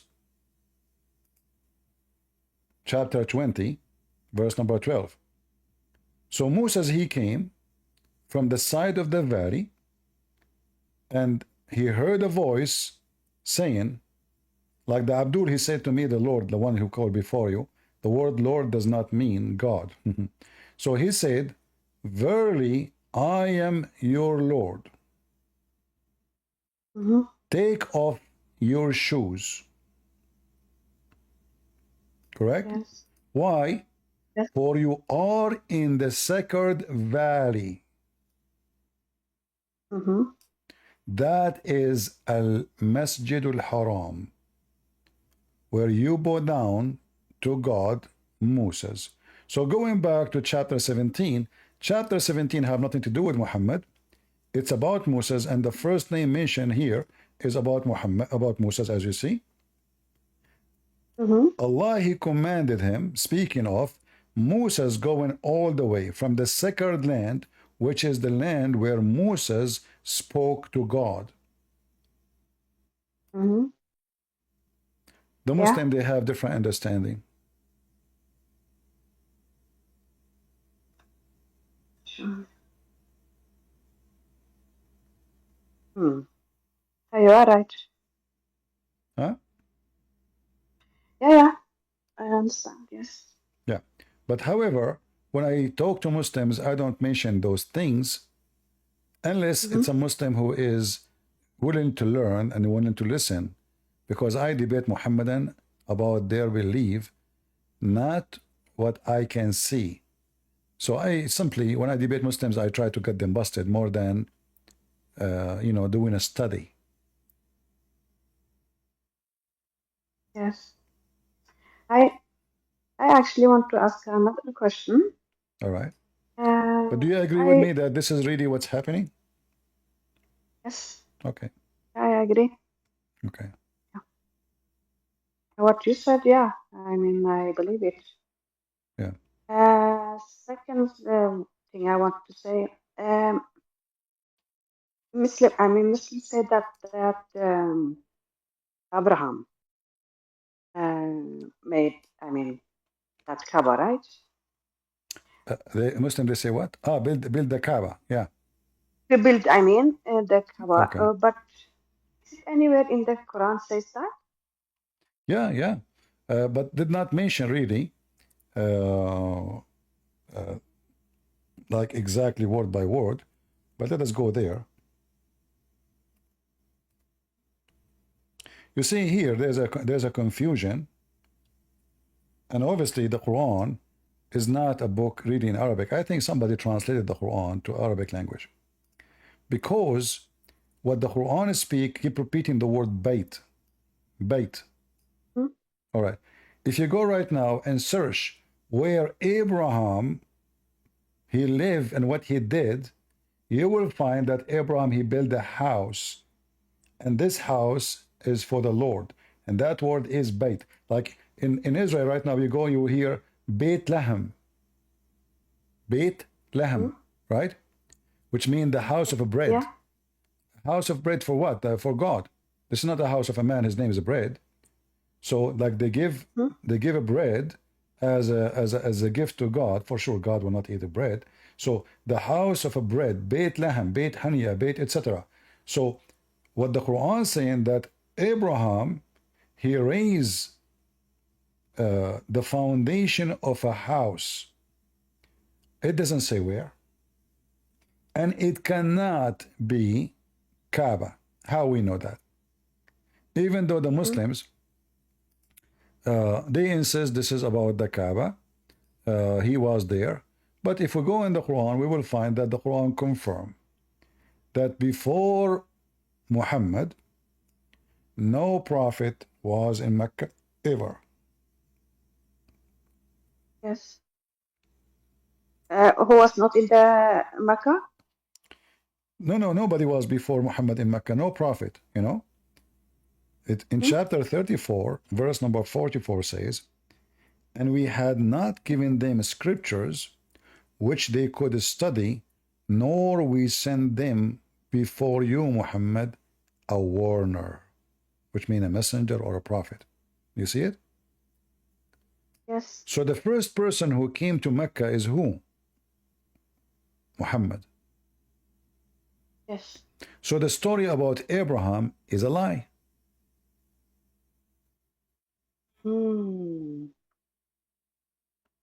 So you mean that only Muhammad was there? Well, the Quran says that. I mean, this is not me saying that, you know.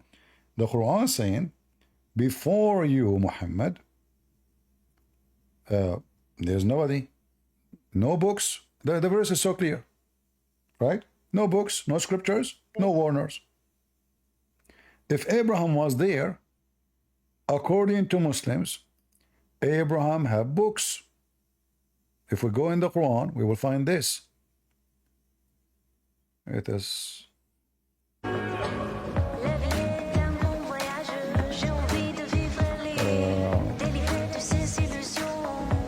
You receive a phone call. Hello? Maybe Yes. you receive a phone call. This music from your side? No. Oh, this is from where? Oh, this is a Muslim website. Okay, sorry. This is a commercial. Anyway, so I thought it's from yours, or from your side. You know, the music is coming. So if we go in the Quran, we were talking if Abraham have books, the books of Abraham and Moses are called suhuf. What is Suhuf? Suhuf mean the Mushaf, the Quran is not a book actually. You see the Quran, the word Mushaf is not a book. Mushaf mean pages. Suhuf mean pages. Okay. So chapter 87, you see my screen, right? Yes. All right. It says the scriptures of Abraham and Moses. The Arabic says Suhuf Ibrahim wa Musa. So now we learn that Abraham and Moses both they have scriptures, correct? Hello? You don't hear me? Oh, sometimes it is cutting. All right. Do you hear me now? Now I hear you. All right. So I'm saying, so now we understand and we confirm that the Quran confirmed that Abraham and Moses both they have scriptures, correct? Yes. All right. So when Abraham he come to Mecca, the Muslim they say that Ishmael he stayed there, and even Ishmael he was a prophet of Allah, correct? Yes. All right. So if Ishmael is the prophet of Allah and Abraham is a prophet of Allah, and both they give scriptures, so how the Quran saying the people of Mecca never received scriptures and never had a warner before you? The only way for this to be accepted if Ishmael and Abraham never been in Mecca. Otherwise, that will be a clear contradiction. Okay.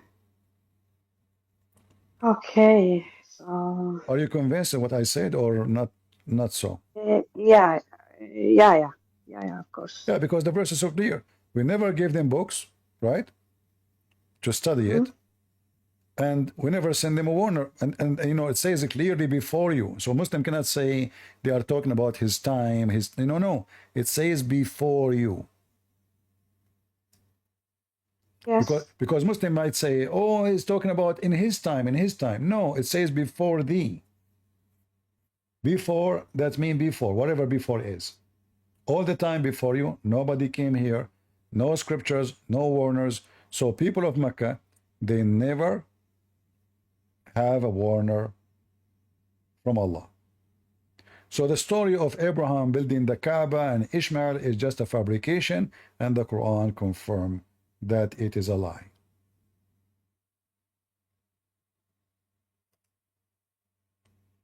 Sometimes your voice. Huh? Sometimes your voice are cutting. Okay, let me repeat again. I'm saying, so those verses confirm that Muhammad, he is not a person who is descended from Ishmael, because that proves that Ishmael never been in Mecca, correct? Yeah. If Ishmael was in Mecca and Abraham, well, Abraham and Ishmael, they will tell their people about worshiping God, warning them, right? Yes. There's no way they are just building a house. Okay, so if Ishmael and Abraham never been in Mecca, so how Muslim they claim that Ishmael is the father of Muhammad, or Muhammad is from Ishmael? So Ishmael never been in Mecca, Abraham never in Mecca, and Muhammad confirming that the people of Mecca never receive scriptures, never receive a warner before Muhammad. Oh, okay. But again, I debate Muslims about what they believe, not about what I see. So based on what they believe, it is Abraham who built the Kaaba. I like that. I have no problem with it, because that will confirm that the Quran has a contradiction. Okay, it is in the Quran that he did it. Yeah, it's in front of you. Chapter 2, 127 says it clearly. According to Muslim, this is the Kaaba. This is the Kaaba. Well, but the thing is that, okay, so it's okay. It's like, remember when Ibrahim in the finish of the house of Kaaba in Mecca. Islam, all of it is a theft. Islam, all of it is a theft. Stories from here, stories from the Jews, story from the Christians, stories from the Buddhists, story from the Sabian, stories from everywhere, you know. Yes. Legend, like, you know, when the Jews, they came to Muhammad, they told him, tell us about a prophet of Allah, his name is Zulqarnain. Muhammad, a prophet, his name is Zulqarnain. Okay, Zulqarnain, okay. Muhammad, because he is a fraud, he said, oh, those are the Jews. If they are saying he's a prophet, that means he's a prophet. So Muhammad, he went home and he spoke to two slaves who they are from Assyria, like Sam Shamoun. They are Assyrian slaves. They know Aramaic and they know many stories. He took the stories from them about Zulqarnain. They told him. He came, he could not answer them right away. This is why the Quran says, if you go in chapter 18, here,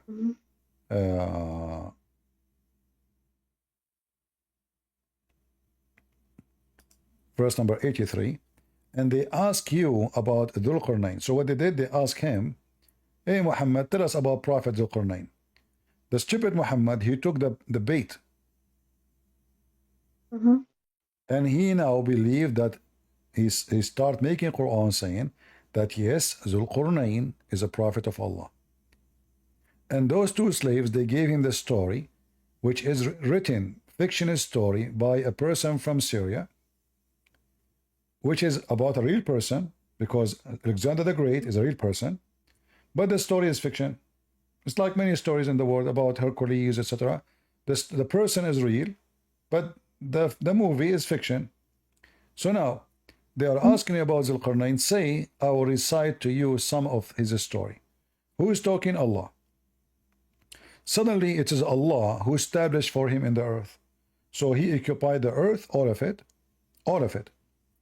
And we gave him the mean of everything. So now this guy, he have every power you can imagine. So he followed away, okay, until he reached the sitting place of the sun, and he found it sitting in a spring of muddy, boiling water. And here Muhammad, he started boiling his poo-poo. Yes.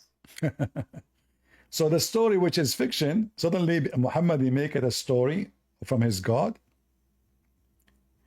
And there is, he found where the sun set, he found it sitting in the muddy water, boiling water, a spring of water, and then He told Allah, as you see, he is a prophet of Allah. Hey Allah, what I should do with them? Shall I punish them? Those people don't believe, or be kind with them? And then he says, you know what? Zulqarnain, I receive a command from Allah, you know, and he said, but as for him who believe in Allah, oneness between two brackets, by the way, it doesn't say all of this, and work and righteousness, he shall have the best reward. So, and then Zulqarnain, he changed his direction. So now he finished his direction. He arrived where the sun set. He found the sunset location, which is stupid to say.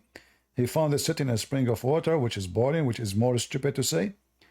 He changed direction and he kept going until he came to the rising place of the sun. So now what does that mean? He reached the setting place of the sun, and now he reached the rising place of the sun. What does that mean? Do you understand?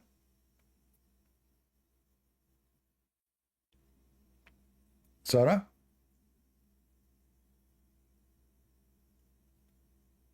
Are you there? So guys, do you understand what does that mean? He reached, she lost connection. He reached the setting place of the sun, and now he reached the rising place of the sun. What does that mean? That means he occupied the whole earth, nothing left. Do you understand?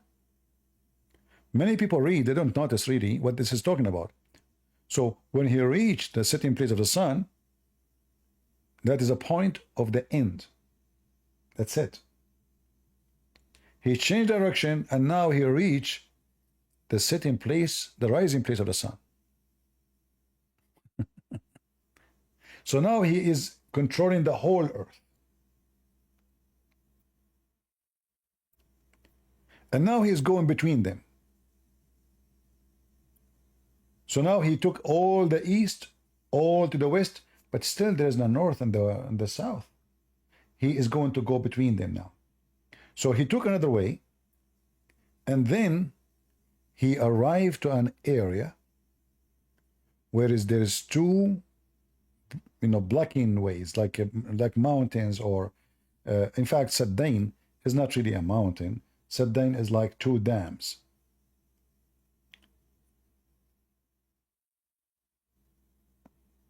Around them, those dams, there is people who cannot understand the word. They are savage. He don't understand their language. He do not know what they are saying, and they are savage, barbaric. So, and as you see, who hardly they can understand the word. They are stupid people. But then suddenly you see that those people are really smart. The Quran is just a stupid book. Suddenly they said to him, O Zulqarnain, verily Ya'juj and Ma'juj, Gog and Magog, are doing great mischievement in the land. Shall we pay you tribute in order to might you eradicate a barrier between us and them? How you just said they are stupid and hardly they can understand the word? Suddenly they are engineers. Do you see the stupidity? So suddenly the idea of building a wall between us and Gog and Magog, it was the idea of those people who hardly can understand the word. And then Zulqarnain, and look how funny it is, they will pay him. The guy, he is the king who occupied him. What pay him? I mean, imagine a king, he occupy your land, you say him, shall we pay you, please, to build a... Is he a contractor? This is a king. He's coming with his massive army. What pay him?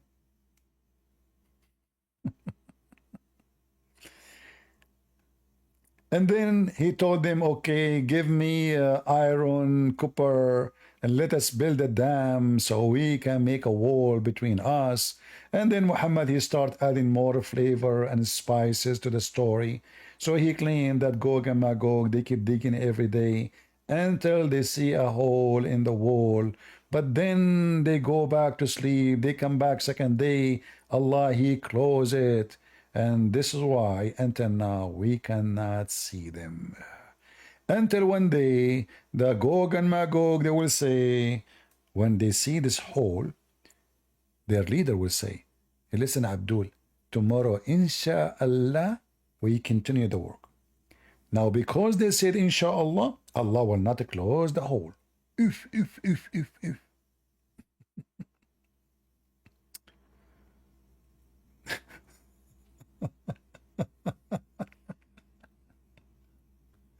Maybe we should continue tomorrow with more of the story of Gog and Magog so we can laugh more.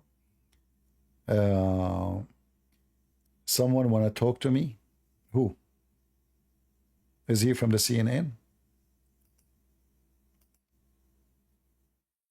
Guri? Good, Yes, Guri. hi, CP. Can you hear me? I hear you. Go ahead.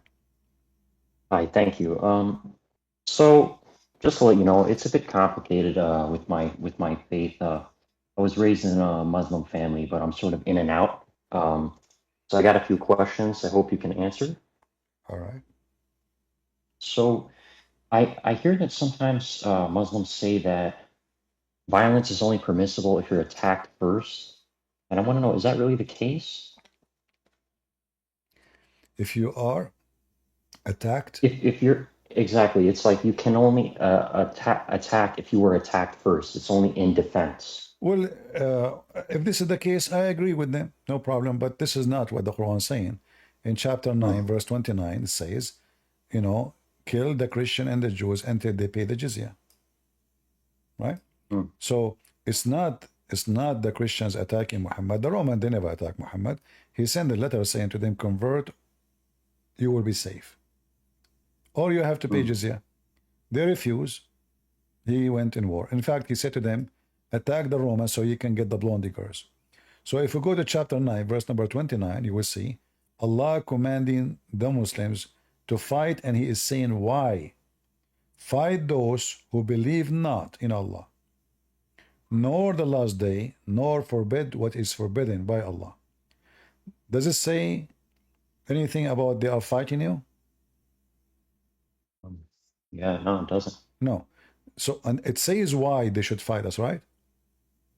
Yeah, it's very clear. And make it so clear until they pay the jizya with submission and being not submission actually, صاغرون, which means subdued. They have to be subdued and treated like dogs. So the fight, the reason for the fight is not because they are fighting Muhammad, but because fight those who don't believe in Allah, nor etc., nor they don't accept Muhammad. Fight them. Either they pay money or we kill them. In fact, the verse before it says why Muhammad decided to go and invade. When Muhammad, he forbid the polytheist from going inside the Kaaba in the city of Mecca and the city of Medina. The people of Medina and city of Mecca, they said, but they are the one who do business. The Jews, the Christians, the Arab, how we will make money? That's why it says here. And if you fear poverty, Allah will reach you. And right away says, go and kill the Christian, the Jews, and take their money, jizya. Allah will enrich you by his bounty. You see it? Yep. If you fear poverty, Allah will enrich you by what? By his bounty. All right. How the bounty will work? Yeah, that's actually connected with the next verse. Yeah. Attack the Christian, the Jews, until they pay you. You see the word pay you? Yeah. Okay. If Muhammad, here by the way, this is expose everything about Muhammad. If Muhammad fighting for the sake of his God, and he don't accept us to worship Jesus, so how come if we pay you, we can still worship Jesus? Which one is more important? Pay you money or worshiping the only true? Remember, the reason to go to war because you don't worship Allah. So if you pay me, it's okay. How that can be from God? You know, either you fight them because they are bad, but you don't say to them, stay bad if you pay me. Exactly, yeah. It's like, you know, it's like a gang, it's like a corrupt police. He come and he says, hey, he see a prostitute. He say, you cannot do prostitution, I will take you to jail. But if you pay me, go, sleep around. So here you see that Muhammad is just a scumbag.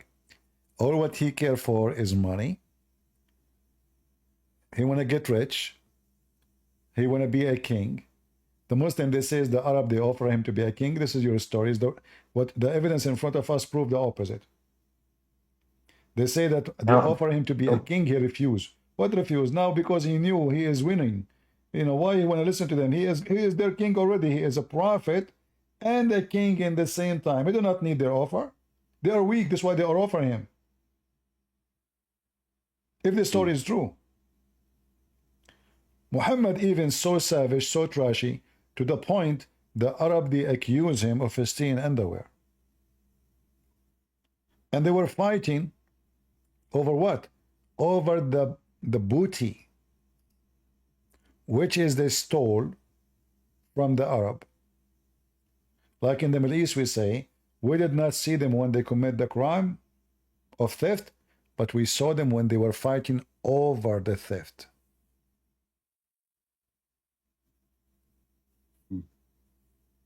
Yeah, I see that. What kind of what kind of a companion and what kind of a group those people, they are fighting over a piece of clothing. You know, this is telling you how trashy Muhammad is. Like imagine we are friends now, and you believe I'm prophet, and then you say to me, hey, Christian Prince, you took the panty? What? You took it, didn't you? It's you. I mean, who was there? Only you. So this is telling you how trashy is the companion of Muhammad. They are a bunch of pirate gang, a bunch of thief. Even the hadith confirm that the Arab called them sa'alik. The Muslim, they translate the word sa'alik as poor. That is false. Everyone who know Arabic, if you go right now and search for a sa'alik, you will find that even the sa'alik, they have history, they have poetry, they have famous ones. Those are people, أبشروا يا معشر صعاليك المهاجرين. Sa'alik is a statement used in Arabic for outlaw people, pirate. What does that mean? If you know that the Arab are tribes, correct? Yeah. So if you want to attack one of them, all the tribe will defend.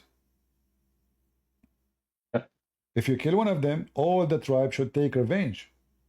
So all what need to do to make war between two tribes, just one of them kill the other one. As simple as that. However, the Arab, when their son, he do something shameful, they call their son Su'luk, which mean he's rejected, he's out, which mean he don't have anything to do with them, and they will not, let's say his blood is free. We don't protect him no more. Why? Because they don't want to go in war because of him. So he leave the tribe and he became a Sa'luk, which is a pirate. I mean, there's many words in English for those people, you know, gang, who do robbery in the street, etc. So those people who they are, like him, so they go and they gather together and they live together and they make their own community. And they spend their day and night drinking, killing, attacking, stealing. They cannot live between the people. They cannot join them. But now, because they are rejected, they are, called Sa'alik. Nobody will marry them, their daughters. Nobody will take them to their tribes. Because if you take them, you will be responsible and the other tribes will go after you. For they are going to seek revenge from what those people did. So even Muhammad, he confirmed that those are Sa'alik, those are the Muslims. All right?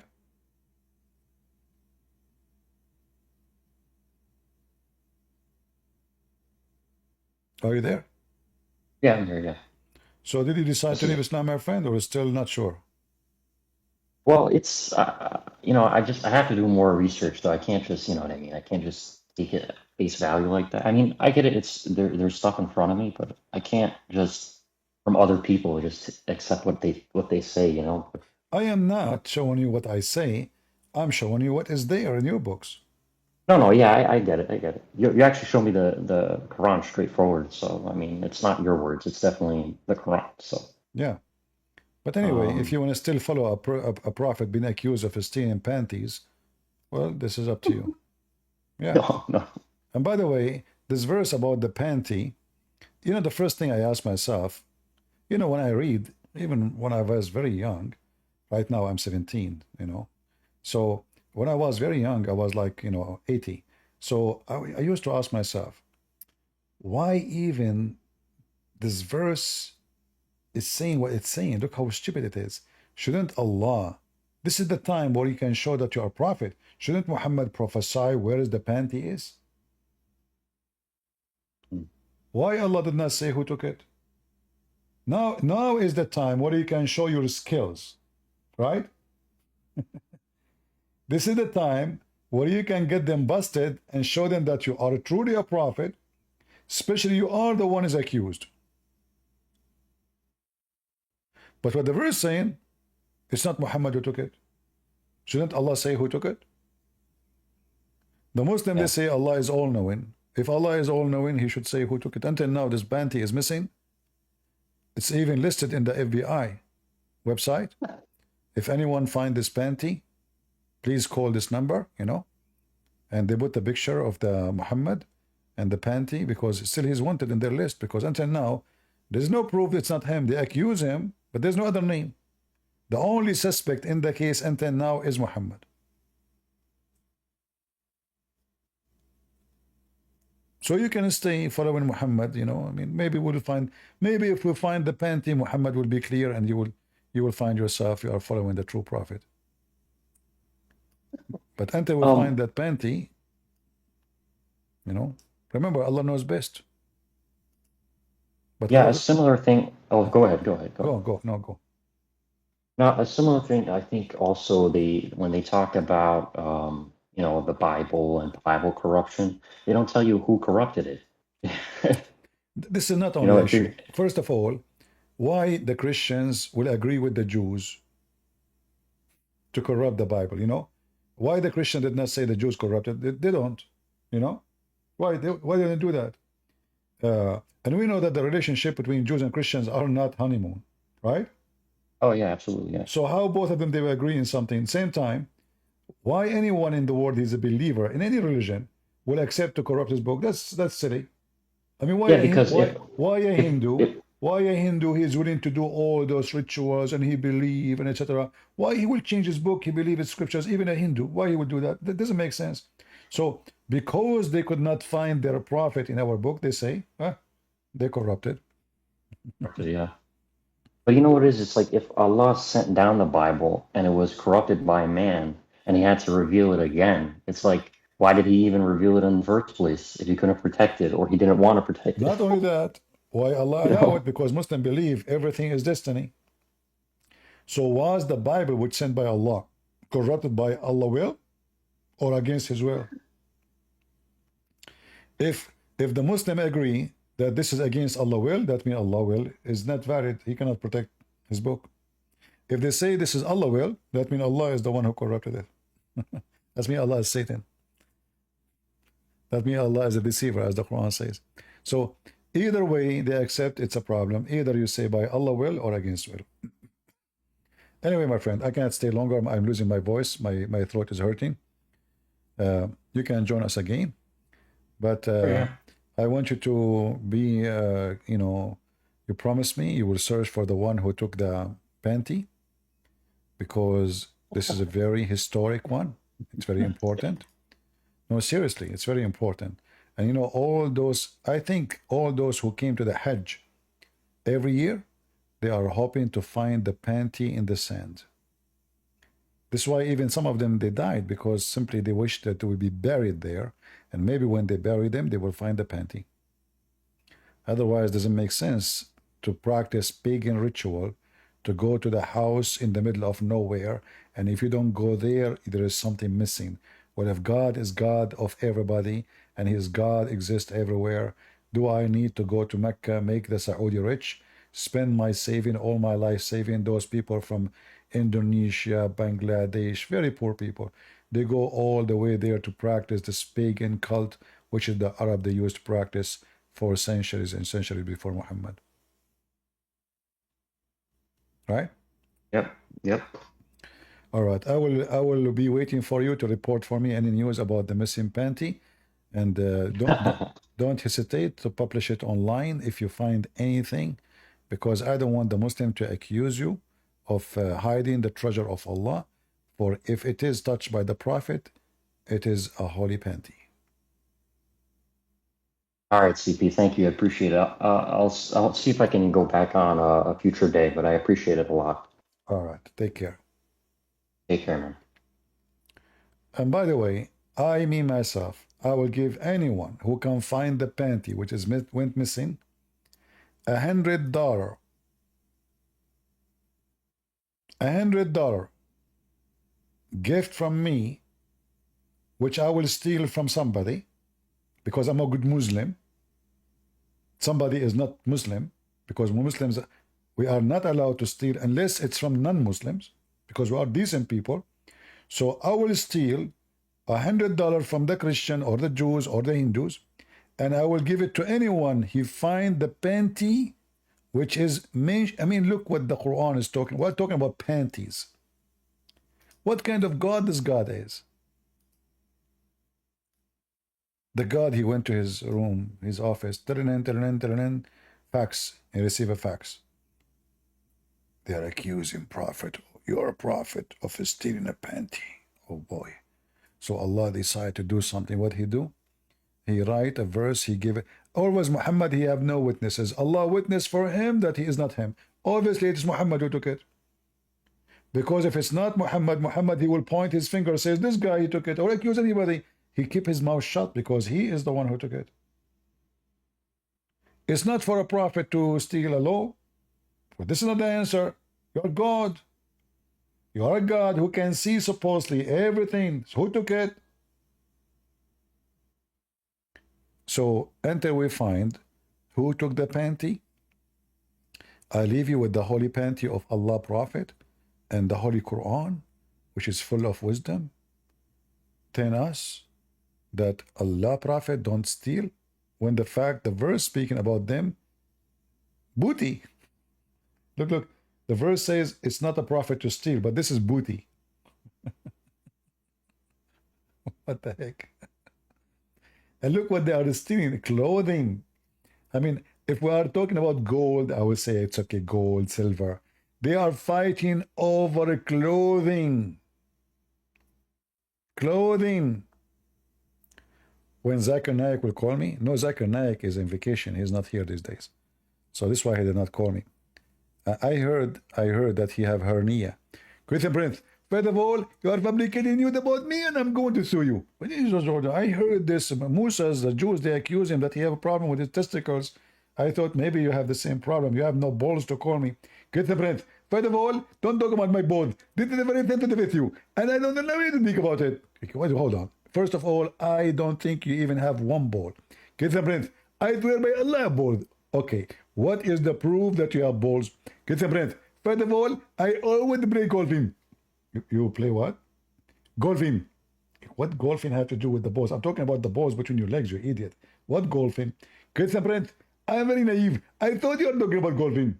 No, I'm talking about your balls. Balls, you know, like balls between your legs. Christian Prince, first of all, I'm from Bangladesh. And our balls is not our between legs. Zakir Naik, are you serious? In Bangladesh, the balls is not between the legs. Where are they? Christian Prince, if you look at my neck, you will find that the big ball in my neck. Abdul, this is not the ball we are talking about. That thing there, they call it the apple of Adam. This is not the two. This is one. Zakir, go down. Look down. Christian Prince, I have to go because this is time of prayer. I have to pray. Okay. No comment. I just made this a story up, so don't take it seriously, okay? Because I know Muslims, they want to make a comment, they will say this is that Zakir Naik, this is somebody else making his voice. If you see the comment of Muslims, it's hilarious. They think this is really Zakir Naik. You know, unbelievable. Abdul, no, I'm making his voice, and I just made up this story. All right? Yeah. Here we go, I just made Quran. See how easy? All right. Did we have a good time? Don't forget to leave your comment. Don't be cheap. I mean, people in the chat, their text is running like crazy. Then how come we don't see your text in the comment? You know, the more you comment, the more people will watch the video. The more Muslim you refute Muslims. I like to see Christians refuting Muslims. I like you to show yourself, not me, how much you learn, how much you are observing, how much strong you become in debunking the garbage of Muhammad. It's my happy day to see Christians. They do not need me. You know, time will come and I will never come here. It will happen. It's just a matter of time. So I want to see how many of you, and I'm so proud of all of you, proud of all those Christians who they are learning, debunking, the young ones, the older one, women, young men, it doesn't matter. All of you being given the gift of the Lord. And the gift have to be used. If you don't use it, the Bible says it clearly. Speak about the talents. Do you remember the parable of the talents? So you've been given talents. Don't say I don't have talent like you. Every one of you have it. Maybe you have better even way than me. Maybe I'm nobody next to you. But if you don't use it, how you will know even you have it? And all of us, we have the talent to bring people to the Lord. And the talent can be strength. It's like, you know, cement. There's many kind of cement. There's a cement will make a crack a second day. There is a cement is cheat, you know, because they cheat or the maker did not make good. You can make the best concrete, solid ground by using the gospel, studying it carefully. So people cannot play with you, cannot fool you, cannot deceive you. Number two, by knowing your enemy. When we study bacteria, not because we are in love with bacteria. We study bacteria to see how we can destroy bacteria. So we spend a lot of money to build laboratories. People go to school, earning degrees, money spent to buy many machines, to make machines. All of this effort of mankind is just to fight a small, tiny bacteria, which can destroy a community, if not the whole world. And Islam is nothing but a bacteria. And I am here to teach you about the bacteria of Islam. There's a very famous Western person, and I appreciate what he said. He said that Islam is like rabies. Islam for men is like rabies for dogs. He said the truth. Just yesterday, Sunday, I don't know if you saw the news. The followers of the devil Allah, they attack 2 churches, 2 synagogues, and even they attack a police station and they killed 15 policemen. This is how filthy this garbage cult. All of this to make Allah happy.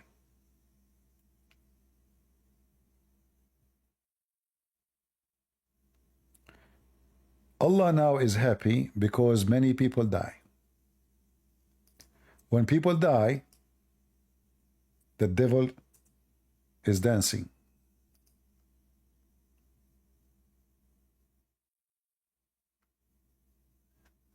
They attack the synagogue, they attack the churches, they kill the priests. We do not know how many Christians get killed.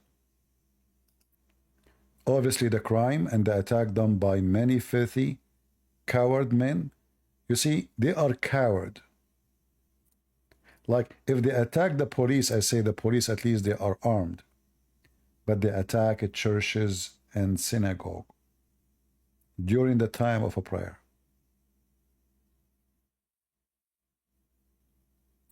And I know that Putin, he will defend the Prophet of Allah. For Putin, obviously, he surrendered to the devil and he is using Muslims just for his propaganda. He don't care for being ethical. He don't care for being truthful. And he is obviously not a Christian. And he made a law that anyone who insult Prophet Muhammad, the filthy Muhammad, he will go to jail. Putin, he have respond. Let me guess, he will accuse Ukraine that they are behind the attack, not Prophet of Islam. For Putin is nothing but a scumbag. I used to respect this man, but I have nothing to say except may God take you to his hell and get rid of you. You caused the death of millions of Christians. What a filthy scumbag. Thank you all for being here. May the Lord bless you. This is your brother Christian Prince who was serving you humbly for today. Until we see you again soon. God is good. So is Jesus.